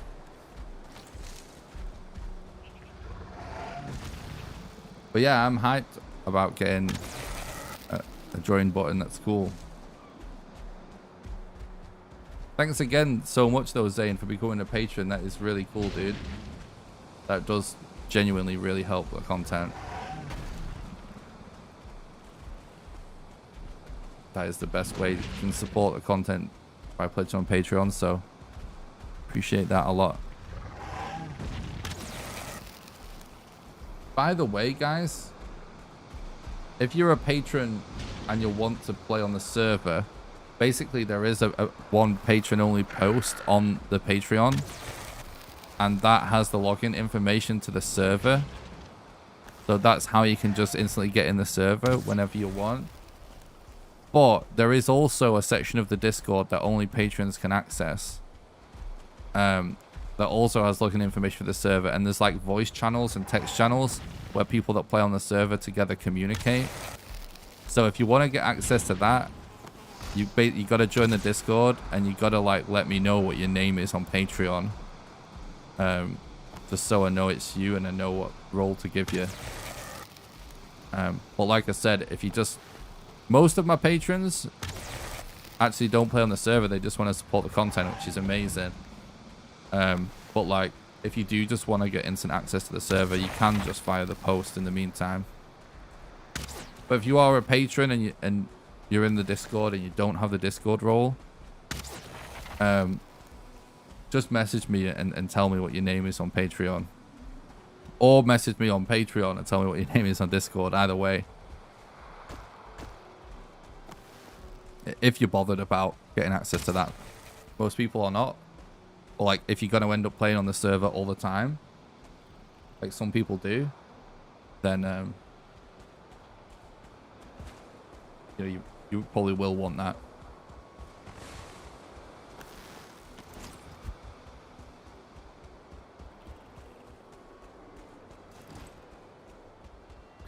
Where the hell is he going? He just wouldn't leave me alone, and now he's in an all-out sprint to leave me.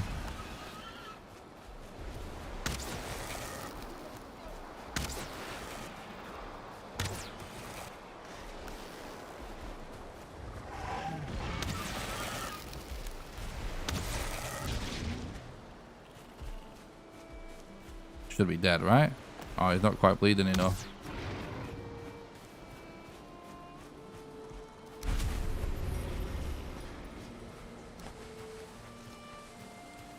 All right.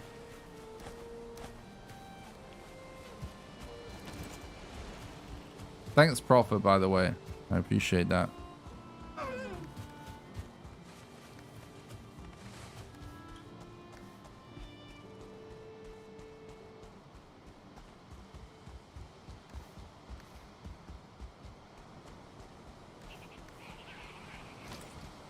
Yeah, we're... Yeah, that's what I was just saying before, actually. Yeah, we're gonna have to get this black metal back sooner rather than later. Oh, we've got 2 totems here. Because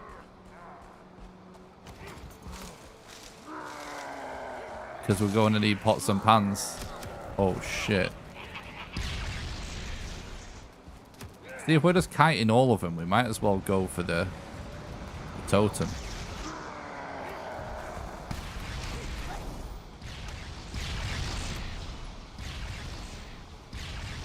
I'm dead.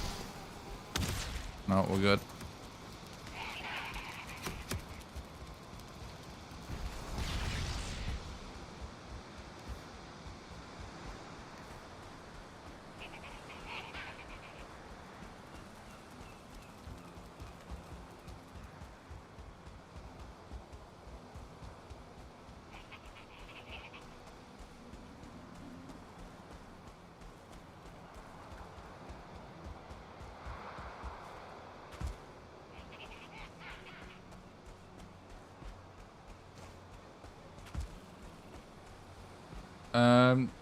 I have a base, but it's pretty undeveloped. It's just functional right now.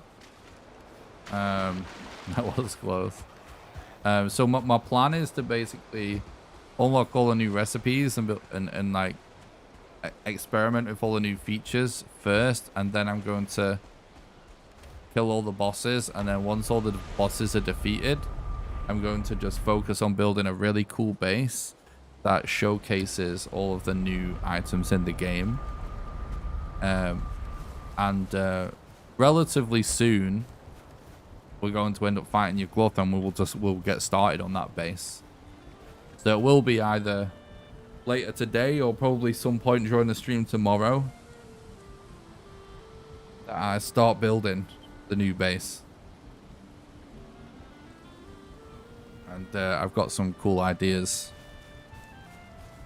for what we'll do for it.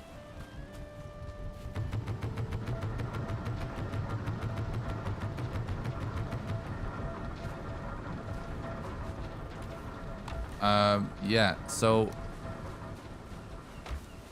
we kind of just want to sail the black metal back, I guess.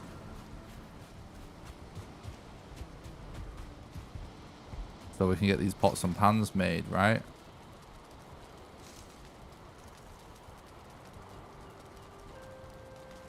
It should. The only reason we don't have the recipe should just be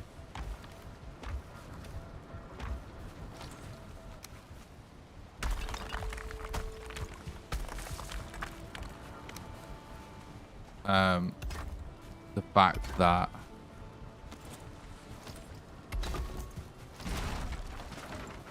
I haven't got a black metal ingot yet.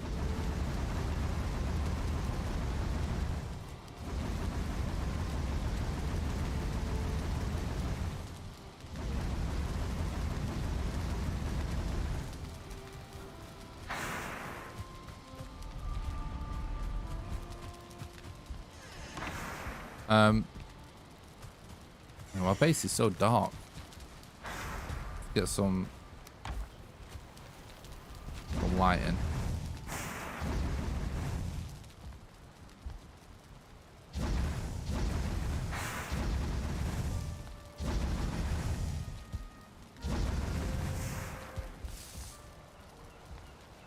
Oh, my resin. All right, let me take my clothes off because I know what chat really wants to see, you know.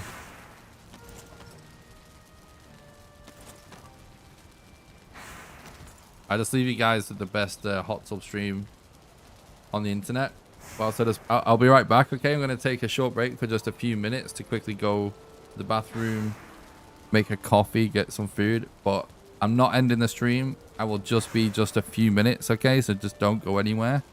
I'll be right back. And then when I get back, we're going to ship all of this black metal to the new base, make pots and pans, and figure out what I think the best food combination is in the game. And then we'll kill your glove, build a new base. All right?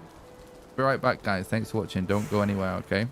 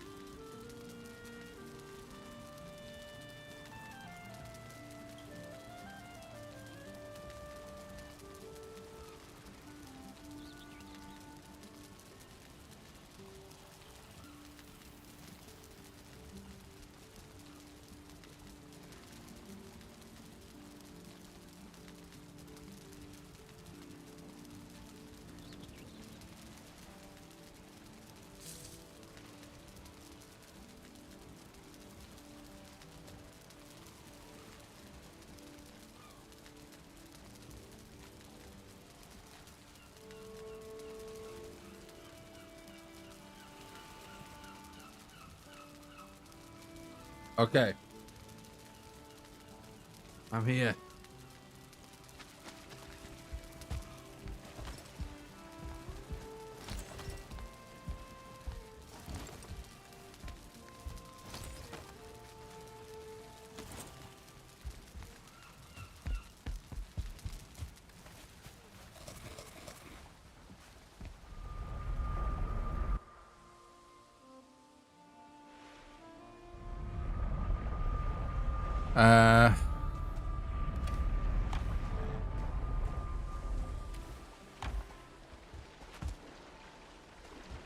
Thank you.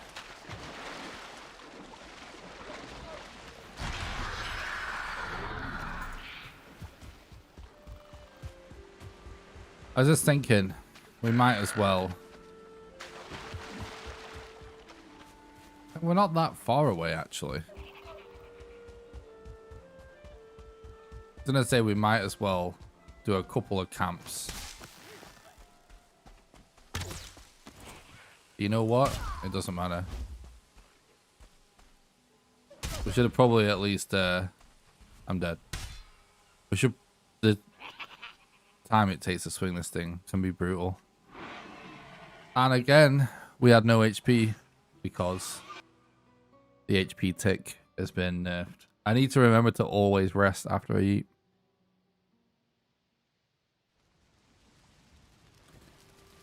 I think I'm just going to sail back. I was thinking we can at least finish off clearing out that camp. But honestly,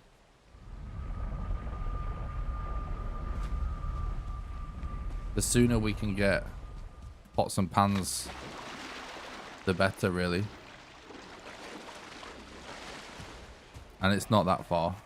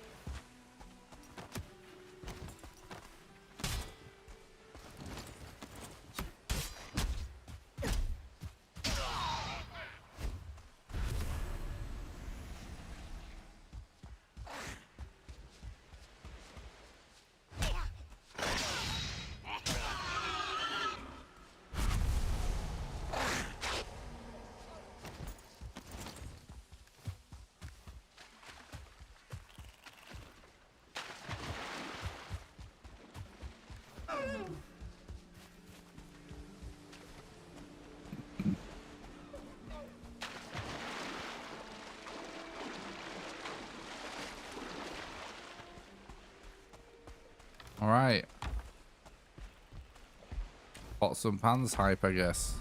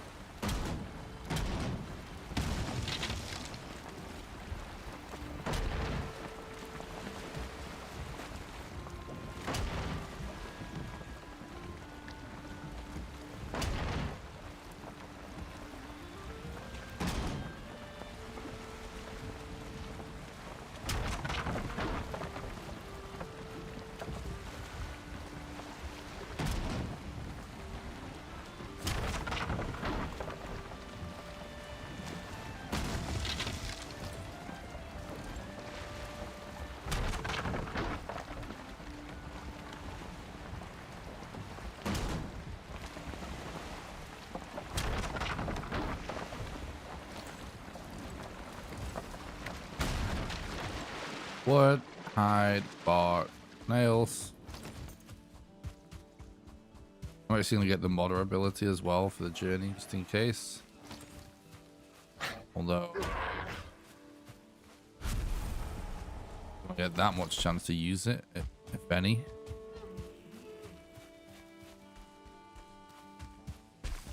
But I'll get it anyway.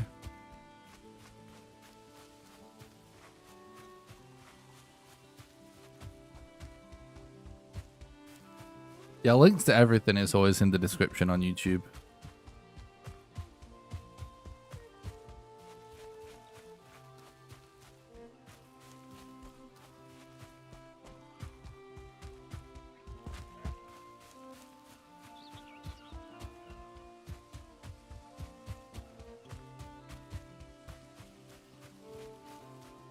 I've actually never found a bot, like a good bot for YouTube chat.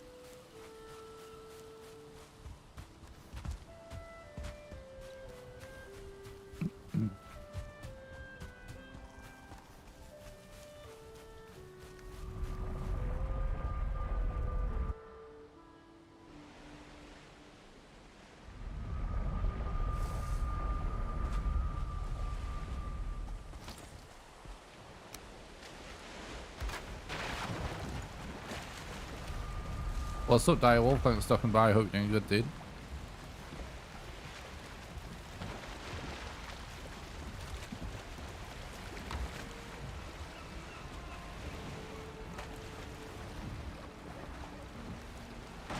Before I go, actually, let's make sure we get... The stream's going great, thanks. Thanks for asking. I want to make sure I take my harpoon in case we do meet a serpent.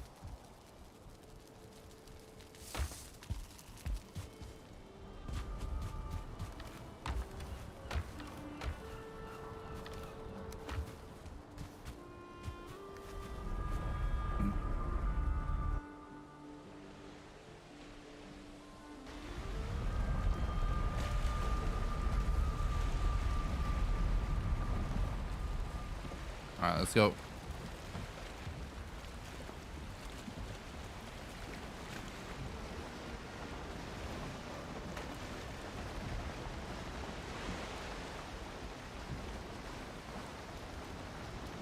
Right, bit of a trek.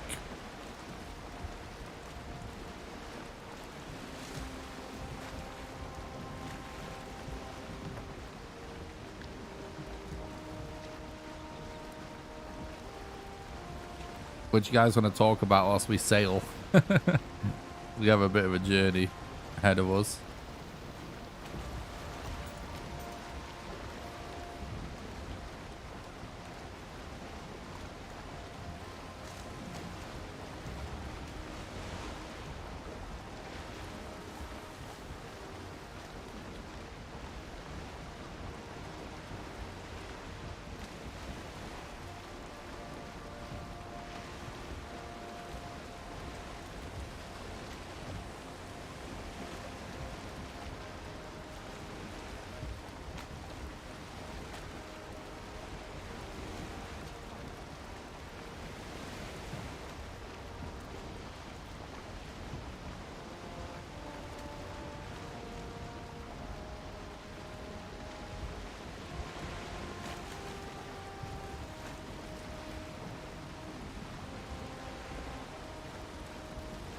How did you get the windmill?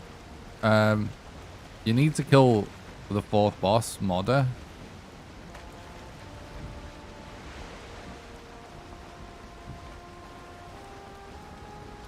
And then you can place an artisan table, because it requires modder tiers to place an artisan table. And then you need an artisan table down to be able to place a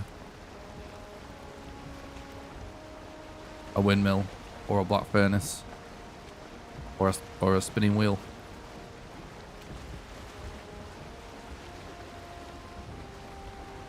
And that's basically how you get the windmills, how you get the late game food. The other stuff is how you get the late game weapons and armor. Although, you know, more so armor. Because the funny thing is about late game weapons is, you know, the best weapon to use on the last boss is the silver sword. So, because he's undead. So it's kind of weird. But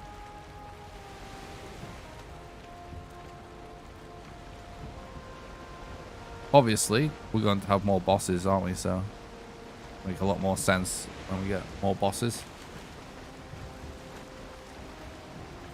You would hope that there's more bosses after you go. That the black metal stuff is actually the best thing to kill them with, because it's kind of weird at the minute, because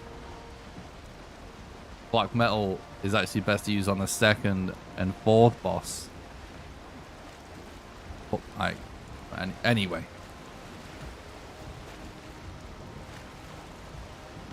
Yeah, one for each biome, basically, right? Got Mistlands being added.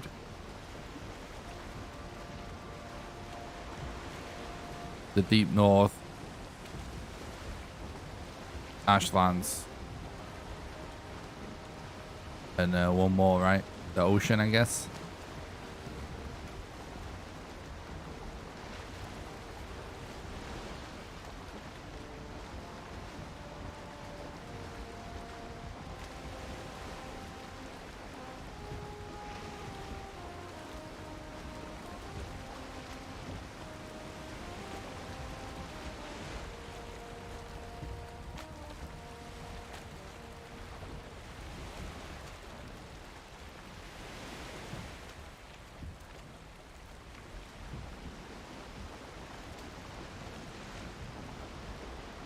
It would be really cool to see a Kraken type boss. I totally agree with that. I would love to see that. I would love to see the oceans become dangerous, because currently they're only dangerous in a raft. It would be awesome if there was actually, like, you know, a Kraken out there or something, like, you know.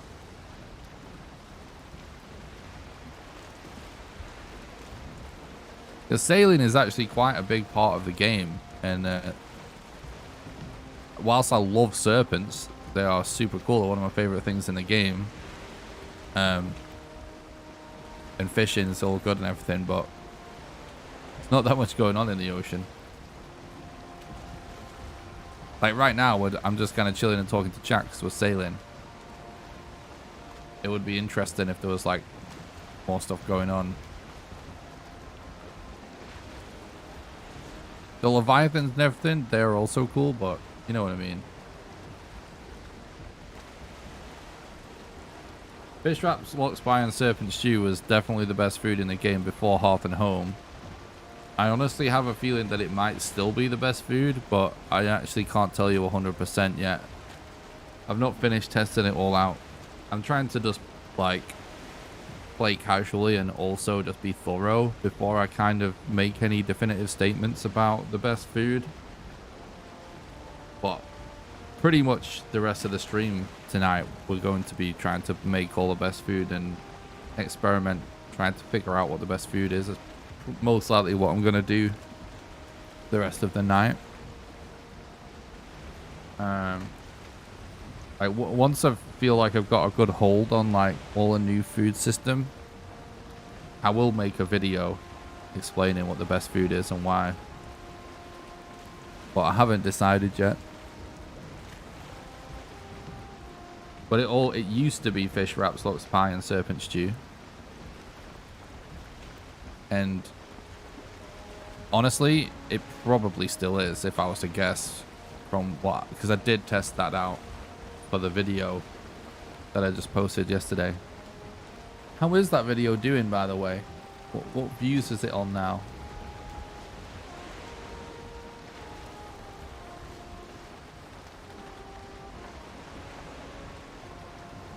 654.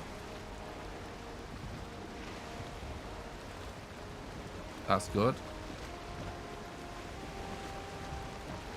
For now. Hopefully it stays in the algorithm. If you guys haven't seen my latest video, what's new in Hearth and Home?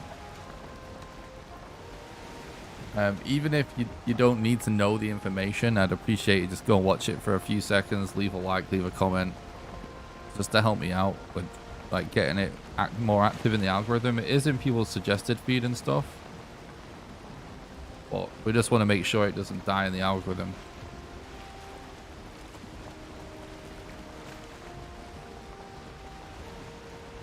Kraken boss would definitely be epic. Thanks, Direwolf. So I've been in and out constantly like normal. Last time I was in, you were fighting Modder and talking about stamina issues, but I didn't catch it all. Was your assessment that stamina power isn't what you were hoping it would do?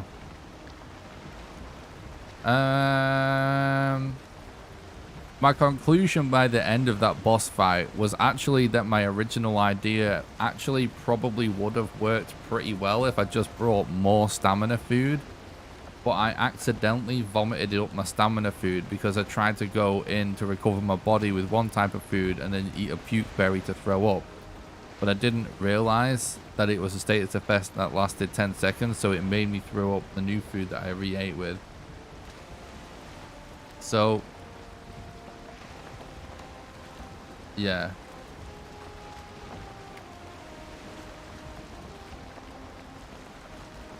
But I will say that, you know, it depends on the scenario.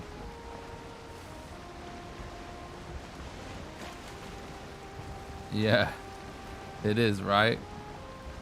Right, Capybara?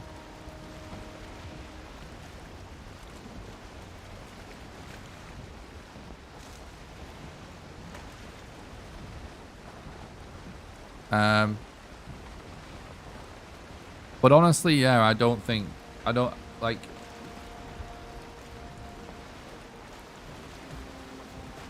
high stamina food, I think is only like gonna be really useful in certain scenarios. Basically, what I would say is traversing the map, all the high stamina food is obviously amazing. Yeah, we're heading home with our first haul of black metal. But for boss fights, the thing is with the way the game works and stuff, like, you're probably just better always going for mostly HP, because the rebalance is pretty big. That's a good question.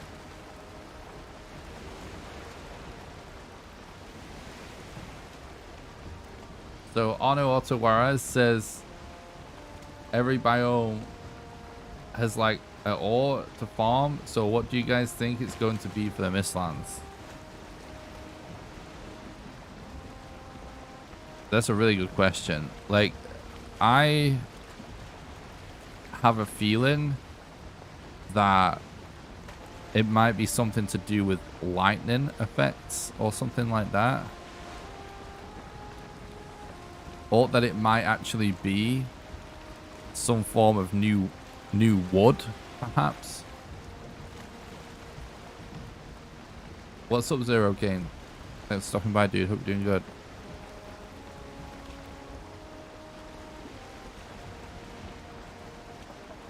Yeah, it takes a bit of getting used to the new food system. That's for sure.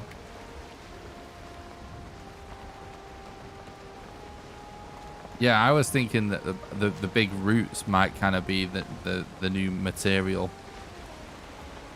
In fact, I did actually make a video where all I did was like explore Mistlands to see what I could find, and like, oh my god, I was stuck on a rock and I can't see because it's so misty. And like in the video, I do like give some theories about what we might see in the Mistlands. It's a video from a few months ago now, but it is one of my most watched videos. If you guys haven't seen it, I'm trying to find a link for you, but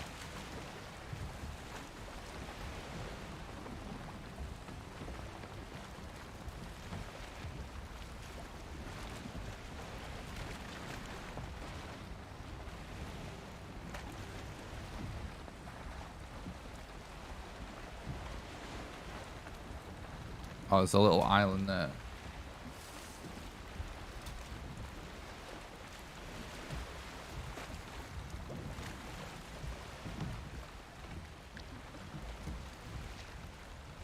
Yeah, you know what it actually could be?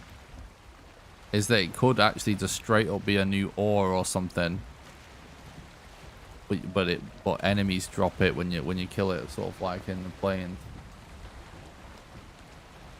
But my guess would be it's actually going to be some sort of new wood or spider webs, like chat is saying.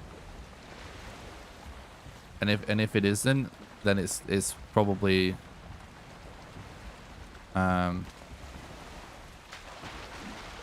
it gets too hard to see in this game. It really does. Pretty frustrating. In fact, I don't even care. I'm just going to walk from here, I think.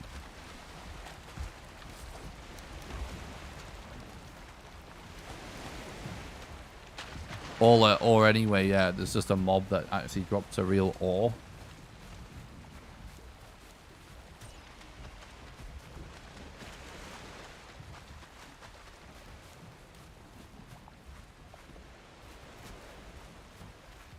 That's the Mistlands video anyways.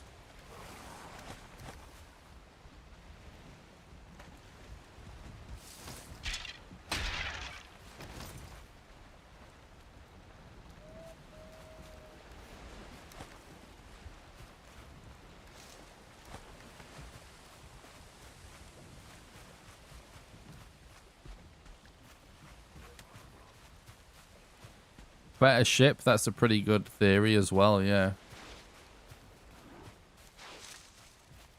That's a good theory, I would say.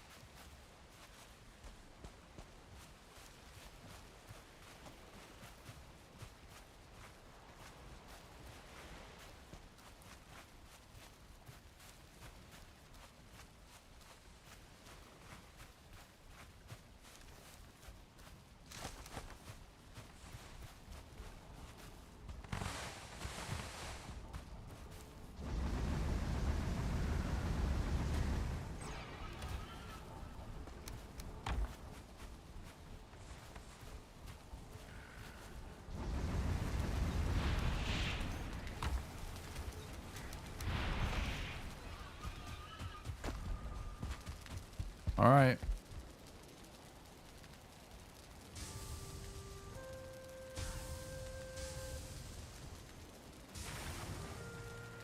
But there's got to be something with like lightning or whatever pretty like soon after your glove, because the glove ability gives you lightning resistance.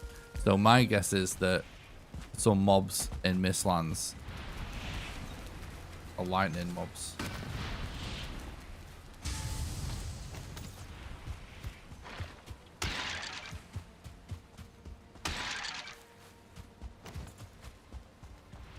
Alright, pots and pans. Oh my god, don't tell me we're not going to have enough iron.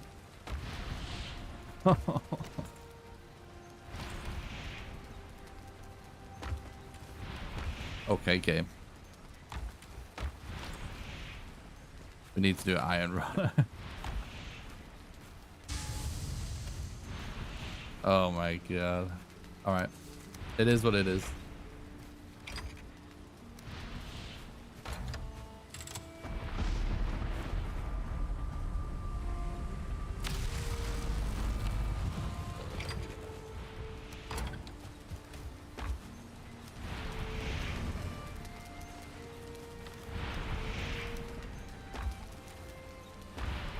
Oops. Oh, hang on.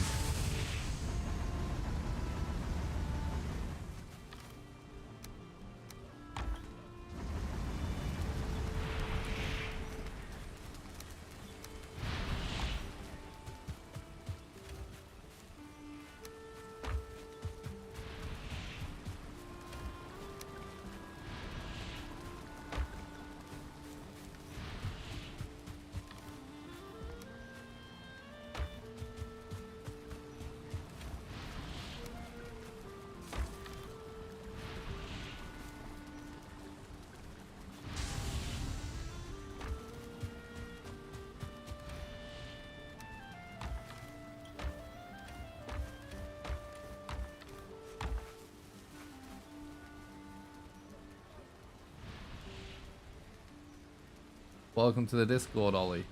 You can see him just said hi in the Discord chat.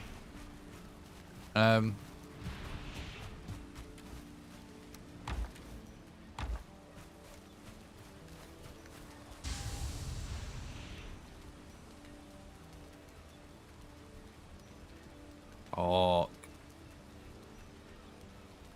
it's actually further that we need to go for iron.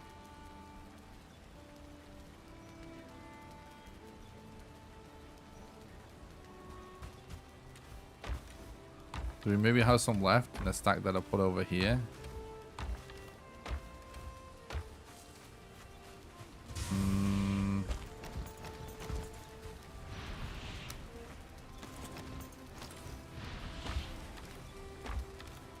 Really should just need 4 iron.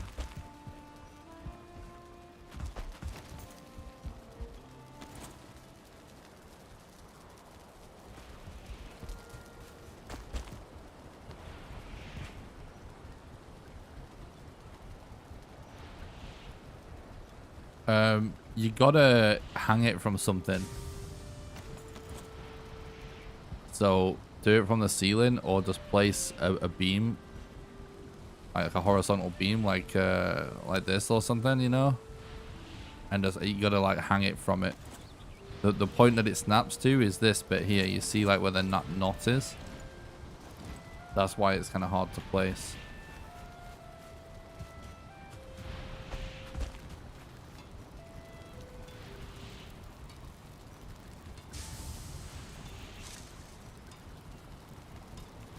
Did they make this cheaper? Or am I tripping?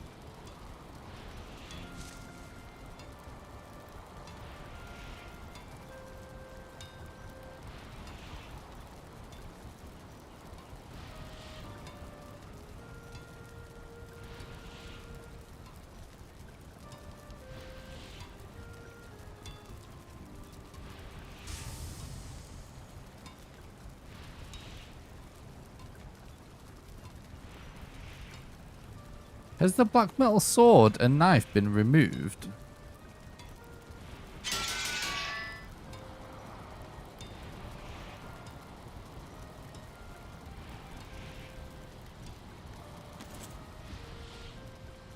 Or am I just blind?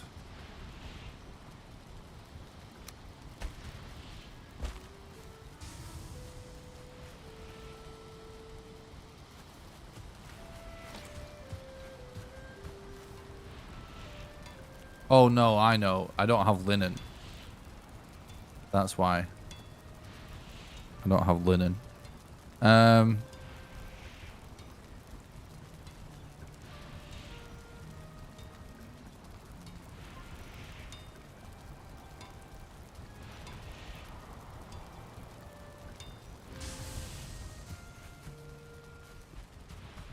Well,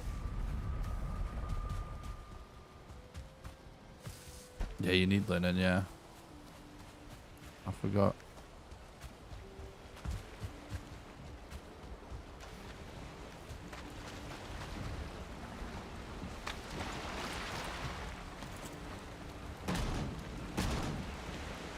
You're welcome.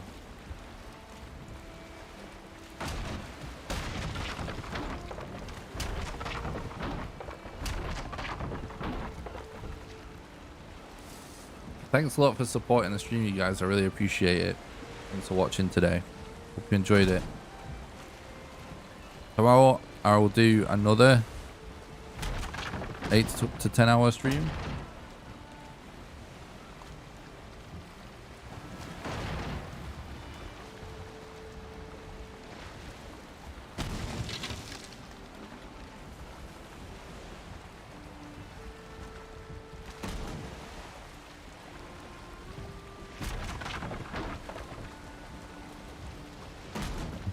Ollie is everywhere. Why do you know this guy? That's funny.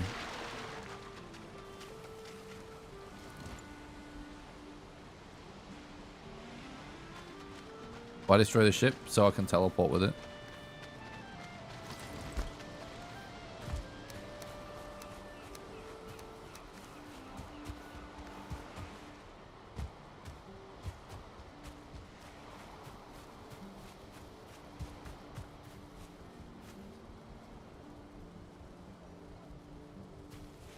Because we need to go to the swamps. Yeah, you get 100% resources back.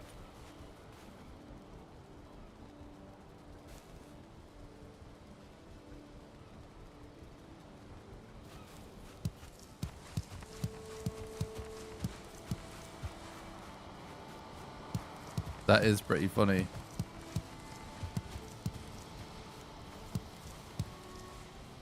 What's up, Angela? Thanks for stopping by. I hope you're doing good.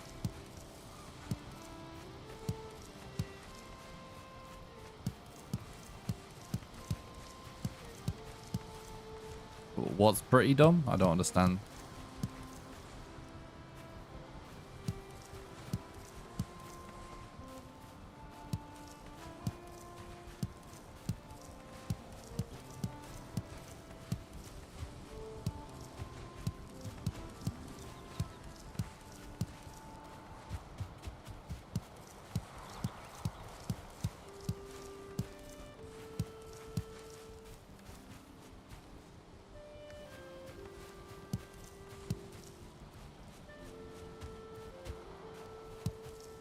Well, in this game, everything you destroy that you can actually craft and place down, you get the exact resources back no matter what it is.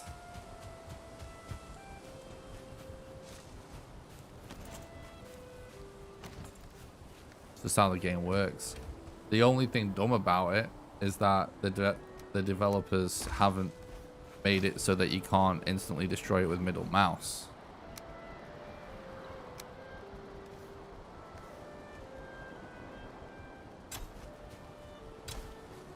Because you can do that with everything else in the game that you build.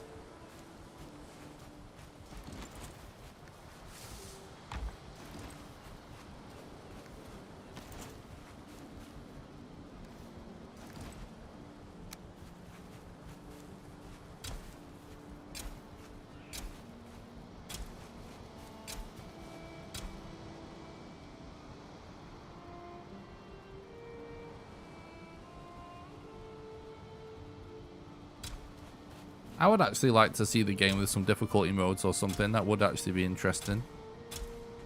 Like, even if it's just a hardcore, like official hardcore mode, that would actually be cool.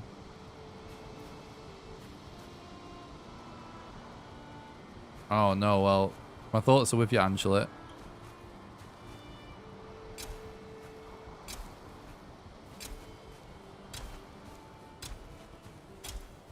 I wish for the best possible outcome.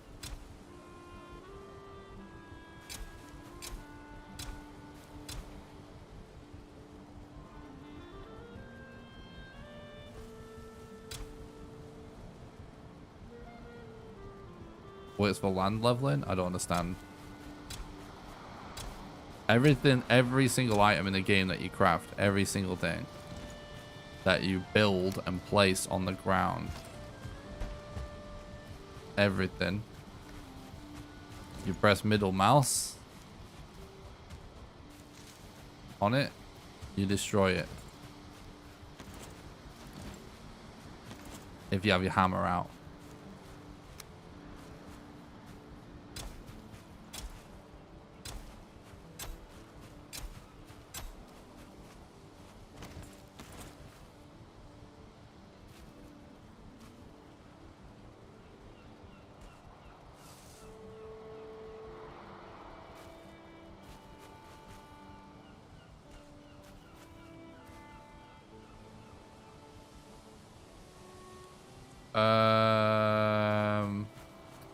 With raising the ground in terms of getting the stone back, you probably, I don't actually know if you 100%, but I don't think you will get the exact amount back, because the way it works with ground is you usually get 1 or 2 stone every 2 or 3 hits. You see we got 2 there, right?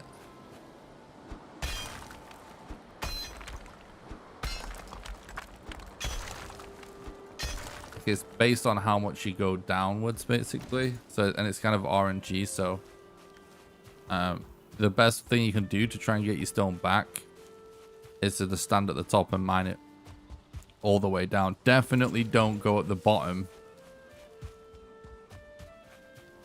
and do it from the bottom. You want to stand on the top and just mine the tower down, but you won't get the same stone back for that. No, but that isn't what I was talking about, because that's not something that a craftable item that you place on the ground. That's a whole thing, right? So different thing.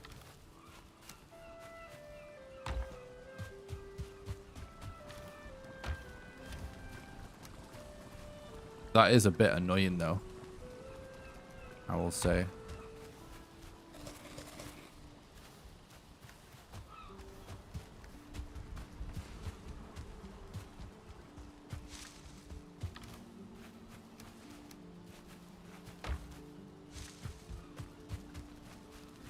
I am monetized on YouTube now, yeah.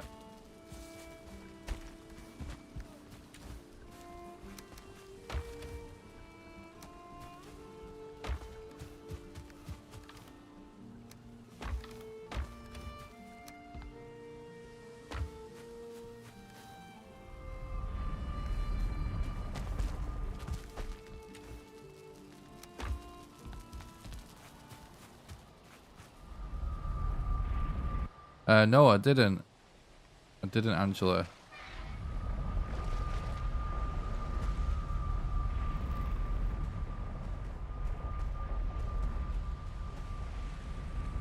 Oh, we can't make it. We can't do this one.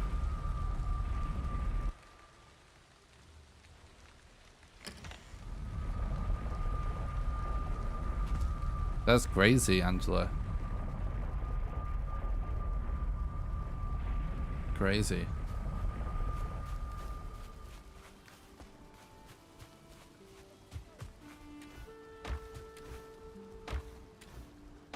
Yeah, sometimes hear about like Australian goings on, because there are a few content creators I watch that are from Australia, but I haven't watched them in ages.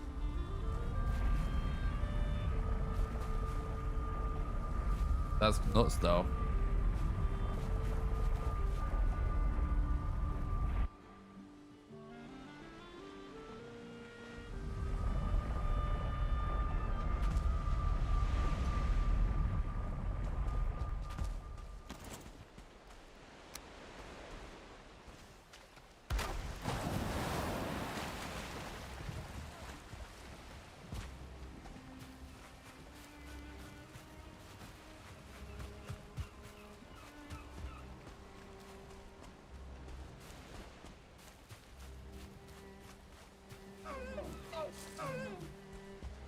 That's absolutely insane, Angela. I can only imagine. It must be super weird.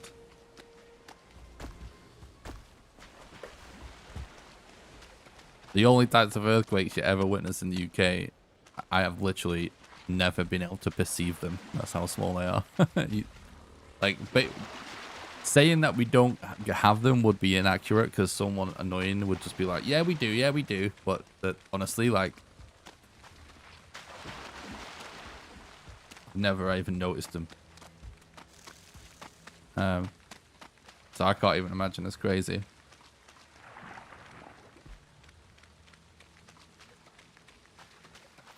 Well, enjoy the game, Direwolf. You have a good time. Oh my god. That is rough. I mean, anything, your house fall down because of it. What's up, One Man Gaming? It's going good, thanks, dude. Hope you're doing good.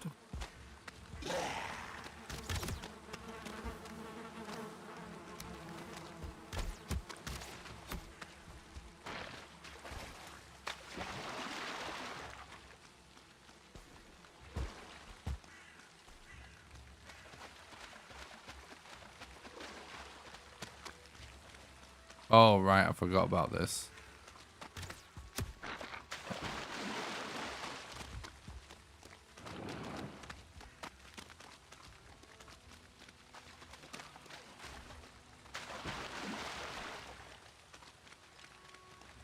Oh, yeah. What's it like?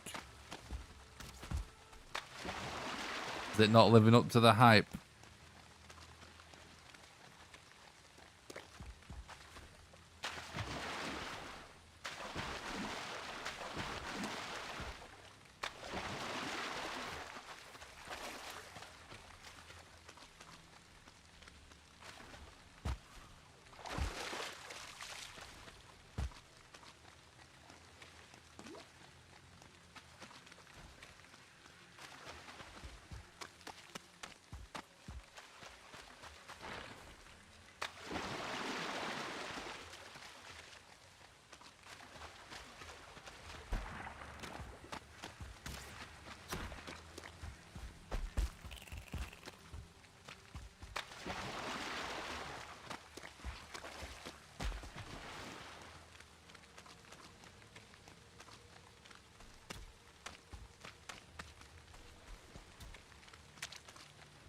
Goblins in the Black Forest just because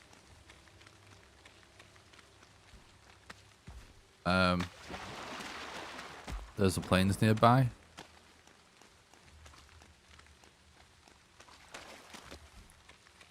Nice.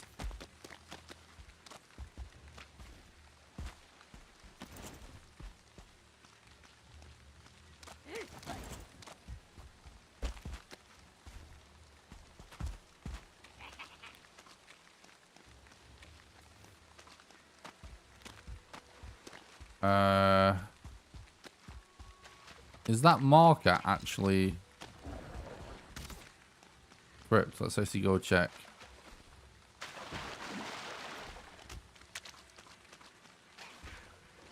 I mean, they can be in any biome. If there is a plains nearby, they can go anywhere. Because they aggro on any mobs. So if there's a plains nearby, that's why. If there isn't a plains nearby, then if you've defeated your Gluff, then that's why. Because when you defeat the final boss, they can literally just spawn anywhere.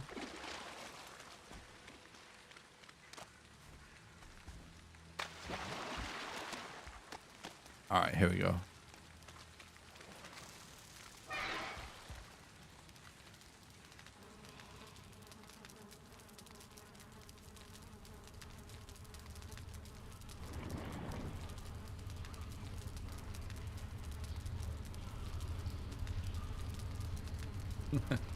It's all good, Harry. It's fine, man. Thanks for watching the stream. I really appreciate it. You don't have to apologize for not watching or not talking in the chat. I don't mind. Appreciate the lurks though, dude. Have a good one.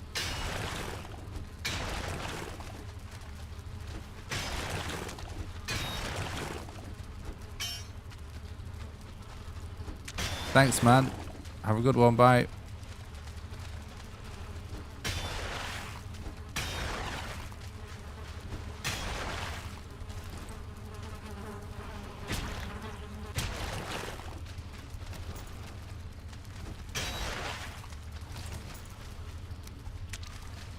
Shall we just leave? I mean, how much iron are we even going to end up needing? Probably not a lot. We really primarily just wanted pots and pans, and we only needed 5 for that.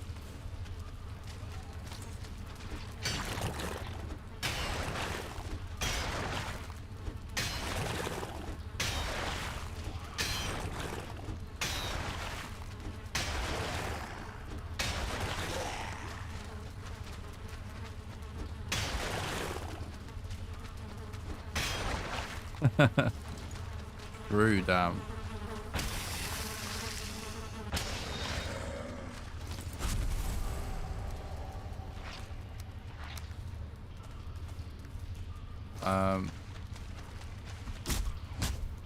I might as well just fill up, I guess, and do it until I'm overweight, and then...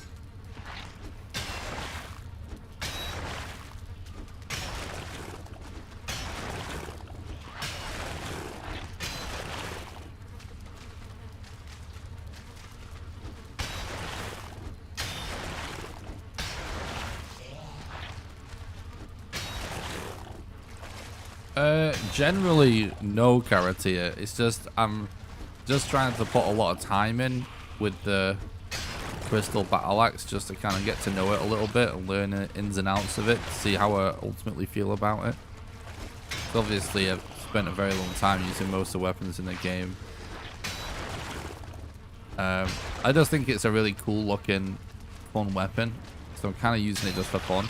But if we're talking about like what I would actually use to be the most effective, yeah, probably not. Probably not.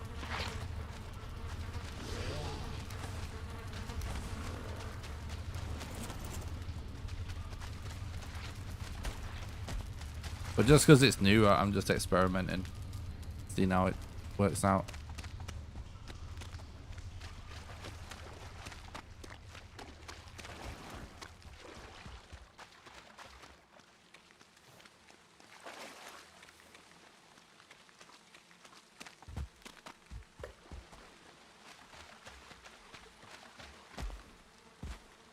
Yeah, it looks awesome. Yeah. Honestly, I'm sort of expecting there to be many weapon rebalances in the lifespan of this game because, you know,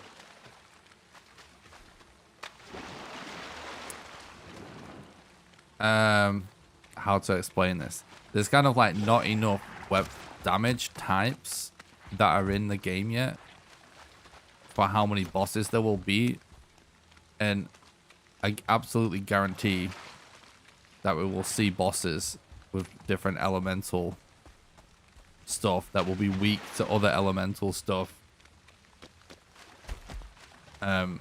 So I kind of foresee like some of it changing quite a bit in the long run. If it doesn't, they're simply going to add way more weapons because right now it's kind of weird that we have so much stuff that is just raw damage and spirit damage.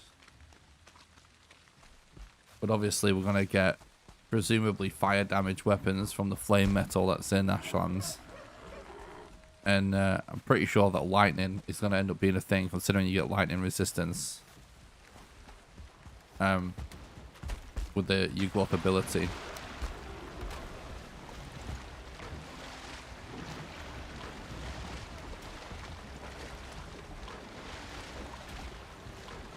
If you were to play the game from scratch as if you never played it before, never heard of it, what are some things you could see yourself doing differently from now?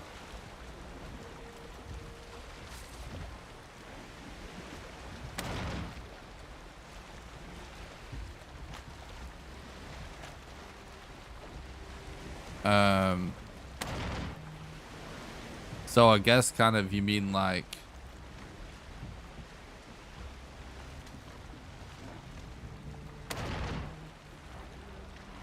when I first played the game, how did I play it, kind of?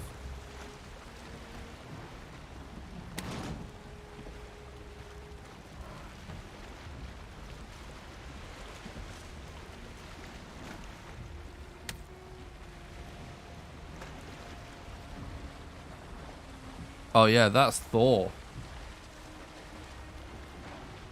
Oh nice, yeah, you know. Awesome, yeah. One time on stream I saw Thor like multiple times in a row. It's crazy.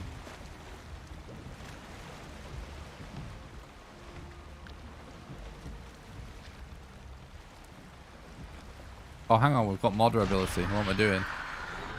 Let's go.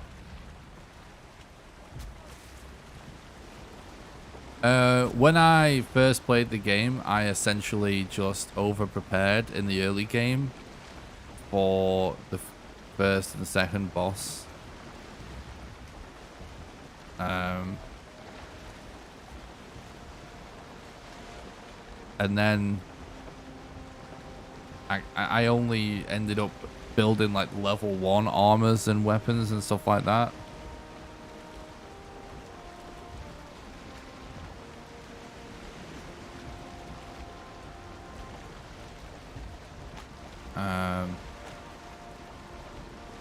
Spent a lot more time building.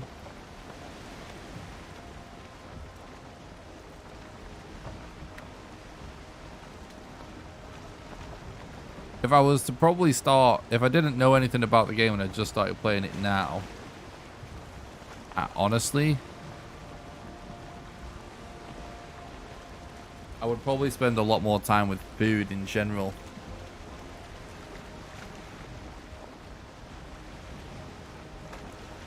Like, I'd probably spend a lot more time just stocking up on good food and making lots of good food. There's so much more reason to do that now.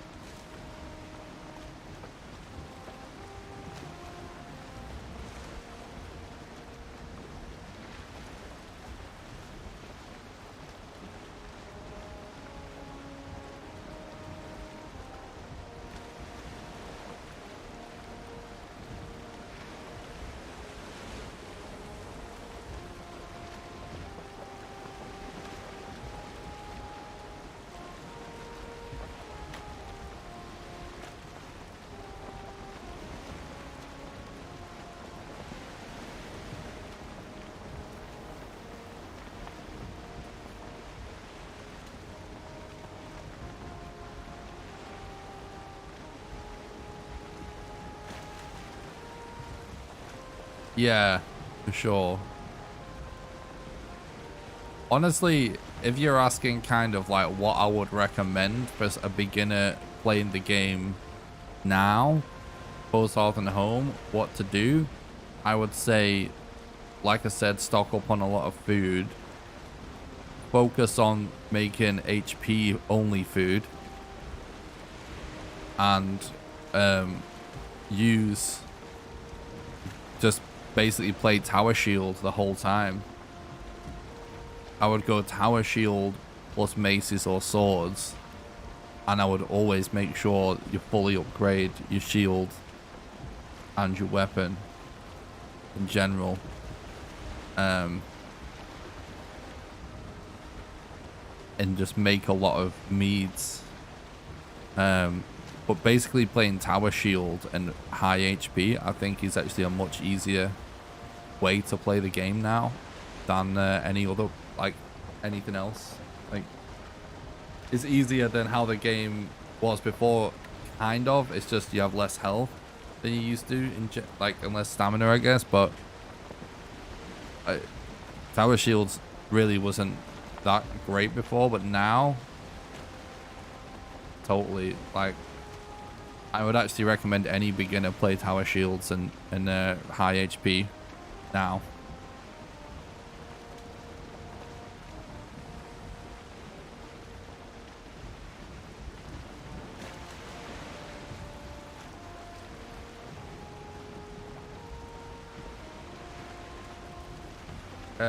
The thing is, though, the Tower Shields will work against, they'll be able to make it so you will take less than 10 HP damage from, like, actual main boss fights in a game, that you would not, that you can't parry anyway. So, you know, it is just a really good choice across the board now, in a way that it definitely didn't used to be. Parrying is really the best thing for, like, mob control. But if you want, like, one strat that's gonna work for, like, all boss fights and mobs and stuff, it's Tower Shield, like, super effective.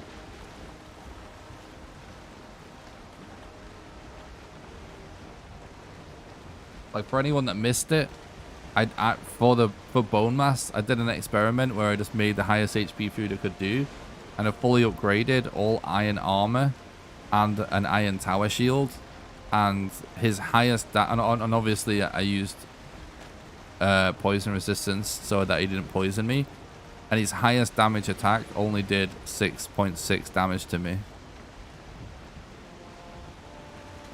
So I was almost invincible, basically. You can't really do that with parrying.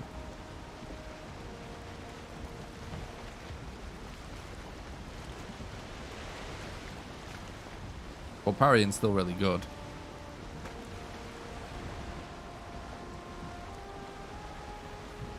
My guess is, though, that most speedrunners are still just gonna not even take a shield, so... Anyone that's been watching this channel for a while knows that I basically don't even use shields. Because it's just, you know, it's a waste of an inventory slot a lot of the time.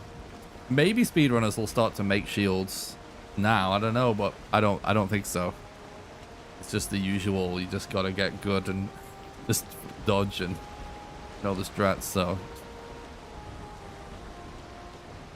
because it's faster usually. We'll see though.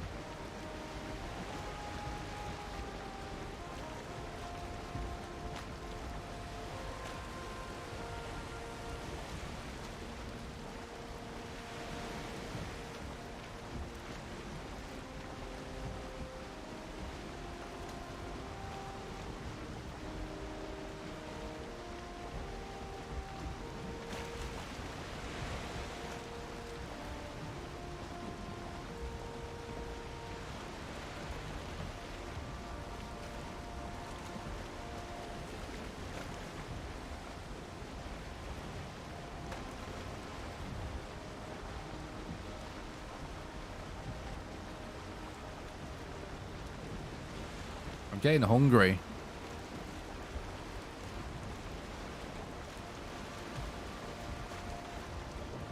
Got 2 hours left of the stream. I'll be alright. We'll probably get a quick snack at some point on stream. Hey Kieran, thanks for stopping by the stream. Hope you're doing good. Yeah, everything's great, thanks.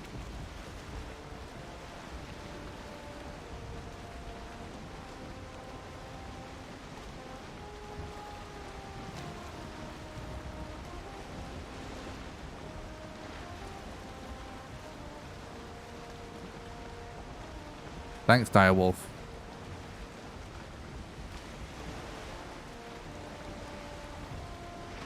Still no serpent, by the way. Kinda sus.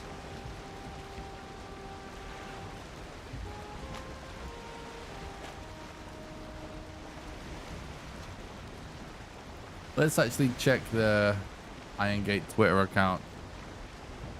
Or the Valheim Twitter account.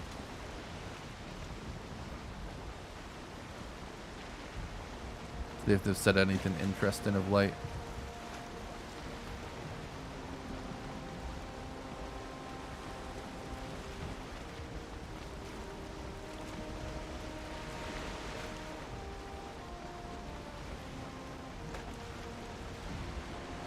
Nothing.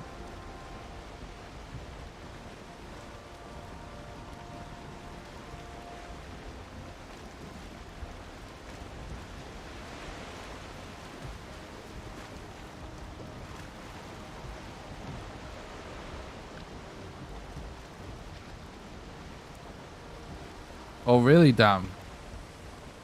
Okay, good to know. Maybe they've just reduced the spawn rate or something. Because somebody in the chat was asking if I'd seen one, because he said that he'd watched multiple people do playthroughs of Hearth and Home and not find one yet. So, like, it is in the game, because yeah, but the question is, like, has something changed about it? And honestly, it's hard to say, because I know this is a bad seed, right? Because I'm not doing a lot of research, so we'll really we'll really find out when I start speedrunning, right? And I start playing like hundreds of seeds again. But like maybe they do seem like maybe they could be less common now.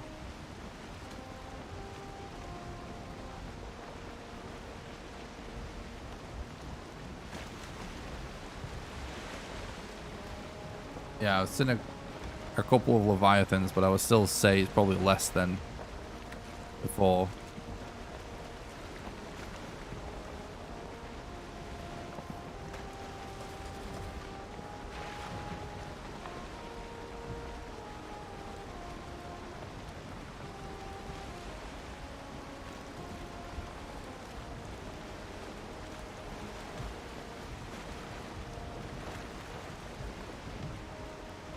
Right, I will be carrying on the same thing tomorrow, guys. For anyone that doesn't know, we'll be doing another 8 to 10 hour Hearth and Home stream. And it should only be a few more long streams till we're done with this playthrough, because we've only got Yugluth left to kill, and then I'm just going to make sure I've built all the new things. And the way I'm going to end this series is by just building a really cool base that showcases all of the new stuff. So I'm not going to end it when I kill the bosses. We're going to end it I'm going to actually use all the new stuff that I've unlocked to make a really cool base, and then we'll end it. Because so much of the new stuff's just like building stuff, right? So that's the plan. And then I'll start getting into speedrun content.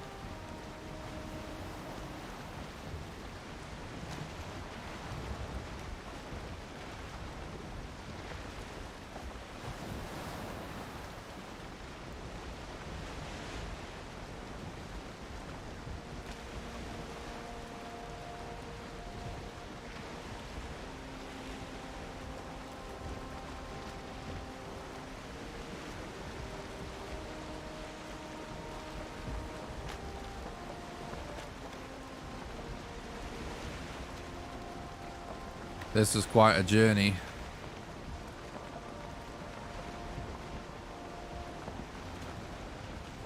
I'm not going to do this again unless I've got a lot more black metal to transport, but I just wanted to get cooking the new food, you know? Not new food, but you know what I mean.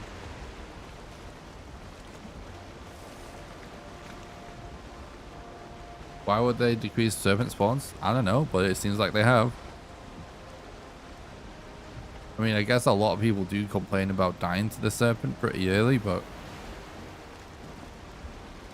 And it used to be possible to get, like, 4 serpents in the same place if you were super lucky or unlucky, depending on which way you look at it.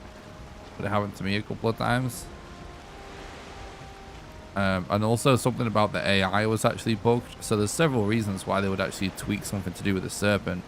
So maybe them having a lower spawn rate is not actually on purpose. It could be a side effect of something else. But obviously we don't necessarily know they decreased it. But there's somebody in the chat just said they hadn't seen anyone that encountered a serpent during their Hearth and Home streams. I have played on this seed now for I don't even know how many hours, but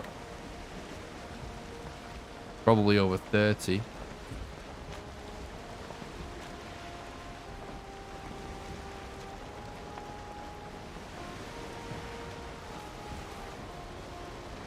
I haven't seen a serpent, but I'm not claiming they've reduced it. I'm just saying what has been told to me and what my experience is on this seed. If you listen to what I was actually saying, I just specifically said that we will see when I start doing speedruns, because when you run, because this is a bad seed, right? That's my actual words. So this is a bad seed. So like maybe I just didn't get any spawns. I know this is a bad seed already, because it's kind of lots of things scuffed about it. But when I'm doing the speed runs, I see like hundreds of seeds all the time, basically. So that's when you get a really good idea of like them changing anything like that.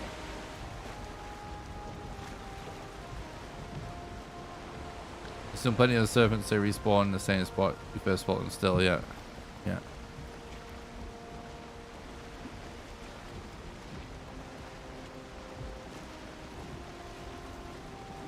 Yeah, it will still be a thing.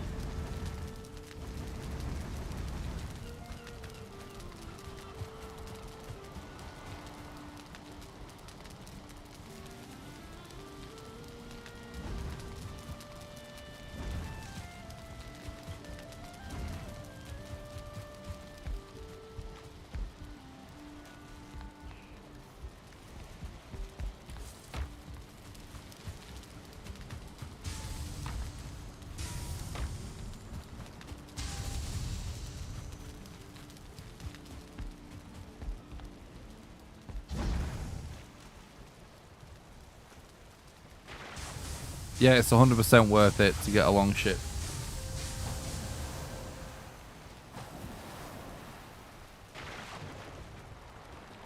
100% worth it.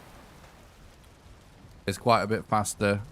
Way, way, way, way, way bigger inventory space.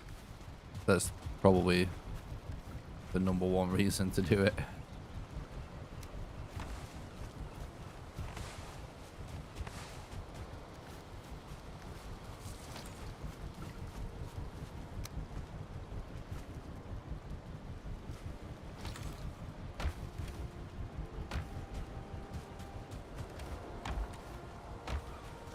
Nope, need more fine wood.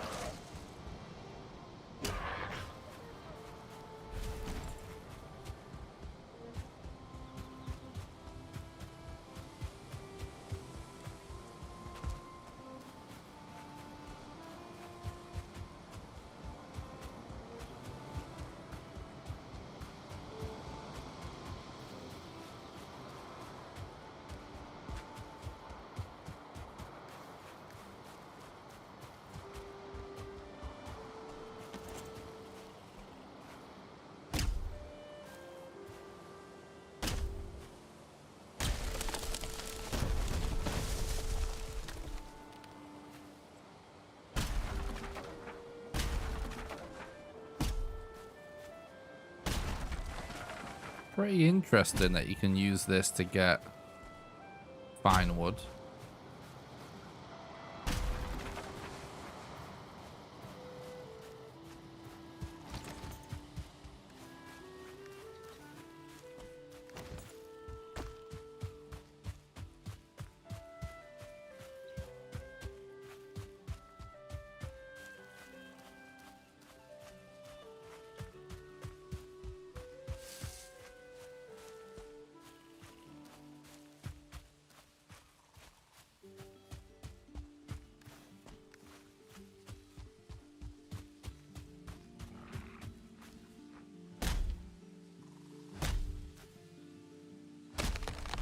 Does anyone remember the recipe for the original battle axe?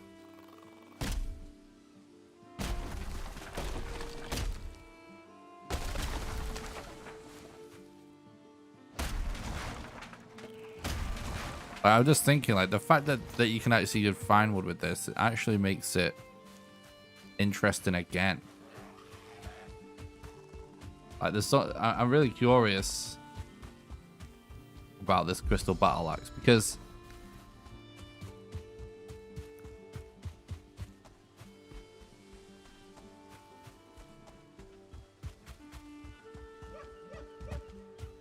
like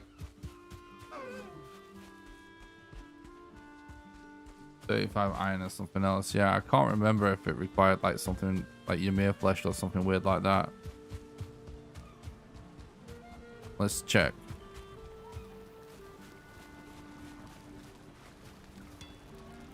That was it, yeah.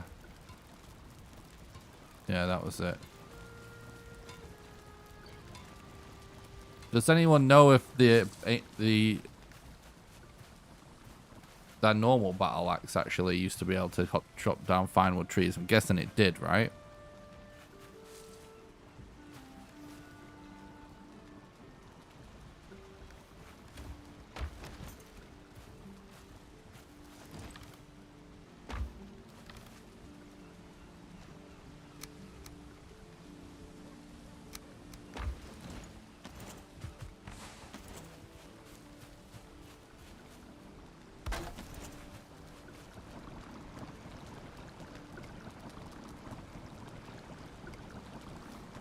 Okay.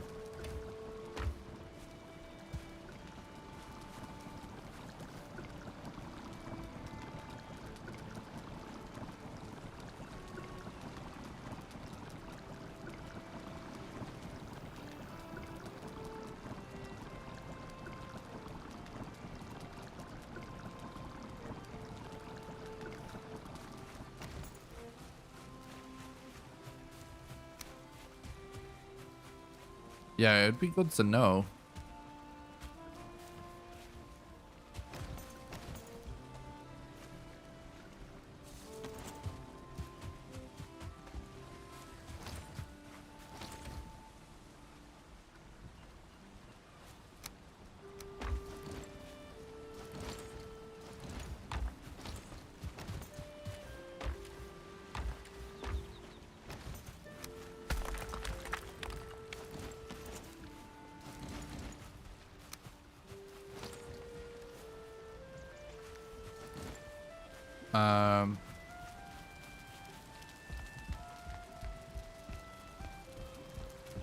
Can you actually put this on a table? Oh yeah, I see. All right, okay, it lets you, but it doesn't work. I was gonna say that would actually be kind of funny.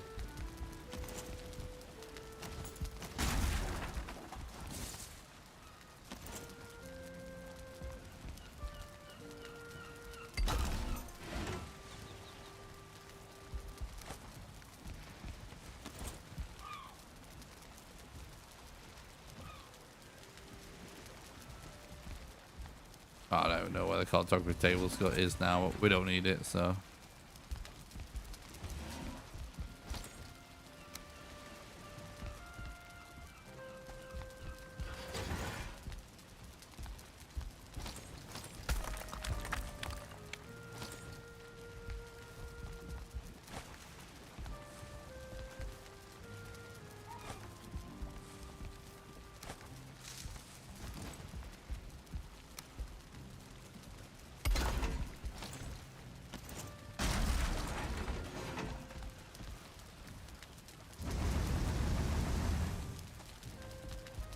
Um,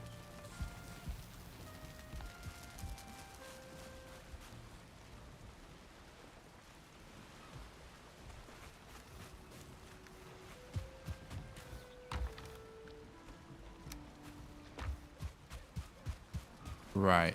Let's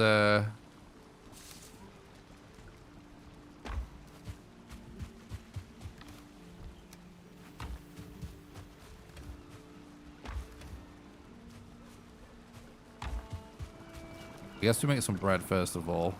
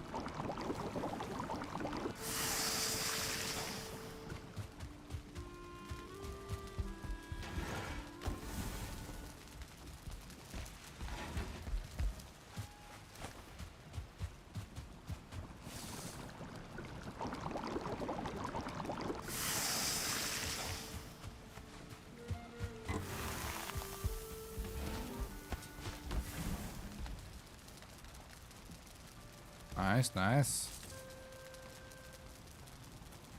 75 stamina, 25 health.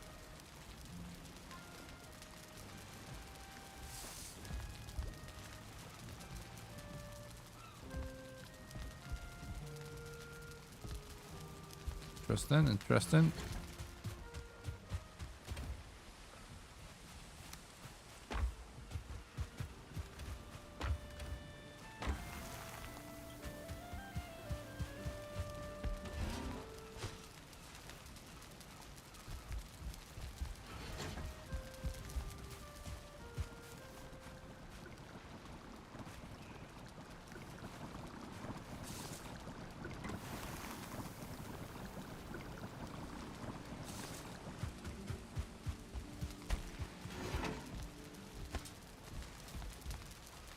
Okay.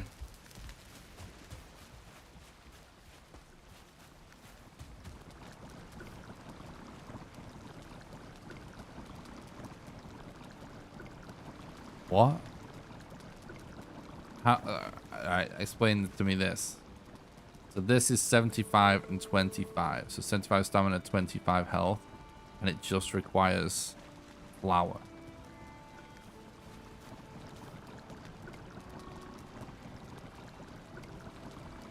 What? That requires flour, thistle, and blood bags, but it's 70 and 23. So blood pudding is a waste of time, basically. The shield around the merchant stops mobs from attacking whilst you're trading. So bread is much more worthwhile than it used to be. If you want stamina, that is.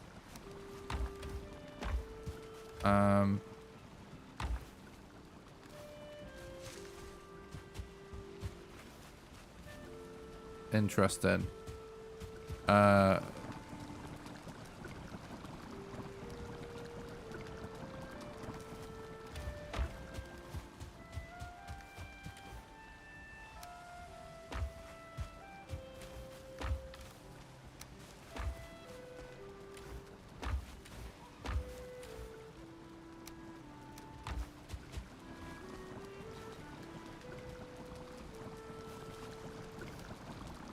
I mean, it's 25 minutes and this is 30 minutes.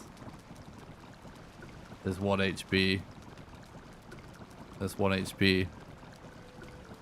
It is just worse in every way. I suppose it requires less barley and you have to bake it. So there is that. But still, seems a little bit off that balance-wise. In my opinion.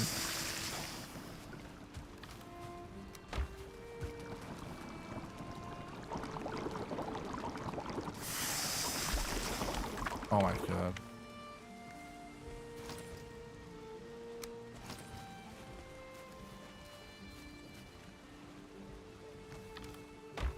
You don't even know when you're standing in a fire now. So weird, dude.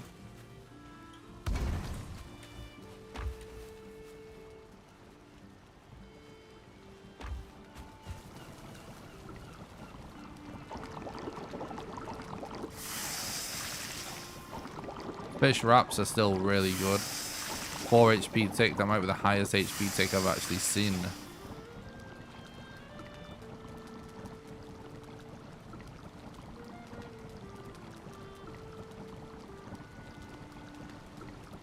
Oh no, that does it as well.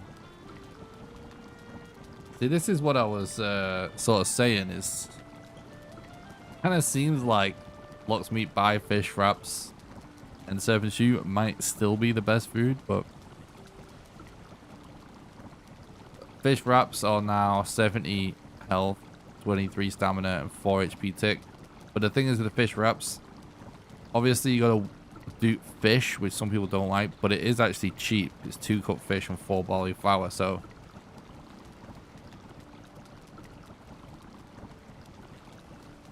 it is why. It is why. Yeah, yeah. I did say that earlier. It was, yeah, that is why they've nerfed the tick rate big time. For sure.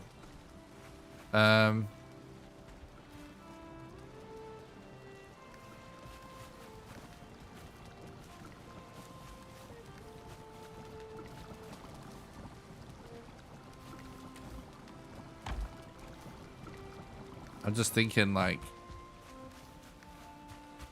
kind of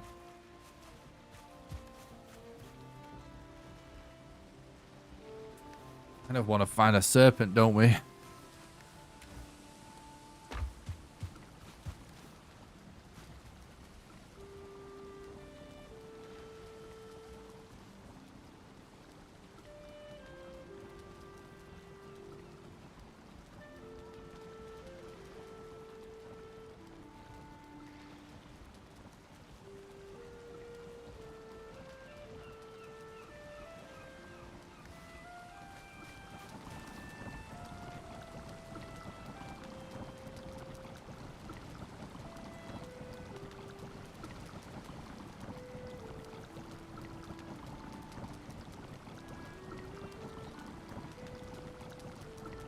I mean, maybe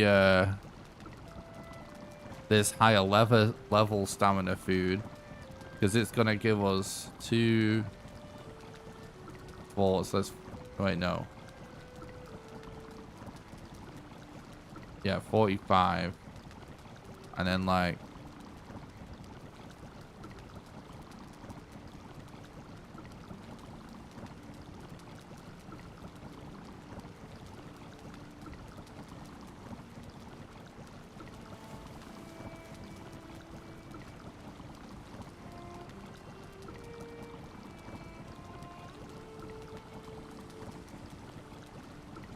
So it's gonna be like 66, you know, plus 25, so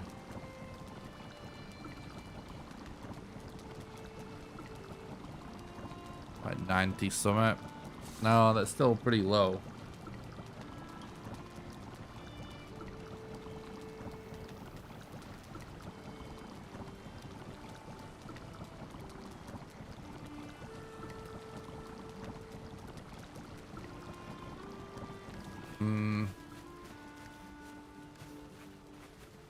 Still pretty low. It's like you're gonna end up with less than 100 HP going with the best stamina, but like going with the best food, right? That is, what's that, 64, 65, 66, 67.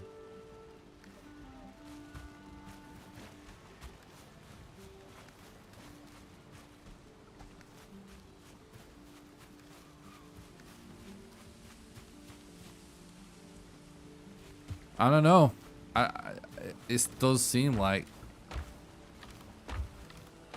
the same food is still the best food, which when you think about it, it probably should be, right? Because it is the late game food. It's the hardest to get. So I guess it makes sense that that doesn't change. Well, I'm just thinking like the pros of having really high HP are essentially bigger than they've ever been before.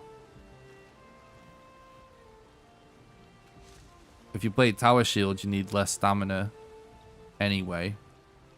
But even if you don't, like, you still get decent amount of stamina. Stamina regen is better than it used to be. Yeah, I don't know. It's interesting.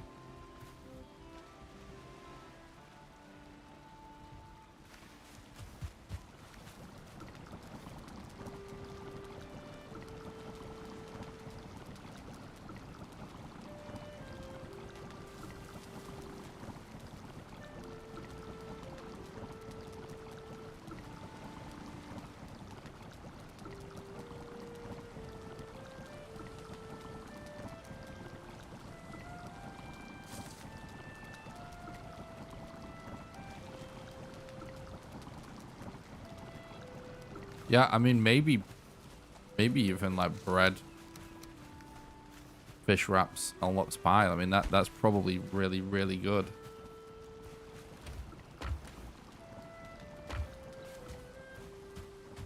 To be honest.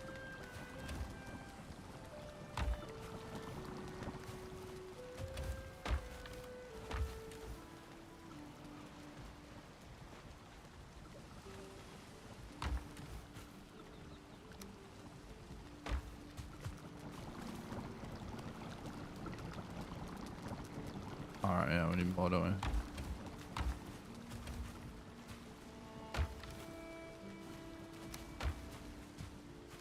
Interesting.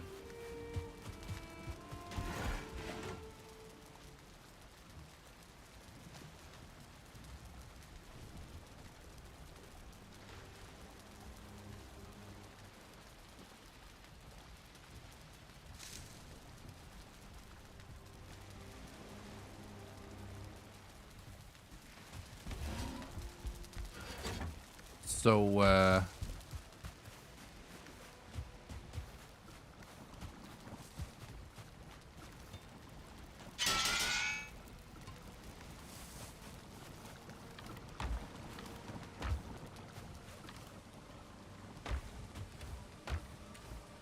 I honestly hate grinding for padded armor. So I think I'm probably just not going to. I just stick with this iron armor. I'm just thinking like maybe we set off to find, well, not find, we know where he is, but maybe we just head to Yugloth is what I was thinking.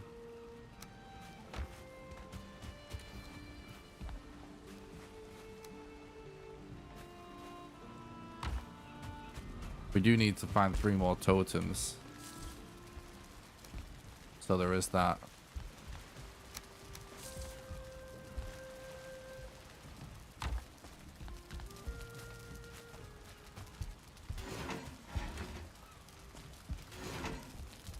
The oven does look awesome, by the way.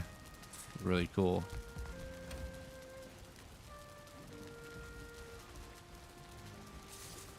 The tower shield is way better to use now than it was before, 100%. And for a beginner, it is probably, honestly, the easiest way to play the game. If you fully level it up and stuff. It may not end up, it may not really be the actual most effective way to play, but it most likely will be the easiest.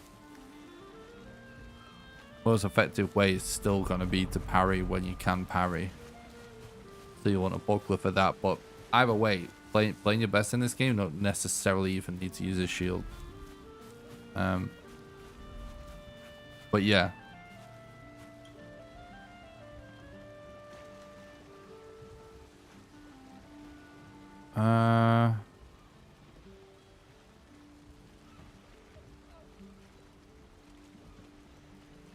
Kind of Seems like we go to the that black forest, right?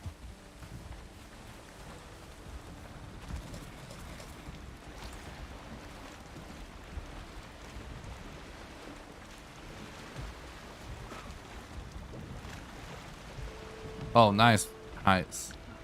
You're welcome. That's unfortunate, direwolf.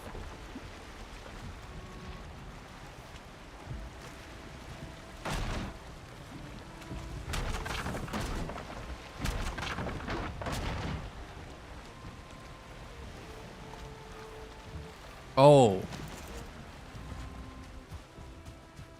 We need to get cracking making potions and stuff, don't we? Oh, I harvested all the barley. Alright, whatever. Start with honey, raspberries, blueberries.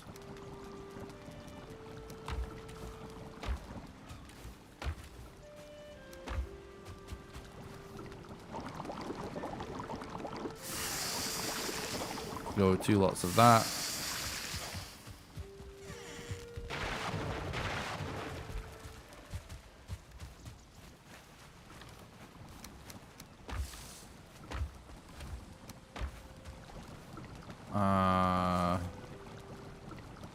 Honey, blood bag, raspberries, dandelion. Honey, blood bag, raspberries, dandelion.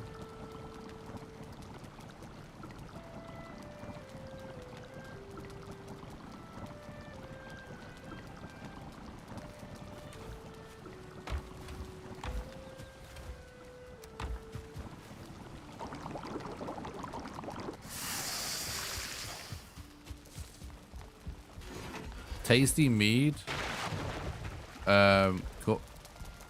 Rapid, like, greatly increases your stamina regeneration for 10 seconds, so that you can regen stamina really quickly whilst your stamina restoration mead is on a cooldown.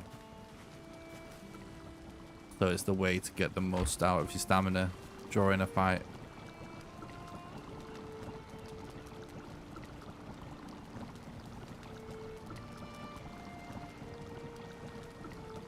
Honey, cloudberries, mushrooms.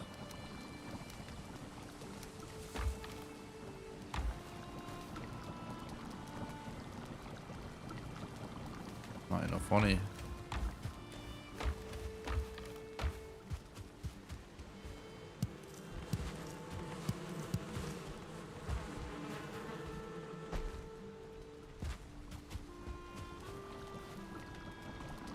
Yeah, it's really useful. If you find yourself out of stamina, but your stamina potions on cooldown, so you can't use it again. Tasting mead is the answer in that scenario.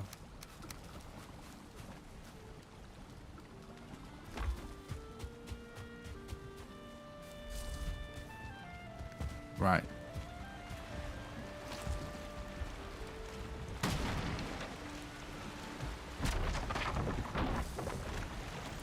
Oh, we still didn't do barley wine, but we do need to get barley for that.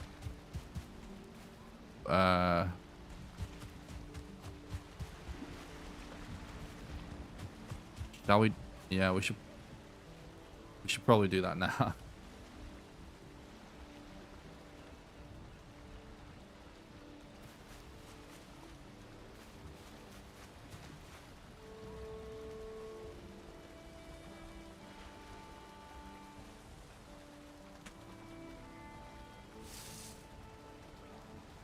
Well, Slayer, thanks so much for becoming a member.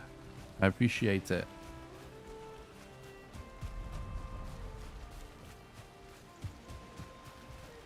Thanks so much, dude. I really appreciate the support.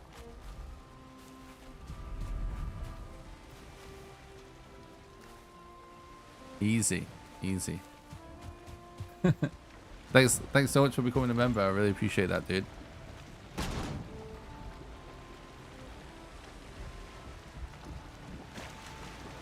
Sorry if I've missed anyone else's.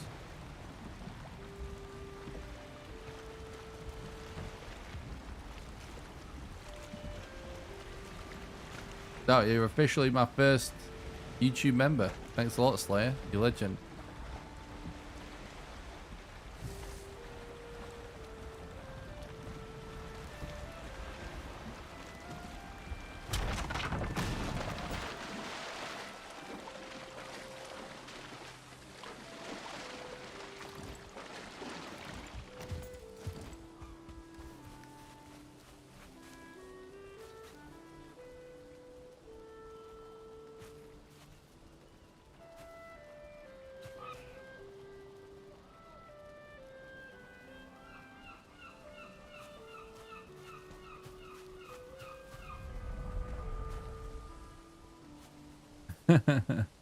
Thanks, Slayer. I appreciate it. Thank you so much for playing my game. Thanks to the host, Junkie. I appreciate that, dude.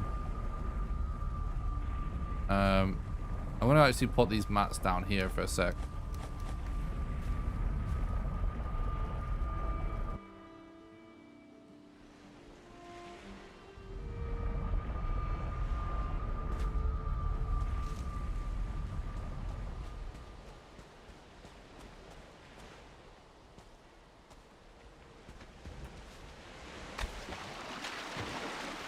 Oh, I should have changed the ether ability. Oh well.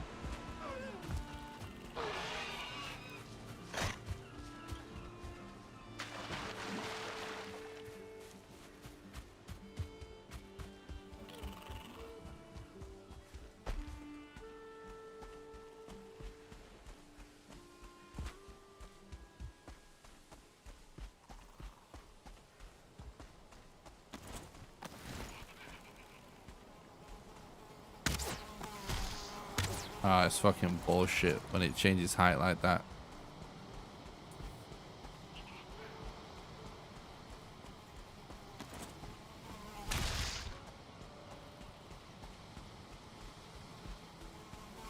I don't think so.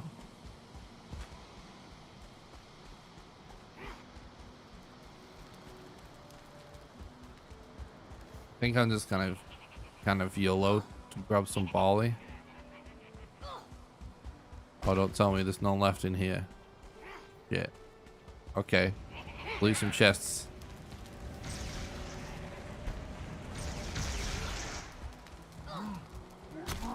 Yikes.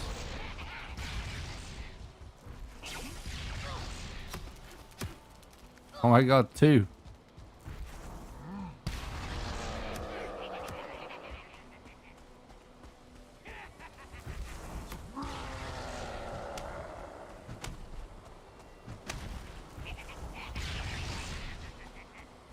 I think we need more than two for barley wine, right? Alright, unlucky, unlucky.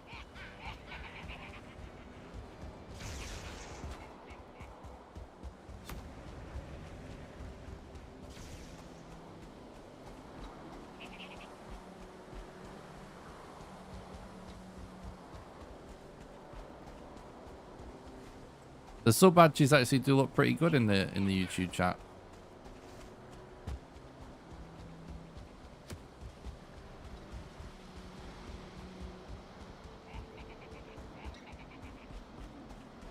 True.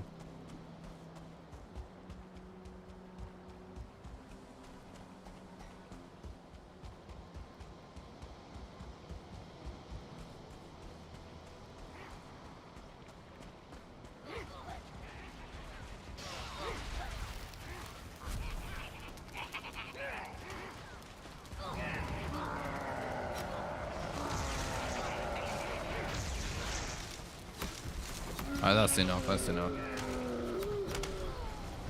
We don't need to get greedy. I spent ages working on those badges when I was an affiliate on Twitch. So they're actually the ones that I used to use on Twitch. But I made them myself. It's like little pixel art gladiator helmets. You know, like my logo is a gladiator helmet. So they're like little pixel art gladiator helmets in like a little pane, and like the higher, more months, like the sort of different color schemes for them. Yeah, I believe you can.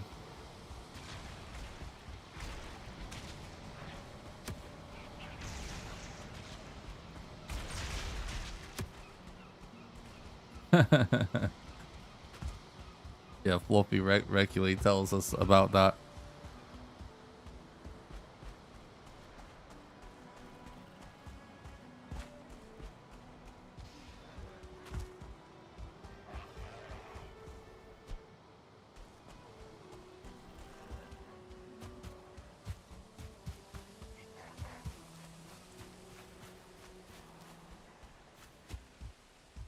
Looks like I'm gonna have to change the names of my membership tiers though, because I called it subs and super subs.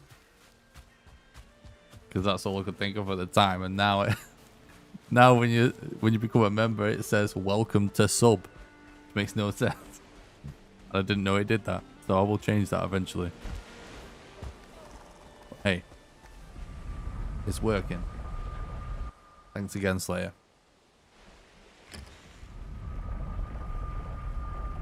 Some footlongs. I guess it needs to be welcome to, you know, whatever. We need a name for like a club, I guess. A sub club. I don't know.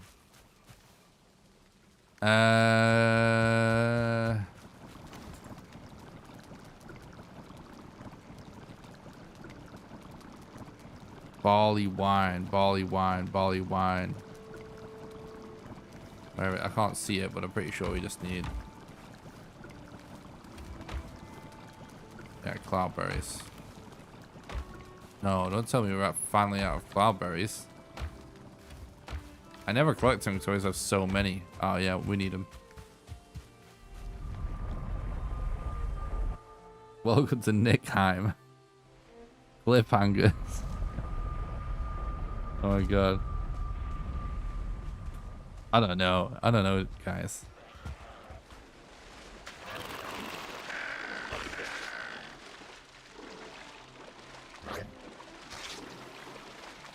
I literally have no idea. Do a poll. Yeah, we could do a poll.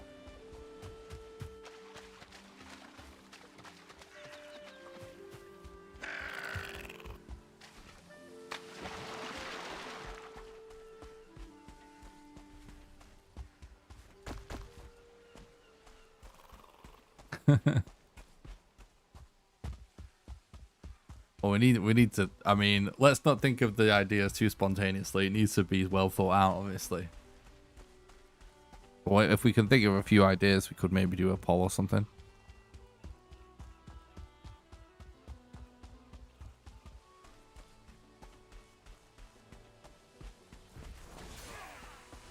Rue.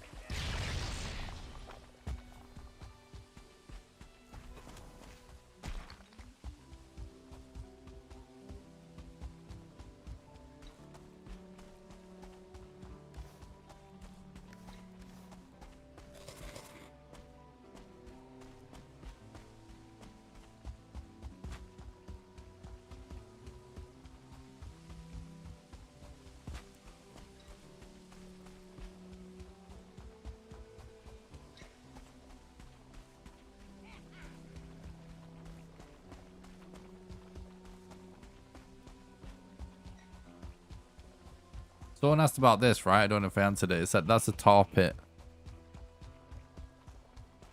Oh, what am I doing? I don't need this. I need cloudberries. I was going back for more barley.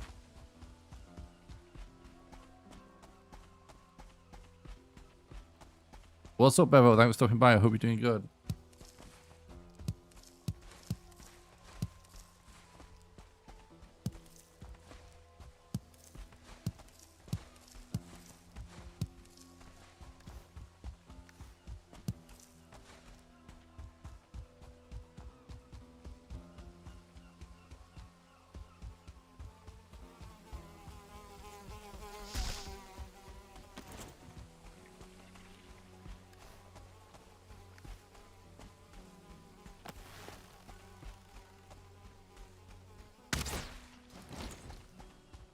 You're just thinking I lost my mind? Why?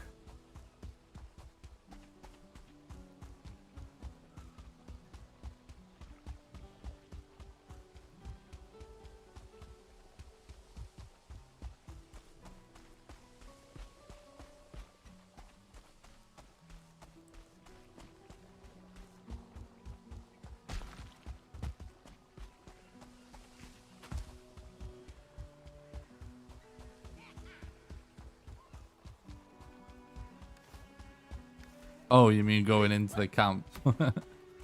Yeah, I forgot.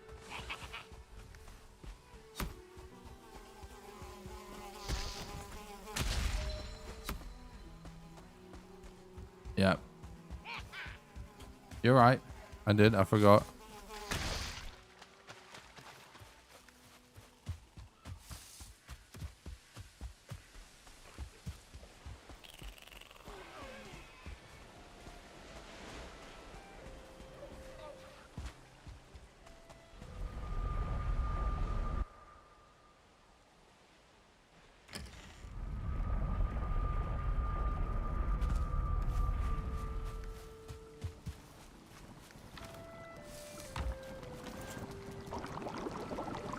I just wanted to do this before we set off, even though we can't, like, we don't have room to do it.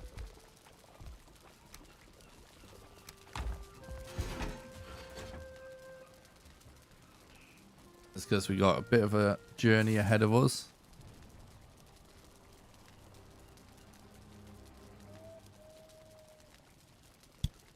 Oh, I hit my mic then, sorry.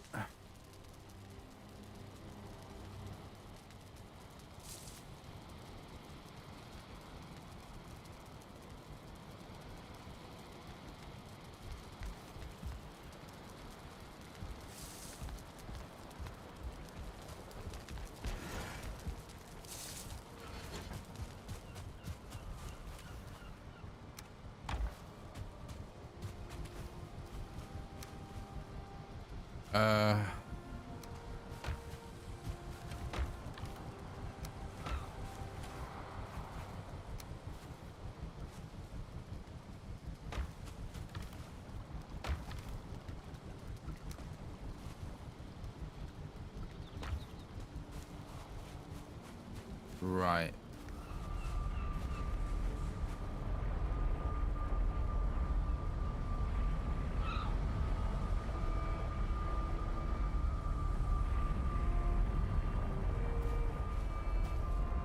True.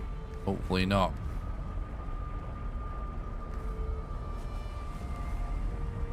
Oh, let's repair stuff actually.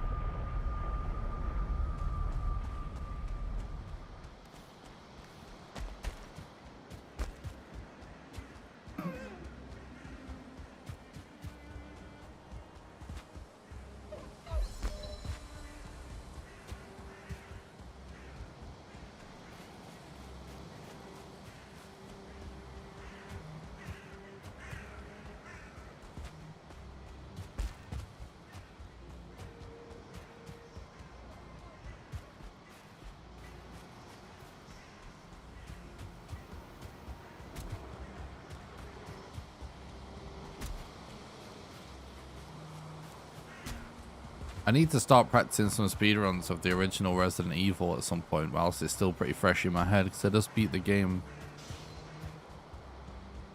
like both scenarios, when I had time off, and I'm all set up to start doing the speedrun thing. But I haven't started learning the route yet, but I wanted to do it whilst it was fresh in my head, and then I just haven't made time to do it. I need to do it at some point.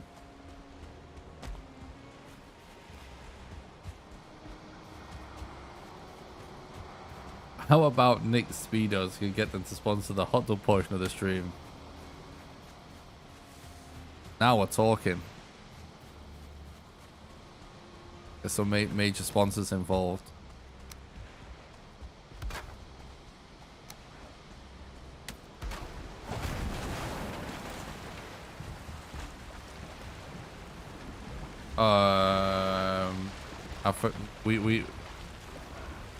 We should get portal mats, shouldn't we?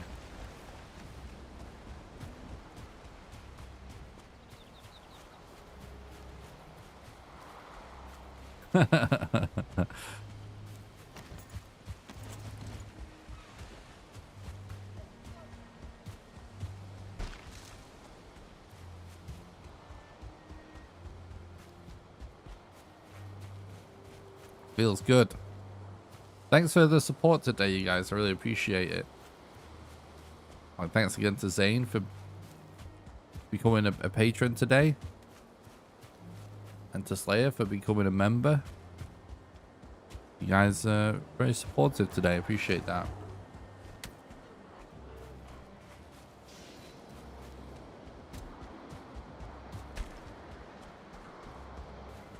No battle crash.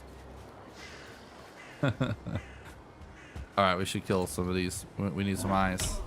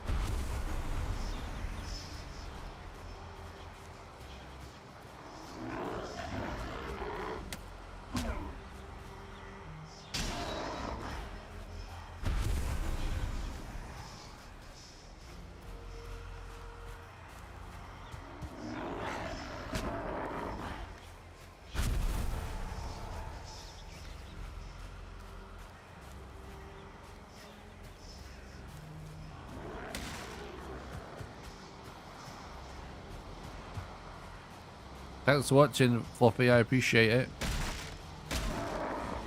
Have a good one.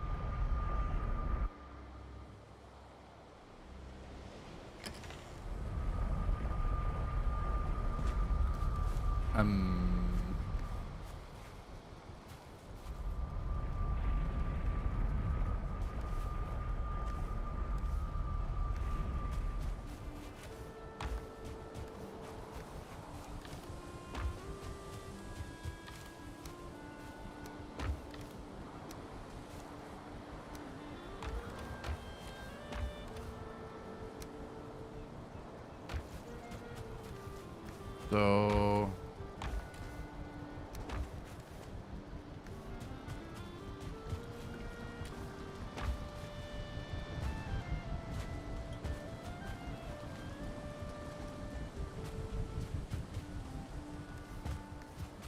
should have a spare core. Yeah, there we go.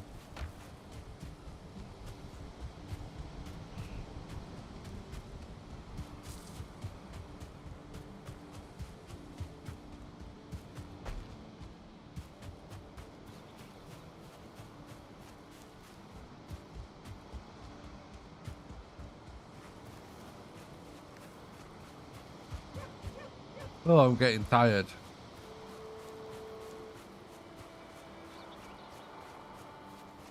Oh, that would be awesome.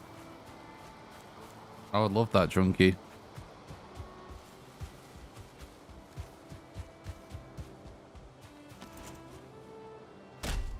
That would maybe make a good mod or something.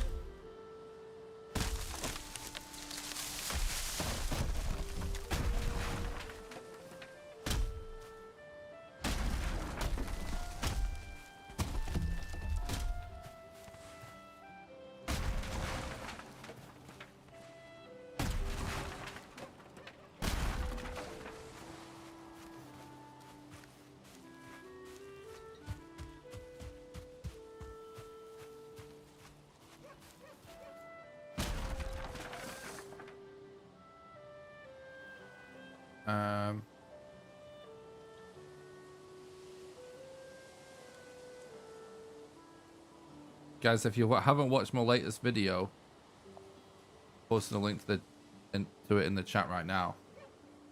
I want us to try and make sure the algorithm keeps a hold of it. So if you haven't already, even if you're not interested in actually watching it, I'd appreciate you just going to it, watching it for a few seconds for you to register. Leave a like, leave a comment. Even if you just say comment or comment it for the algorithm or something. I'd appreciate it.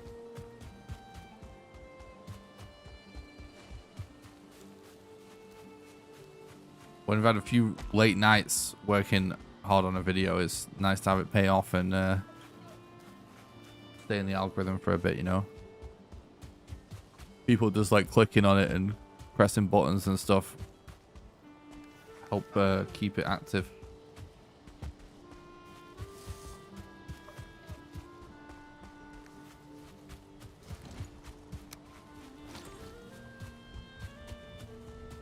Also, if you actually haven't watched it, but you want a nice overview of all the new content in Hearth and Home, then you will actually find it useful, because that's what it is. It's about what's new in Hearth and Home. One of the reasons that I ultimately decided to do that for my first Hearth and Home video is just the amount of people in the chat that stopped by the stream and asked that question. So now we can just link them to that video. All right.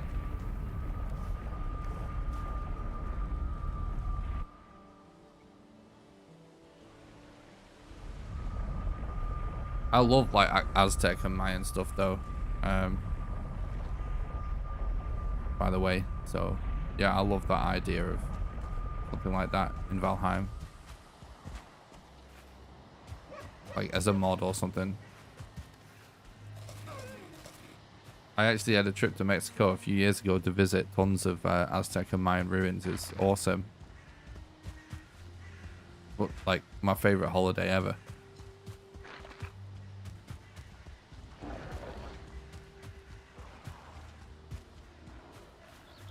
I loved Mexico as well. It was awesome.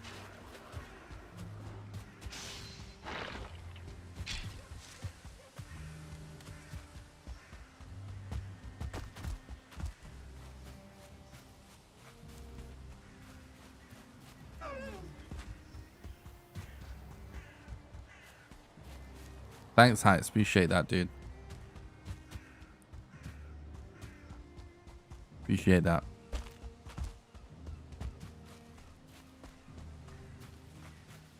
Where am I located? England.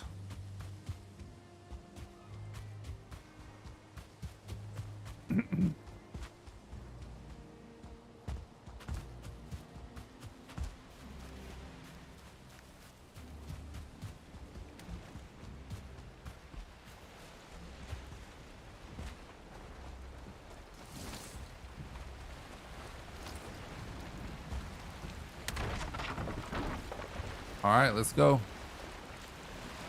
So at least get a portal down from when a Gluff.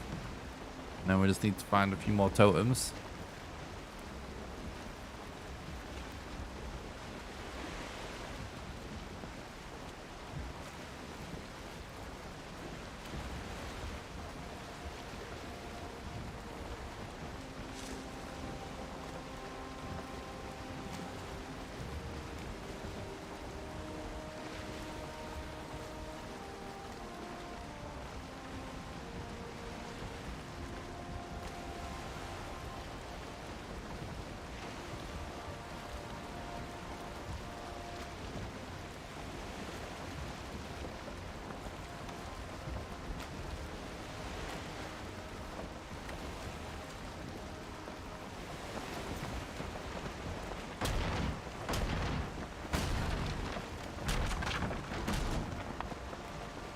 Let's get a 1 to 10. How much do I like sailing?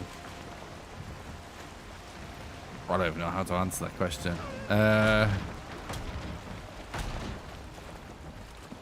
4 maybe? Or 3? I don't know. It's not... I don't hate it. but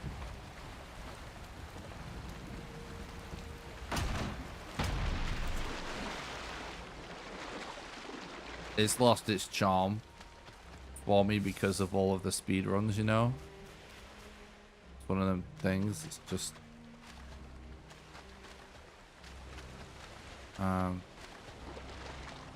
once you've done it so many times, it's so annoying that I don't actually have a free slot.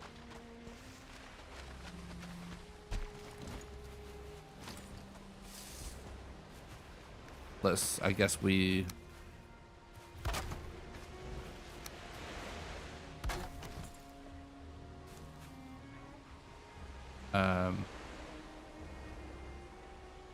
just drop something off.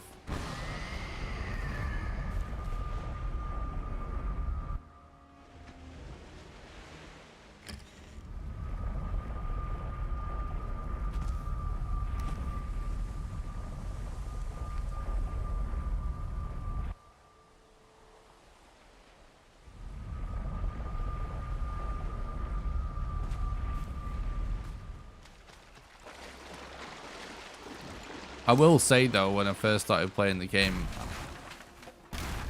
like not even when I first started playing the game, for like my whole first playthrough for a long time, I just always loved sailing. I think it's like really well done, really cool.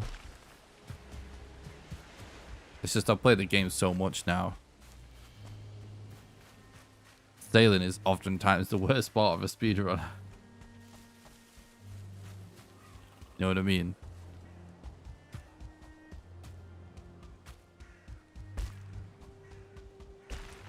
Because of the wind RNG, and because of, you know, God knows how many islands are going to be in your way and stuff like that. It'd just be like, it's just all RNG basically.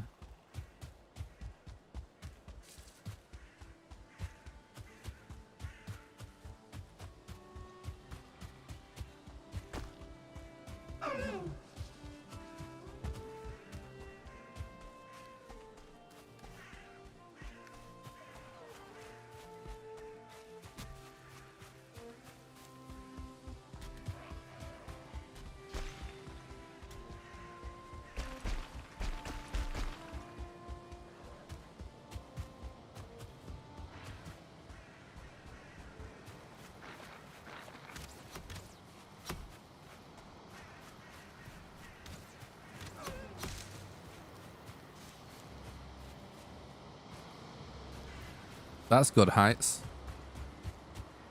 That's good.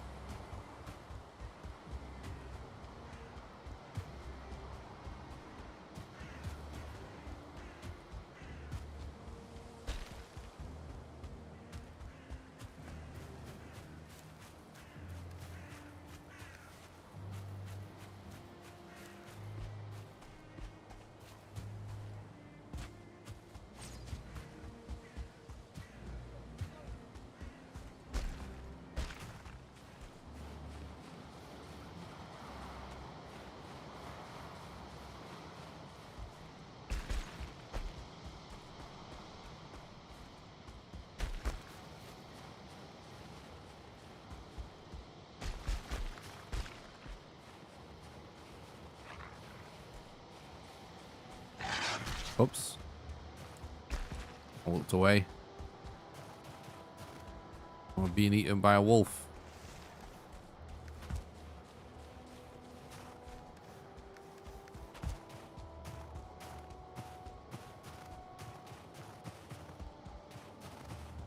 I always thought it'd be cool if you could make a backpack in this game to give you more inventory slots, as opposed to just increasing your weight, you know?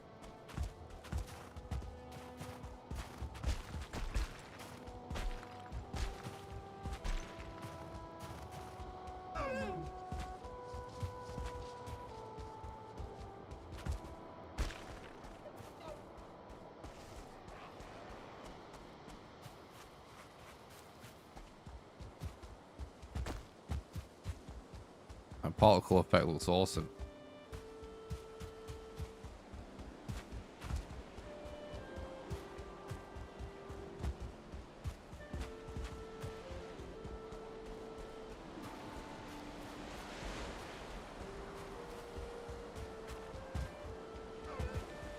We're pretty close now. It's looking good.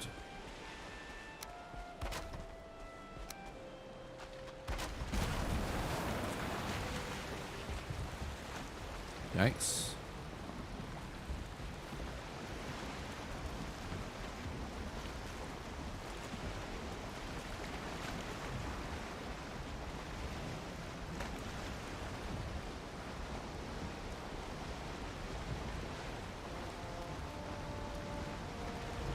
Oh, this actually might just be it.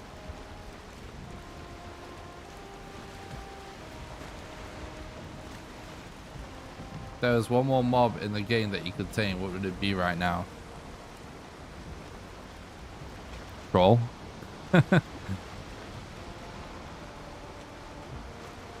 be hilarious.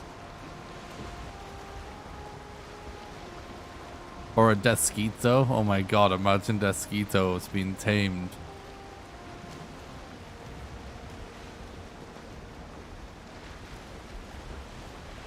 Alright, I'm gonna change my answer to Desquito. Desquito saddles, because then we can fly. Wait, no, I'll change my answer again. Drakes. Because then with a Drake saddle, so we can fly. There we go. That's the answer. Drakes. Desquito bet would definitely be OP. I want to be able to fly in this game. Like legitimately, I want us to be able to fly. You know, like in Minecraft when you can use the fireworks. Oh come on! What is this shallow area?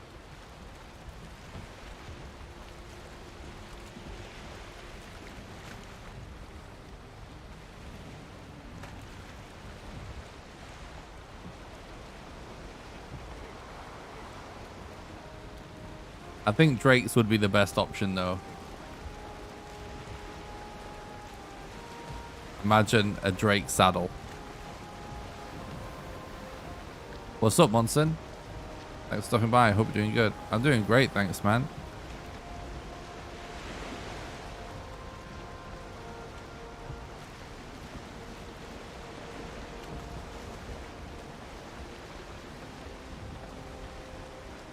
Yeah, I mean, if the worlds get bigger, yeah, traversing it with just these boats, it's gonna be rough, that's for sure.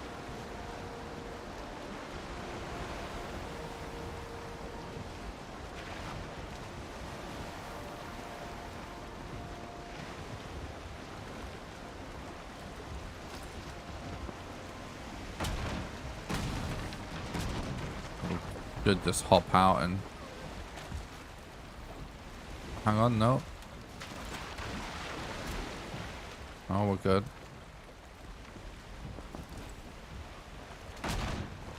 Yep. We're gonna be doing Yag.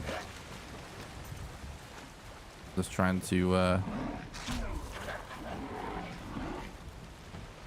get a portal down near him right now.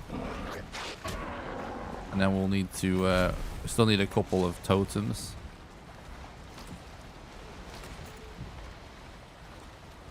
But that is the plan, yep. Then after that, I'm just gonna build a really cool base to wrap up this playthrough series. I'm gonna actually end it with building a really cool base instead of the boss fight.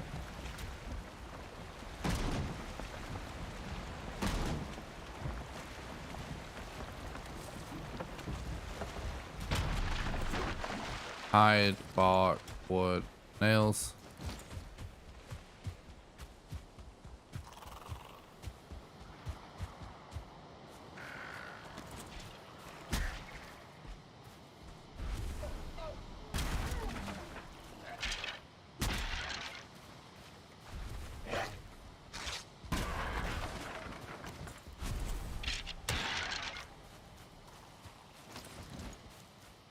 Thanks.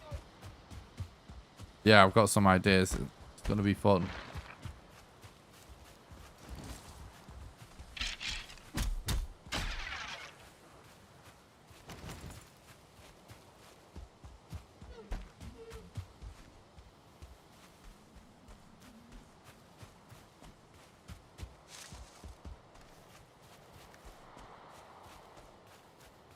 I was wondering if anyone was going to comment on that.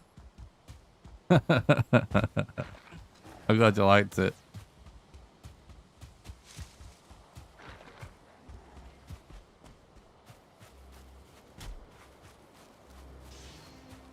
Yeah, you can really make some really cool looking buildings with all the new pieces together.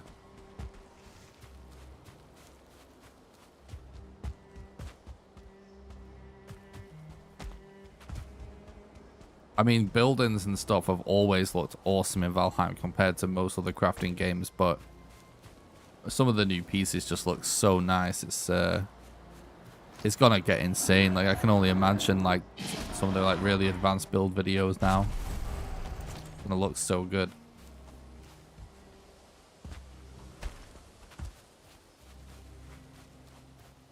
Well, we are very close, chat.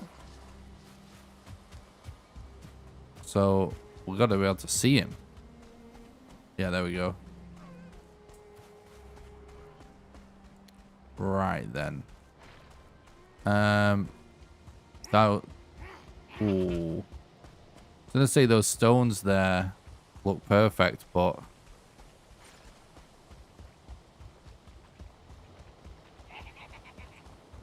might be a bit risky being that close to a tar pit. And oh no. Oh shit. Can they get up this one?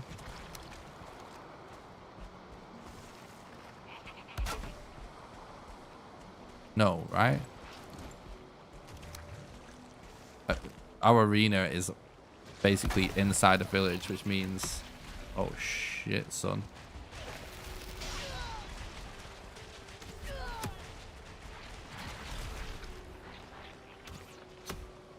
Oh, it's only a skeleton. Yeah, so this basically means...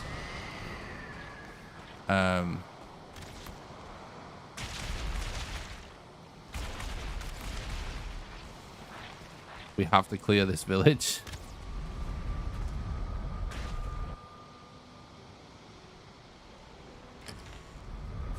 Yeah, exactly. The darkwood beams look amazing.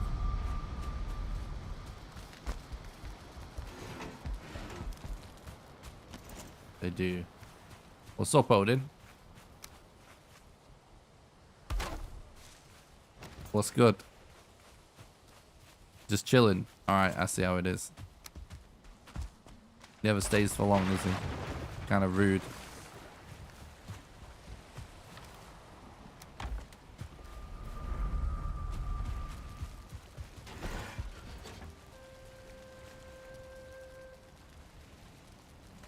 All right.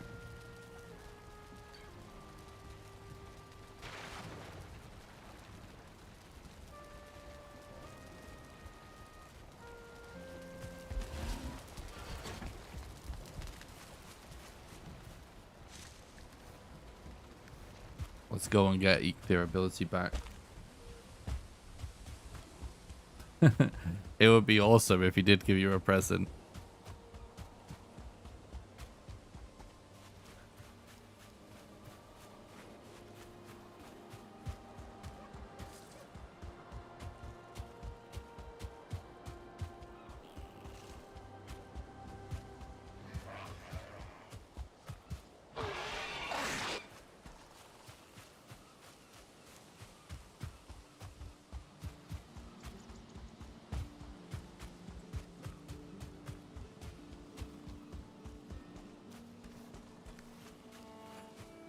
I can't believe we got to clear that village. It's not too bad though. But yeah. Hopefully it's not the biggest village ever.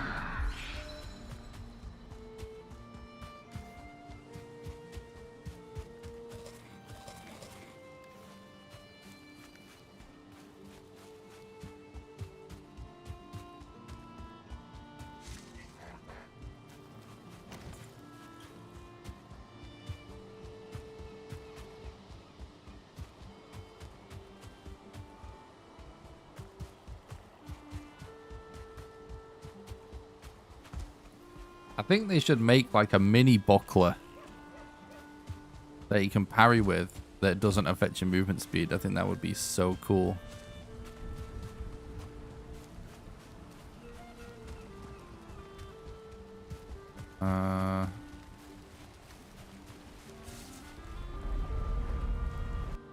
All right.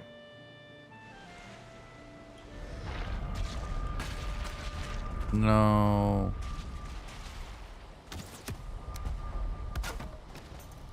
Jesus, that growth's close. Oh my god.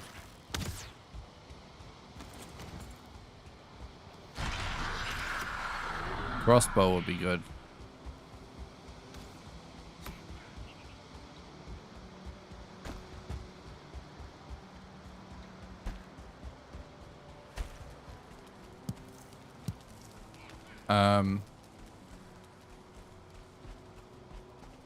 Yeah, we're gonna end up having to wait for stuff to, some potions and stuff to brew anyway.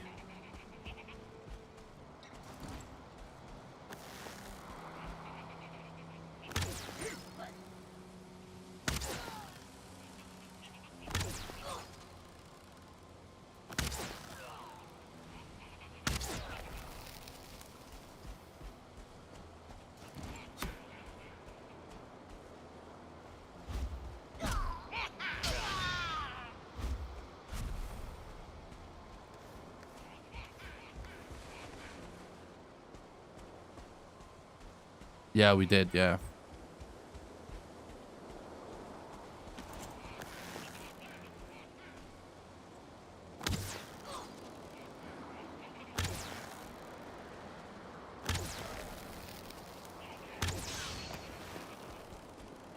What?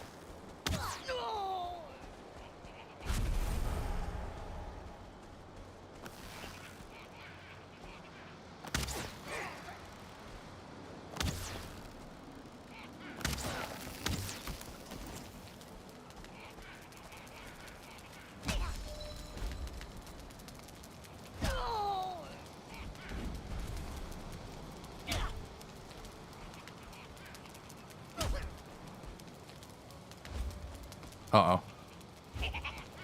The goddamn height difference messing with the collisions is just always gonna be a classic.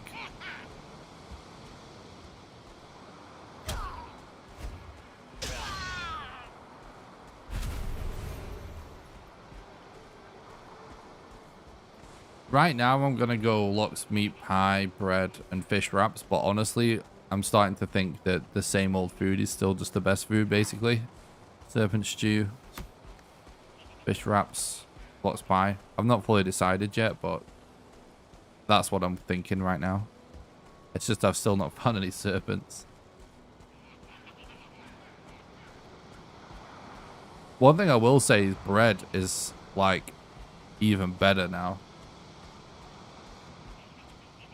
This axe is completely insane.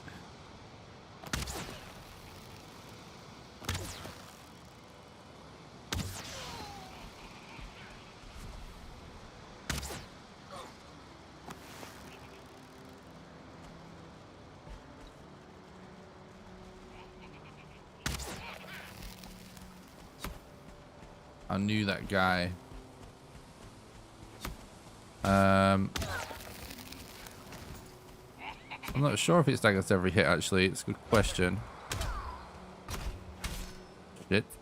I'm dead now.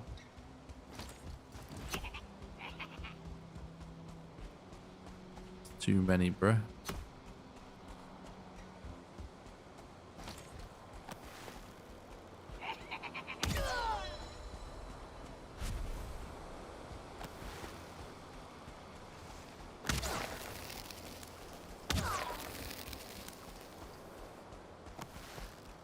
Basically, its primary attack is kind of like a secondary attack, and its secondary attack is kind of like a primary attack. That's why it seems completely insane. Oh my god, we almost got him. Oh, if this guy's AI wasn't so janky, we'd be dead.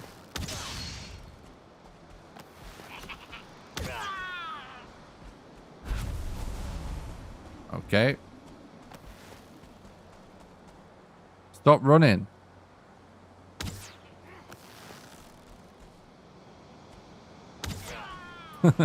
Weirdo.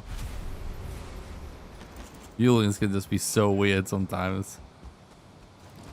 The AI. Where is that guy going?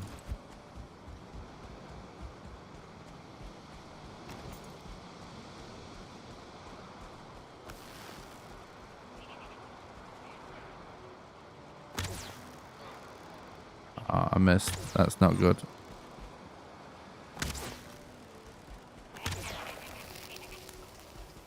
What? Guy took so little damage.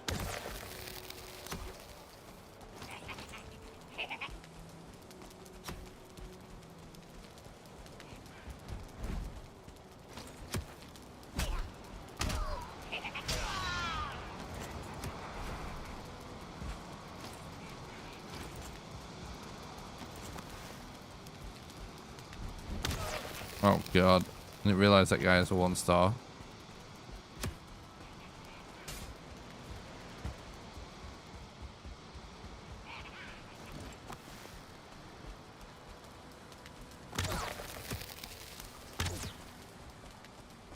Alright.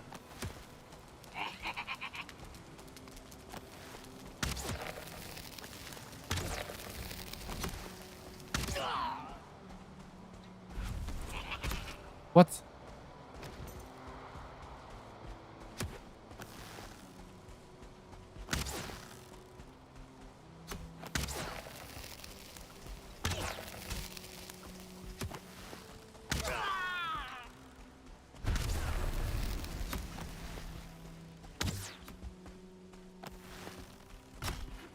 Oh, that was not good. What is this? He's actually doing crazy parkour to own me right now.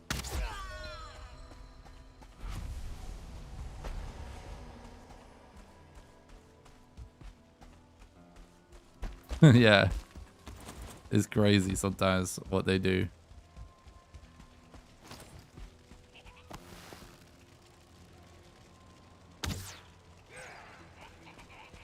Nice. I love the one-hit stealth kills though.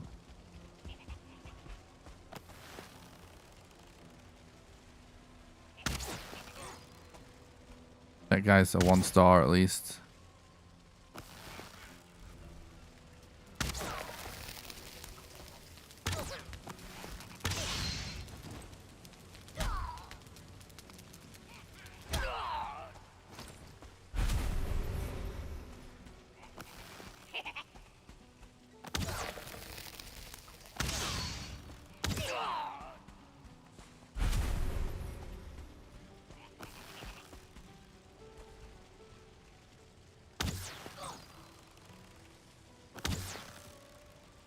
What? Something dodgy's happening there. 2-star Berserker? I don't remember. I think so, though. Oh, this guy's a 2-star. That now makes sense. But his AI is just... He's just chilling.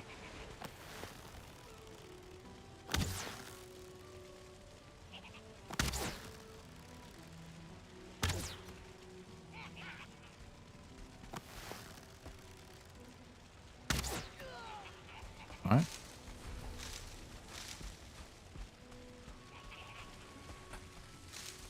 I appreciate that, VJ.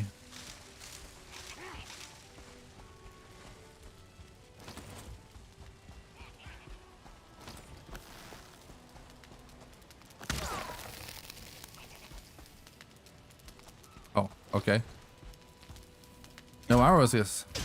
We do this the old-fashioned way.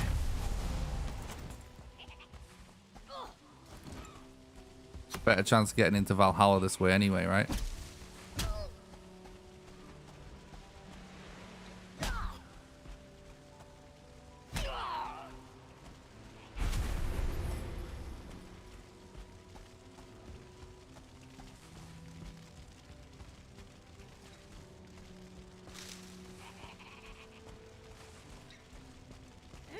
Can't see anything through all this mist and stuff. Whoa.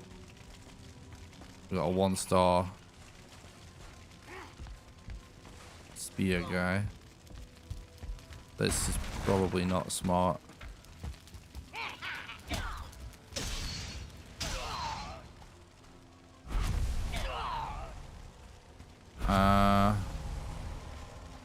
We probably just want to drop this down. Yeah.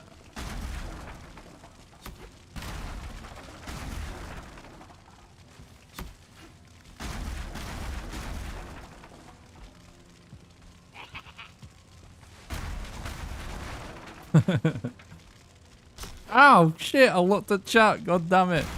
Don't read chat ever.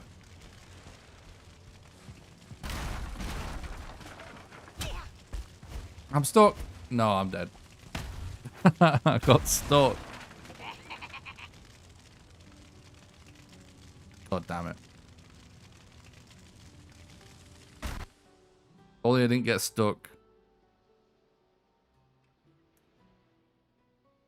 Yeah, it does. Yeah. It's pretty nuts. Does look that way.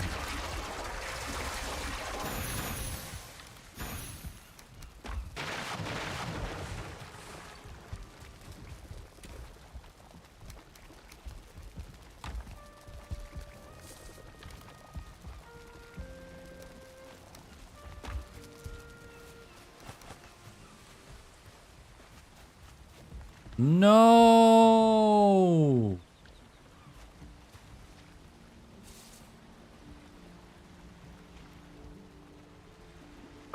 That means the fucking growths have destroyed that portal without me knowing.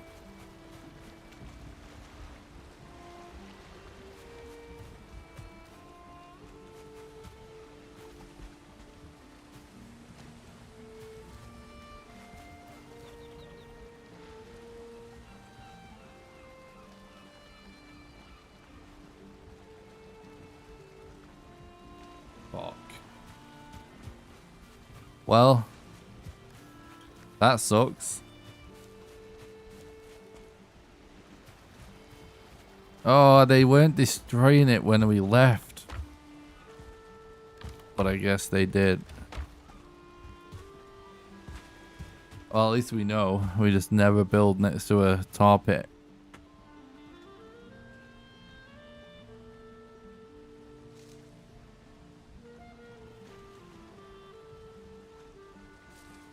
I really don't want to do that right now. I really just...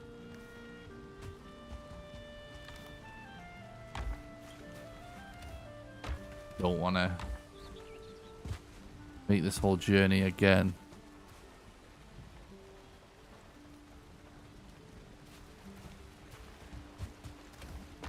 That is a classic Valheim moment.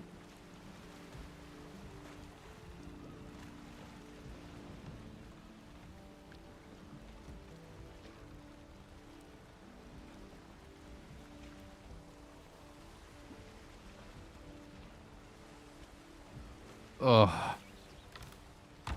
I'm so tired if I have to sail all that again. Right, let me just go to the bathroom. I'll be right back.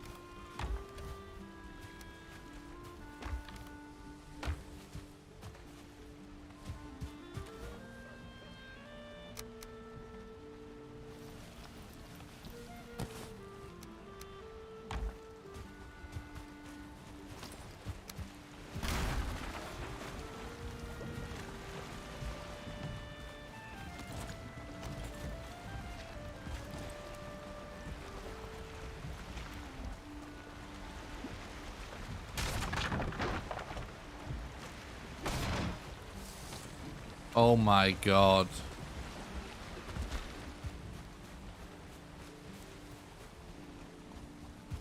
Can I make something to destroy it faster than that?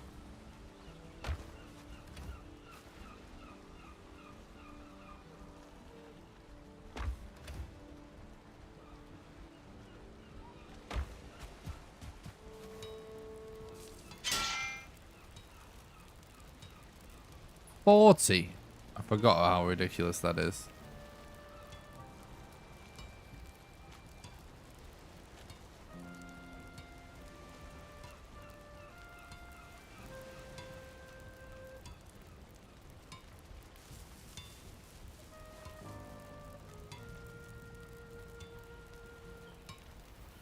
It's still crap.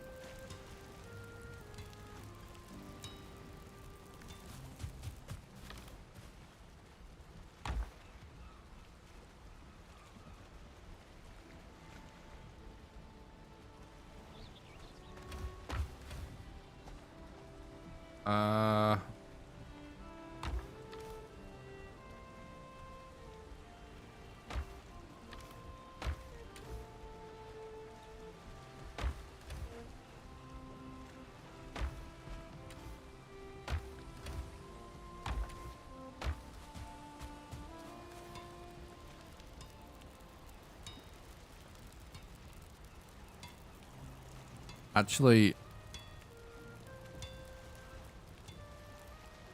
another crystal battle axe might be.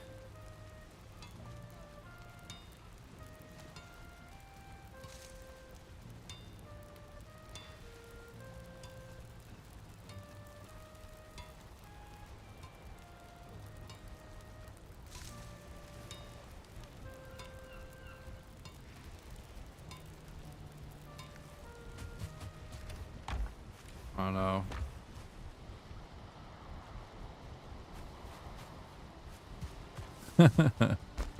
True. I'm just trying to do it, like take care of this in the fastest possible way.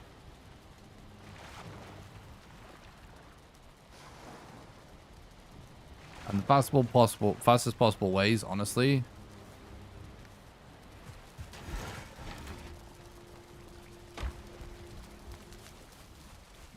Would be epic. But yeah, for real, it's oh,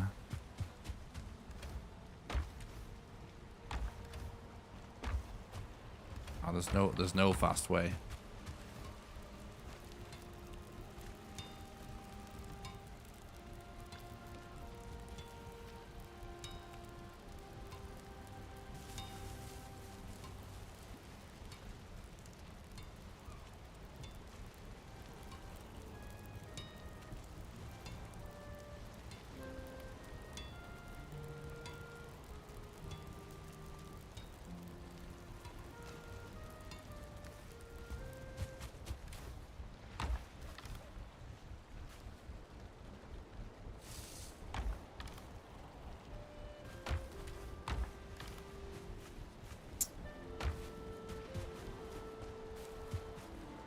Yeah, something destroyed my portal, but we didn't see it. It must have been the growths from the tar pit.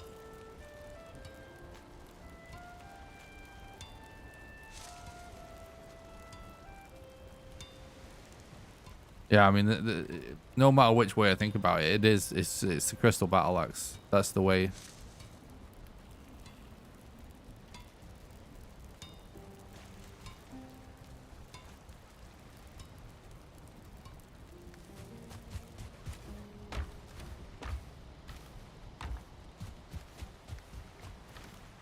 Problem is,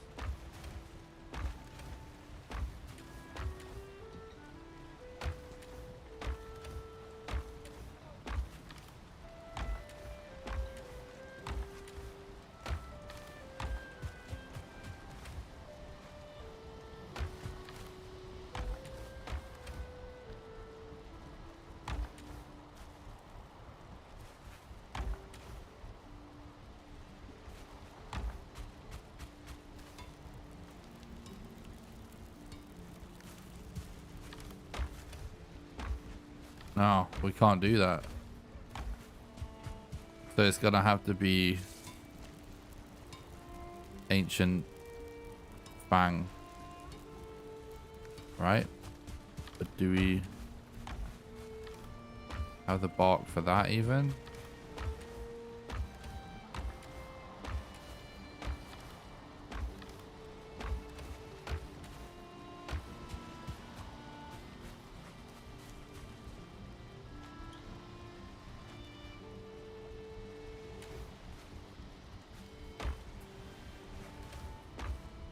Right.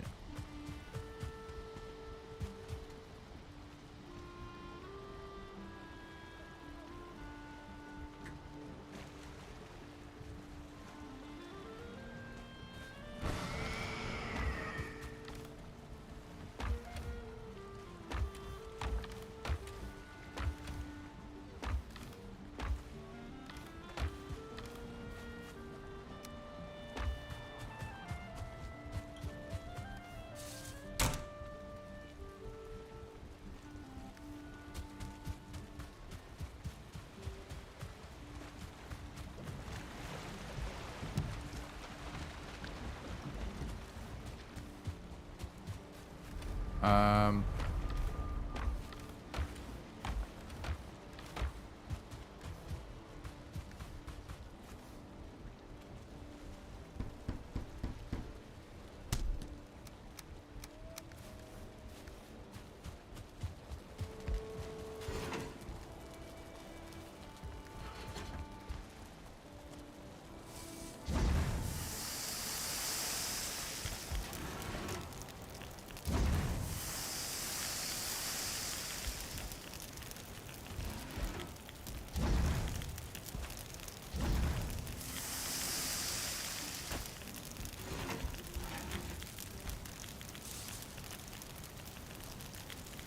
it's all good.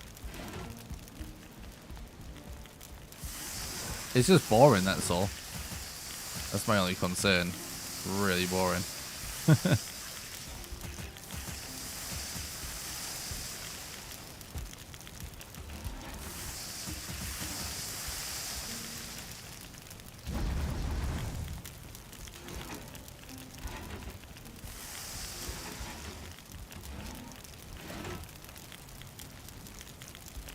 I could just go back, but the problem is, like, there's so much land in the way. We will have to destroy the longship several times. And if I just go with what we've got right now, it will take forever to destroy a longship. So I'm trying to make something that will destroy a longship faster, if you get me.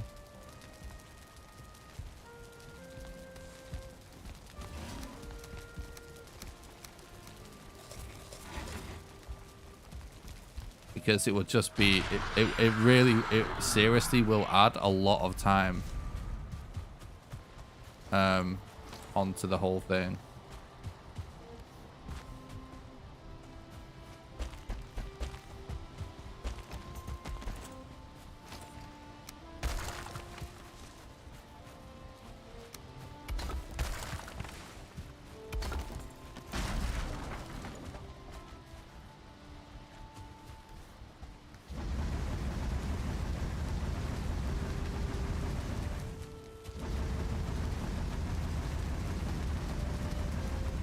So I'm going to make a crystal battle axe.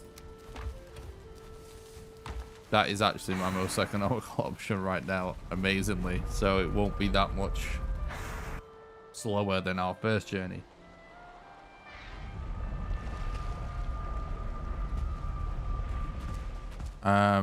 Actually, you know what?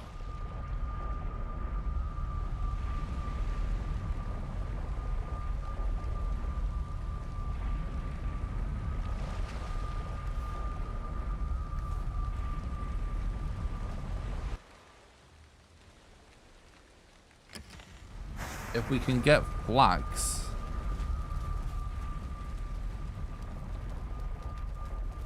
what's the actual recipe for a black metal sword? We might be able to do a black metal sword.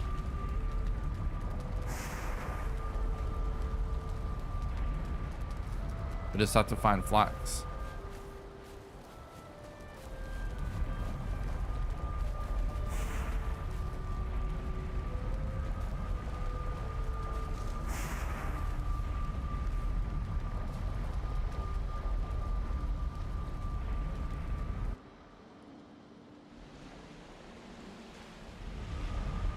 Let me check my black metal. I think I have that. We just need the linen. 5 linen shouldn't be that hard to get. That'll be pretty quick to do. I mean, they're pretty much equal for how long they'll actually take to do. It's just... Yeah.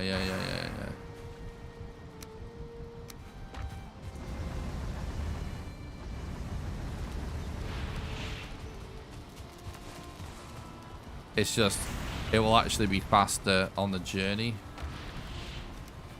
You know what I mean? To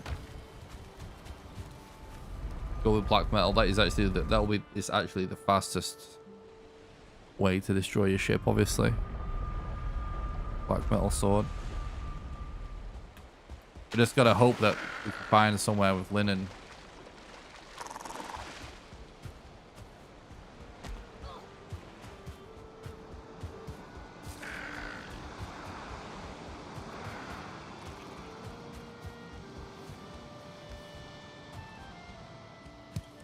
It's all good, Monson.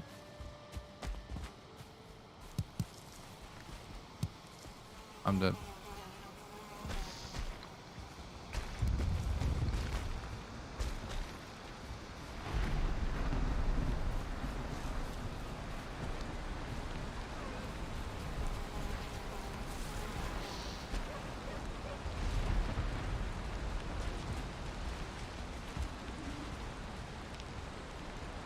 Could have escaped him.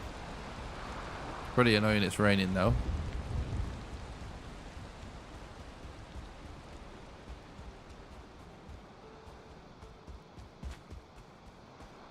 Right.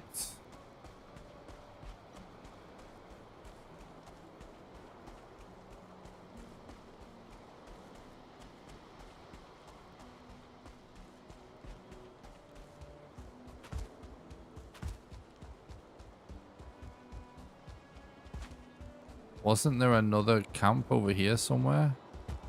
There definitely was. Hopefully it's got flax in there. Yeah, there was, because we randomly ran in and got barley, right?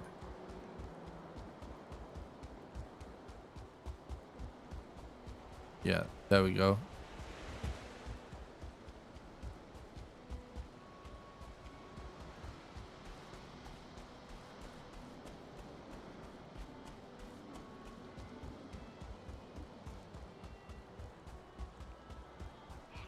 That's barley. That looks like barley as well, annoyingly. Flax. I'm dead, though.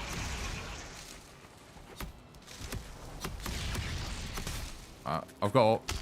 Okay, that's fine. We can deal with that. That's enough.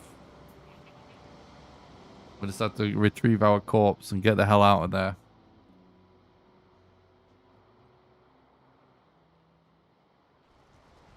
That's fine. We can die.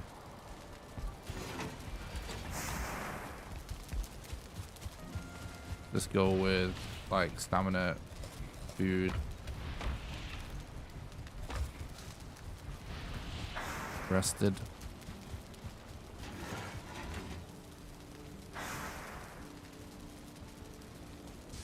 Exactly.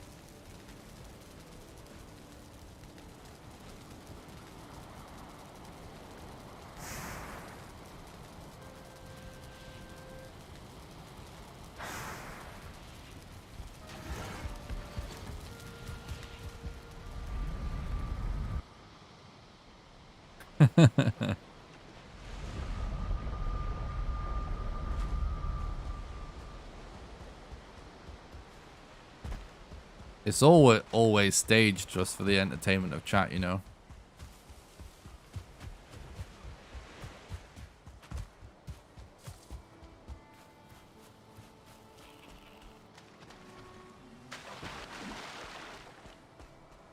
got to keep things interesting.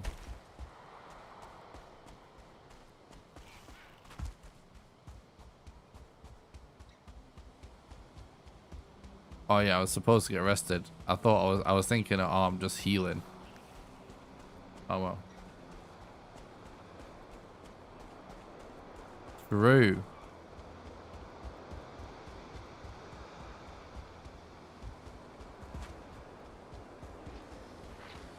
Oh god, they're back. Oh Jesus. Alright, let's try and not go back that way.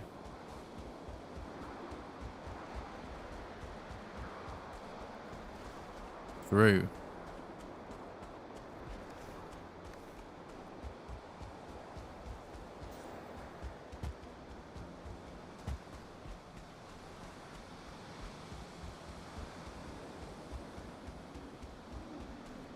Well, it's Deskeet on that side. Let's try and go this way. Hopefully there isn't one on this side.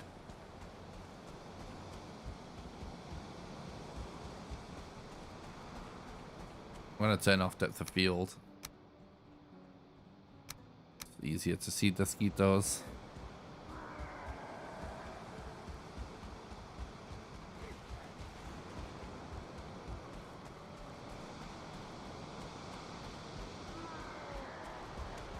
All looks clear so far.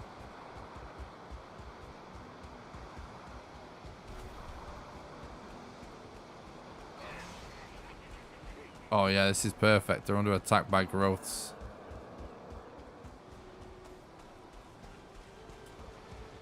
Oh, we got this.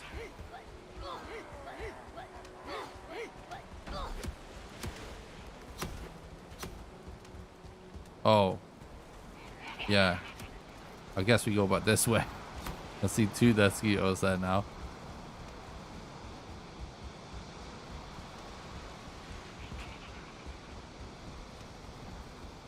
Yeah, they do. It's pretty awesome.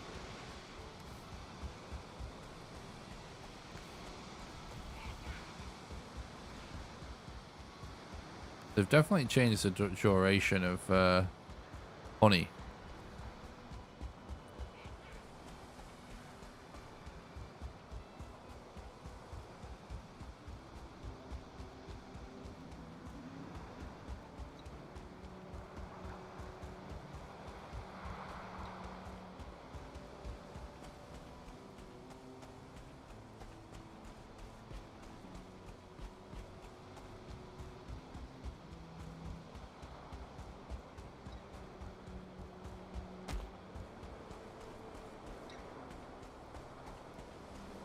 Something destroyed my portal to your glove, and we didn't see it. It happened like off camera. I would assume it was actually a growth, because there was a tar pit pretty close. So yeah, don't build near tar pits apparently.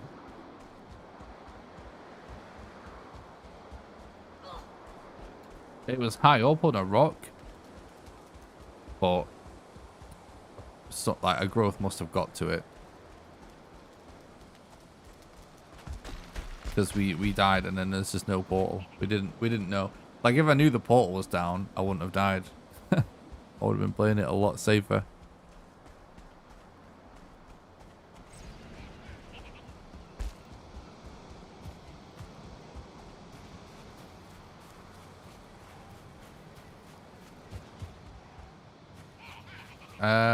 They are pretty rough if you're not ready for them.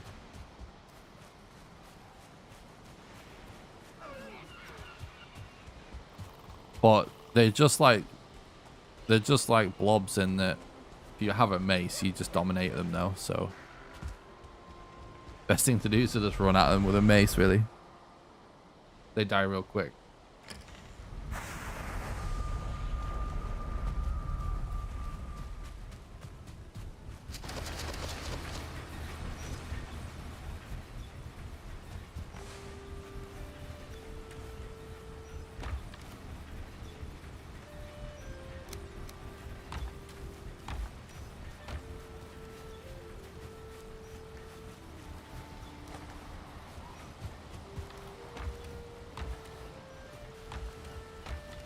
Oh my god.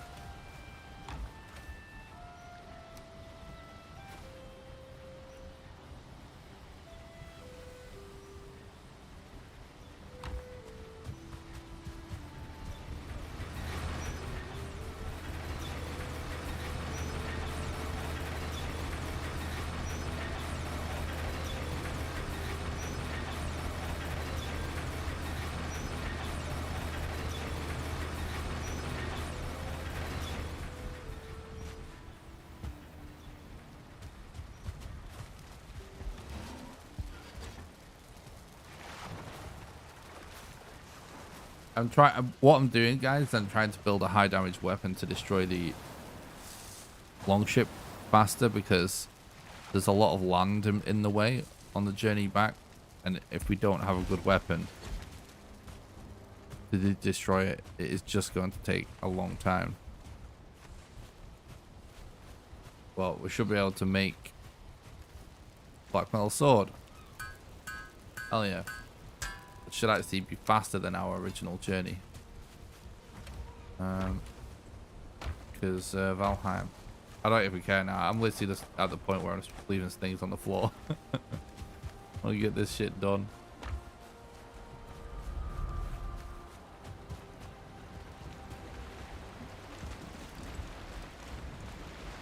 Oh, I didn't know that, Munson. That's really cool.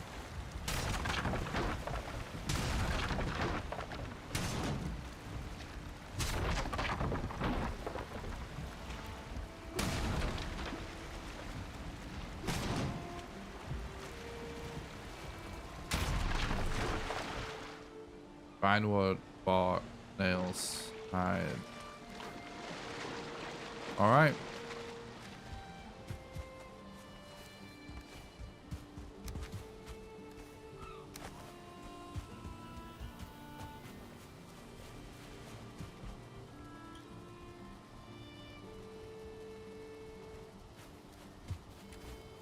Forest 2.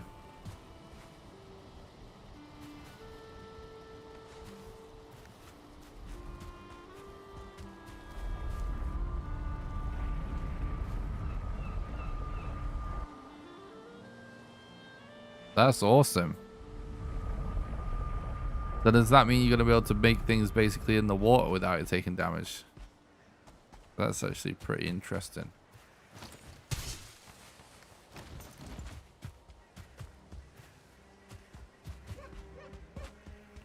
Honestly, the journey's mostly on land. I should probably just stick with the Yeek ability. Oh shit, hang on.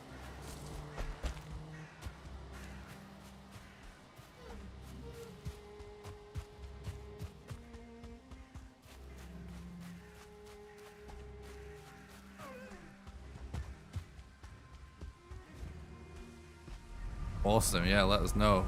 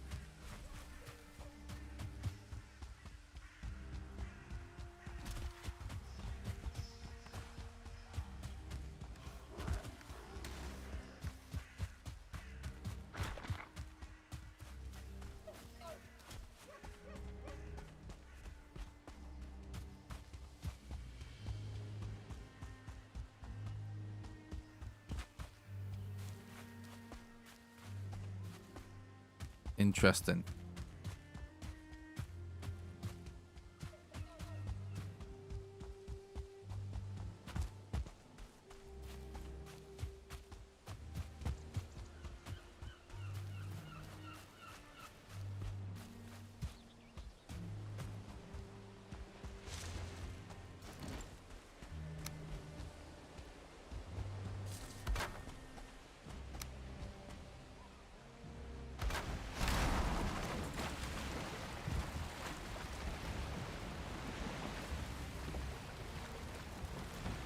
That's awesome.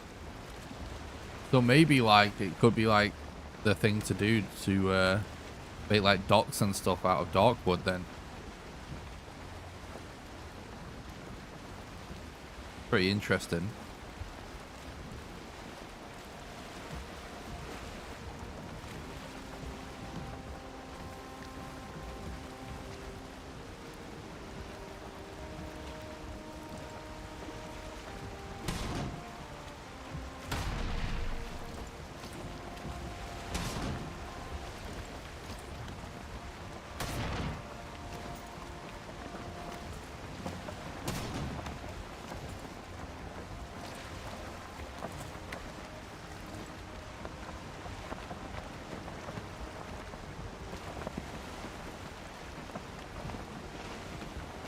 Nice, nice.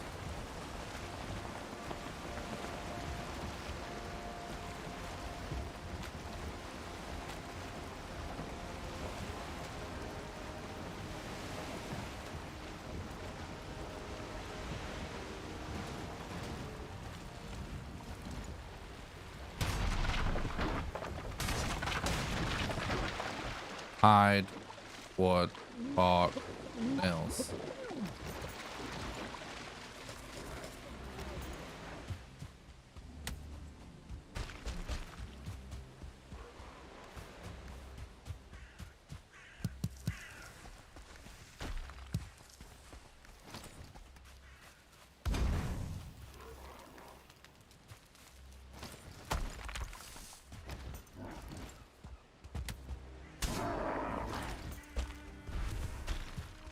We may be a weakling right now in terms of not good HP or armor or anything, but obviously we have a black metal sword, so.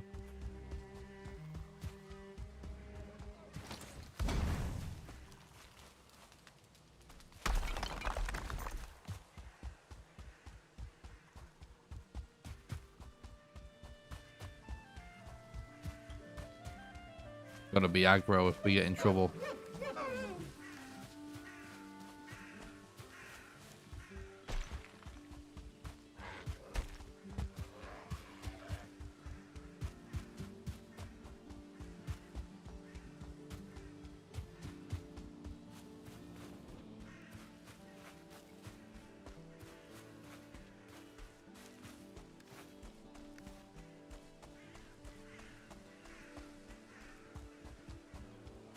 Wind blows max damage. Exactly. Exactly.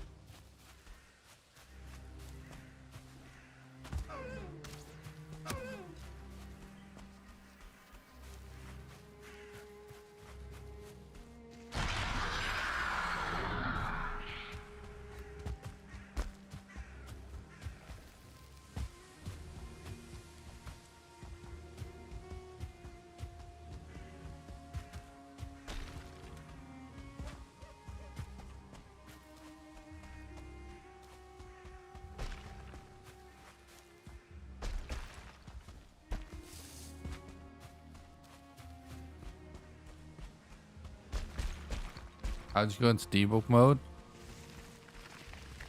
You have to have commands activated in the Steam launcher. And then in the game, press F5 and type in debug mode. Oh, first you got to type dev commands to activate commands in the console. And then you type debug mode.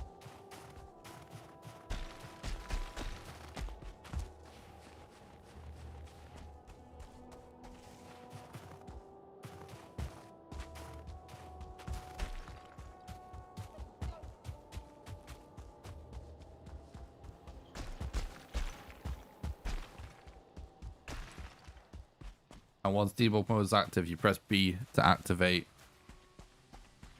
like infinite building or whatever, like no build cost, and then It's Z to fly, I believe.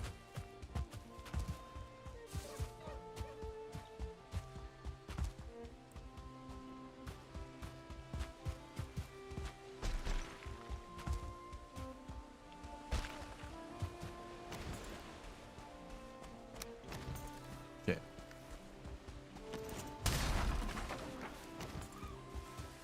I'm so glad we ended up going with the black metal sword for this. Really, like, just so much better.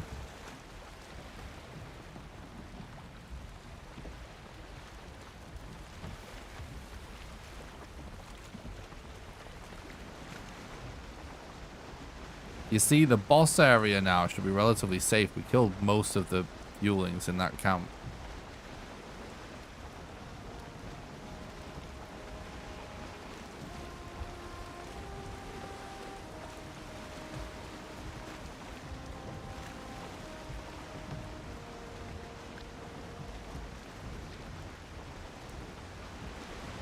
What's up, Chrome's like, something destroyed my portal and we don't really know what happened because we didn't see it. Like, it was fine when we left it. But we think it was probably a growth because it was pretty near a tar pit. Like, I was just in a fight, clearing out a camp in plains near the boss fight, and I died, and my portal wasn't active, so something destroyed it.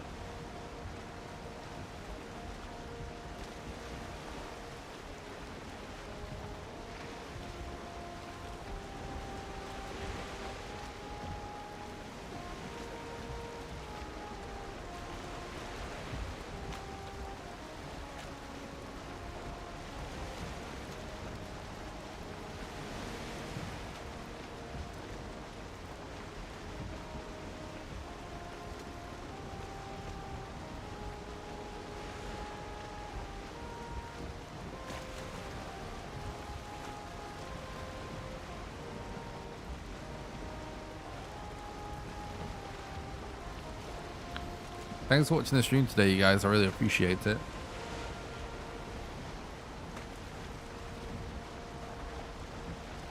Let's see if I can end the stream with defeating your Gluff, because I don't know if all of my barley wine and stuff is finished brewing yet, but if it is, we should be able to wrap up by defeating your Gluff, and then tomorrow is going to be all about building a really cool base.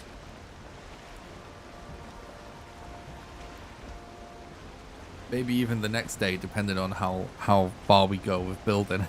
It could take a while to build something crazy.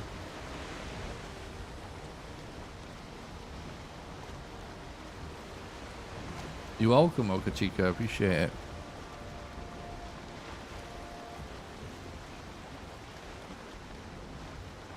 By the way, like, YouTube people, in case you guys don't know, we now have channel memberships and super chats available if you would like to support the stream that way. The best way is still to support the stream on Patreon or via donations, but if you'd rather support via YouTube, we got our join button today, so pretty awesome. I know I will be starting posting monthly behind the scenes videos for members starting next month. I would start it right now, but we also need time to make the first video, which will be me getting fish and chips.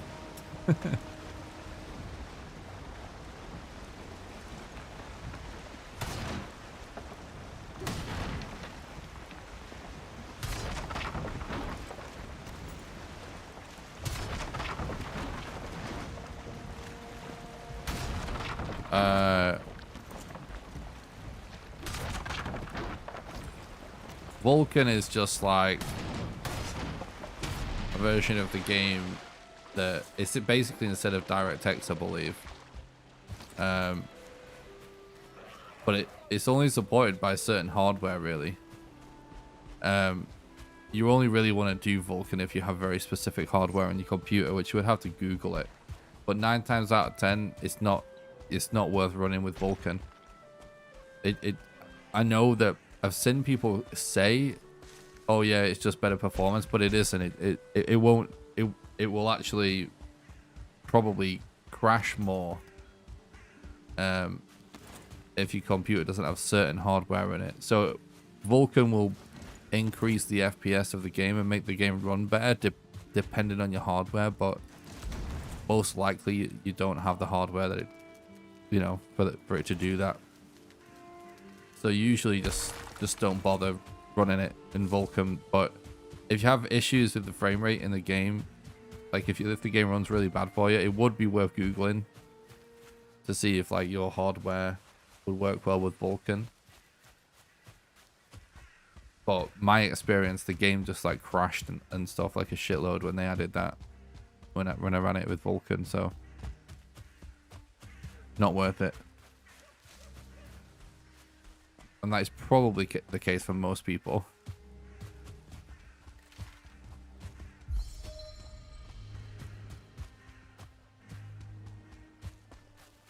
Thanks, Munson. I really appreciate that. Oh, you plan on becoming a member? That's really nice, dude.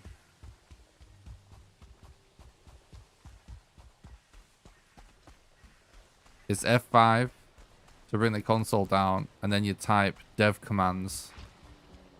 I might be dead. All lowercase. This is gonna be so sketchy.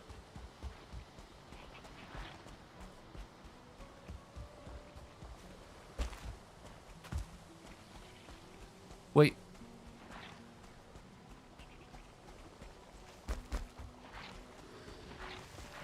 Chat. The mats have despawned.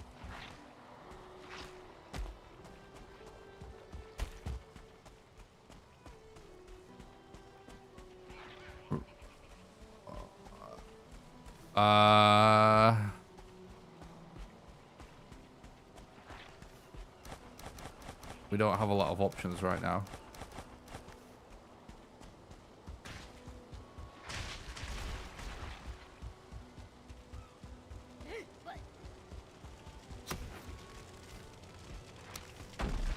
I'm dead.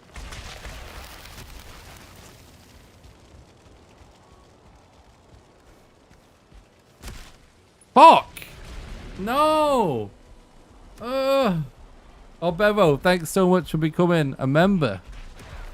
That's awesome. Thanks so much, Bevo. I really appreciate that.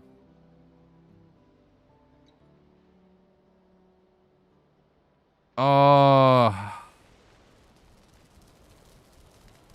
Why?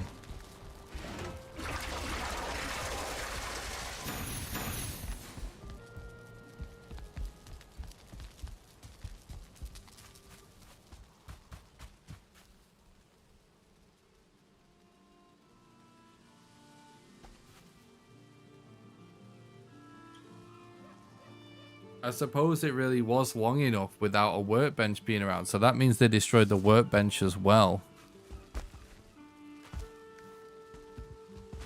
Oh my god. It's funny. I just thought like, oh, I could have just brought a portal, but...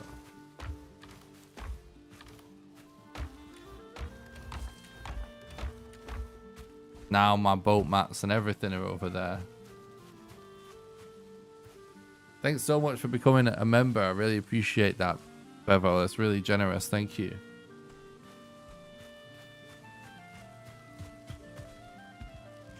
All right, fuck it. We'll leave it there for tonight, chat. It's gonna take so long now to figure out what we're going to do. We're probably gonna end up just rafting it or some bullshit like that, and just putting a spawn down or something to make sure we cover our stuff, and then we'll go farm for portal mats. Like there's a meadows and a black forest right there, so we're probably just gonna end up rafting it and then putting a spawn point down somewhere in this area. So it's gonna take a while, but that's what we'll do tomorrow now. You're still not taking any damage. That's awesome, Munson. Alright guys, I'm gonna go and get some sleep. I'm actually really tired. But we'll be back tomorrow for another 8 to 10 hour Valheim stream. And yeah, we'll be recovering our stuff and then doing your growth and starting building an awesome base to wrap up this series. So hope you've enjoyed the stream. Don't forget to leave a like and a nice positive comment if you're watching on YouTube. Before I go though, I want to remind you of the ways that you can support the stream financially, because that is what keeps the content alive ultimately. The number one best way you can support the content is actually on Patreon at patreon.com/NickRawcliffe. The reason it's number one best way is because Patreon takes less than 10%, but it's actually like a monthly subscription, so you're helping me get monthly income, and getting regular monthly income is like super hard to do as a small content creative. So that's why Patreon is number one. How it works is it's kind of like a Twitch sub, like a monthly donation, but it can be for absolutely any amount of money, even as little as $1. And how it works is, for example, if you were to subscribe at the $1 level right now, you will donate $1 to me right now, and then you'll be donating $1 a month from the first of every month from then onwards until you cancel your subscription, and you can cancel it at any time. Anyone who becomes a patron also gets invited to my private Valheim server that I pay for, that runs 24/7, and you get to play on there whenever you want with the rest of the community. And you also get invited to play Valheim with me live on stream when I do server streams. There's a link in the description on YouTube, and it's !Patreon in the Twitch chat for the link. The second best way to support the content is just by one-off donations. There's a link in the description on YouTube for that, and it's !Donate. The only reason it's the second best is just because it's a one-off, and monthly income is much more important to me. But, you know, if you do want to be like very supportive, if you're gonna do like a larger amount of money, I would recommend donations, because PayPal only take 3%, so it's the way to make your money go the furthest. The next best way to support the stream is brand new, and Bevo just did it. It's to become a member on YouTube. Just click the join button on YouTube, or it's also in the pinned message in the YouTube chat right now, and there's a link in the description as well. It's basically like a Twitch sub where you pay a monthly amount of money. I have two tiers. It's $1.99 and $4.99 because I want it to just be affordable, but I'm doing it the same way I do my Patreon, where you get the same reward no matter which level you pledge at, because I just think that's the fairest way to do it. And you get sub badges and emotes like on Twitch. And also, I'm going to be doing monthly member exclusive videos, so you will get one video each month just for being a member, and those videos are going to be some behind the scenes content. The first one's going to be a vlog of me getting fish and chips because it's a meme and that's what chat wanted. And you can also do super chats on YouTube as well. All the YouTube stuff is available in pretty much every country, and it's super secure because it's all handled by Google and everything. So for people that don't like to use PayPal, or they don't want to create a Patreon account, it could be the best option. That's everything. Also, don't forget to join the Discord. It's the number one best way to make sure you don't miss any live streams or videos. I do also stream on YouTube and Twitch at the same time, so if you're not subbed to the YouTube channel, make sure you go to the YouTube channel and leave a sub. There is a link in the description on Twitch for that. Also, if you're watching on YouTube and you haven't followed me on Twitch yet, there's a link in the description to that as well. Just watch on whichever platform you want. It's totally fine with me. Just you guys do your own thing. Watch on whichever platform you prefer, but I would appreciate it if you just go and sub or follow whichever one you haven't done it on yet. But yeah, thanks a lot for watching. I really appreciate it. I hope you enjoyed today's stream. And yeah, I'll see you guys tomorrow, where we're gonna recover our stuff for this epic journey. All right, guys, thanks for watching. Have a good one. Bye.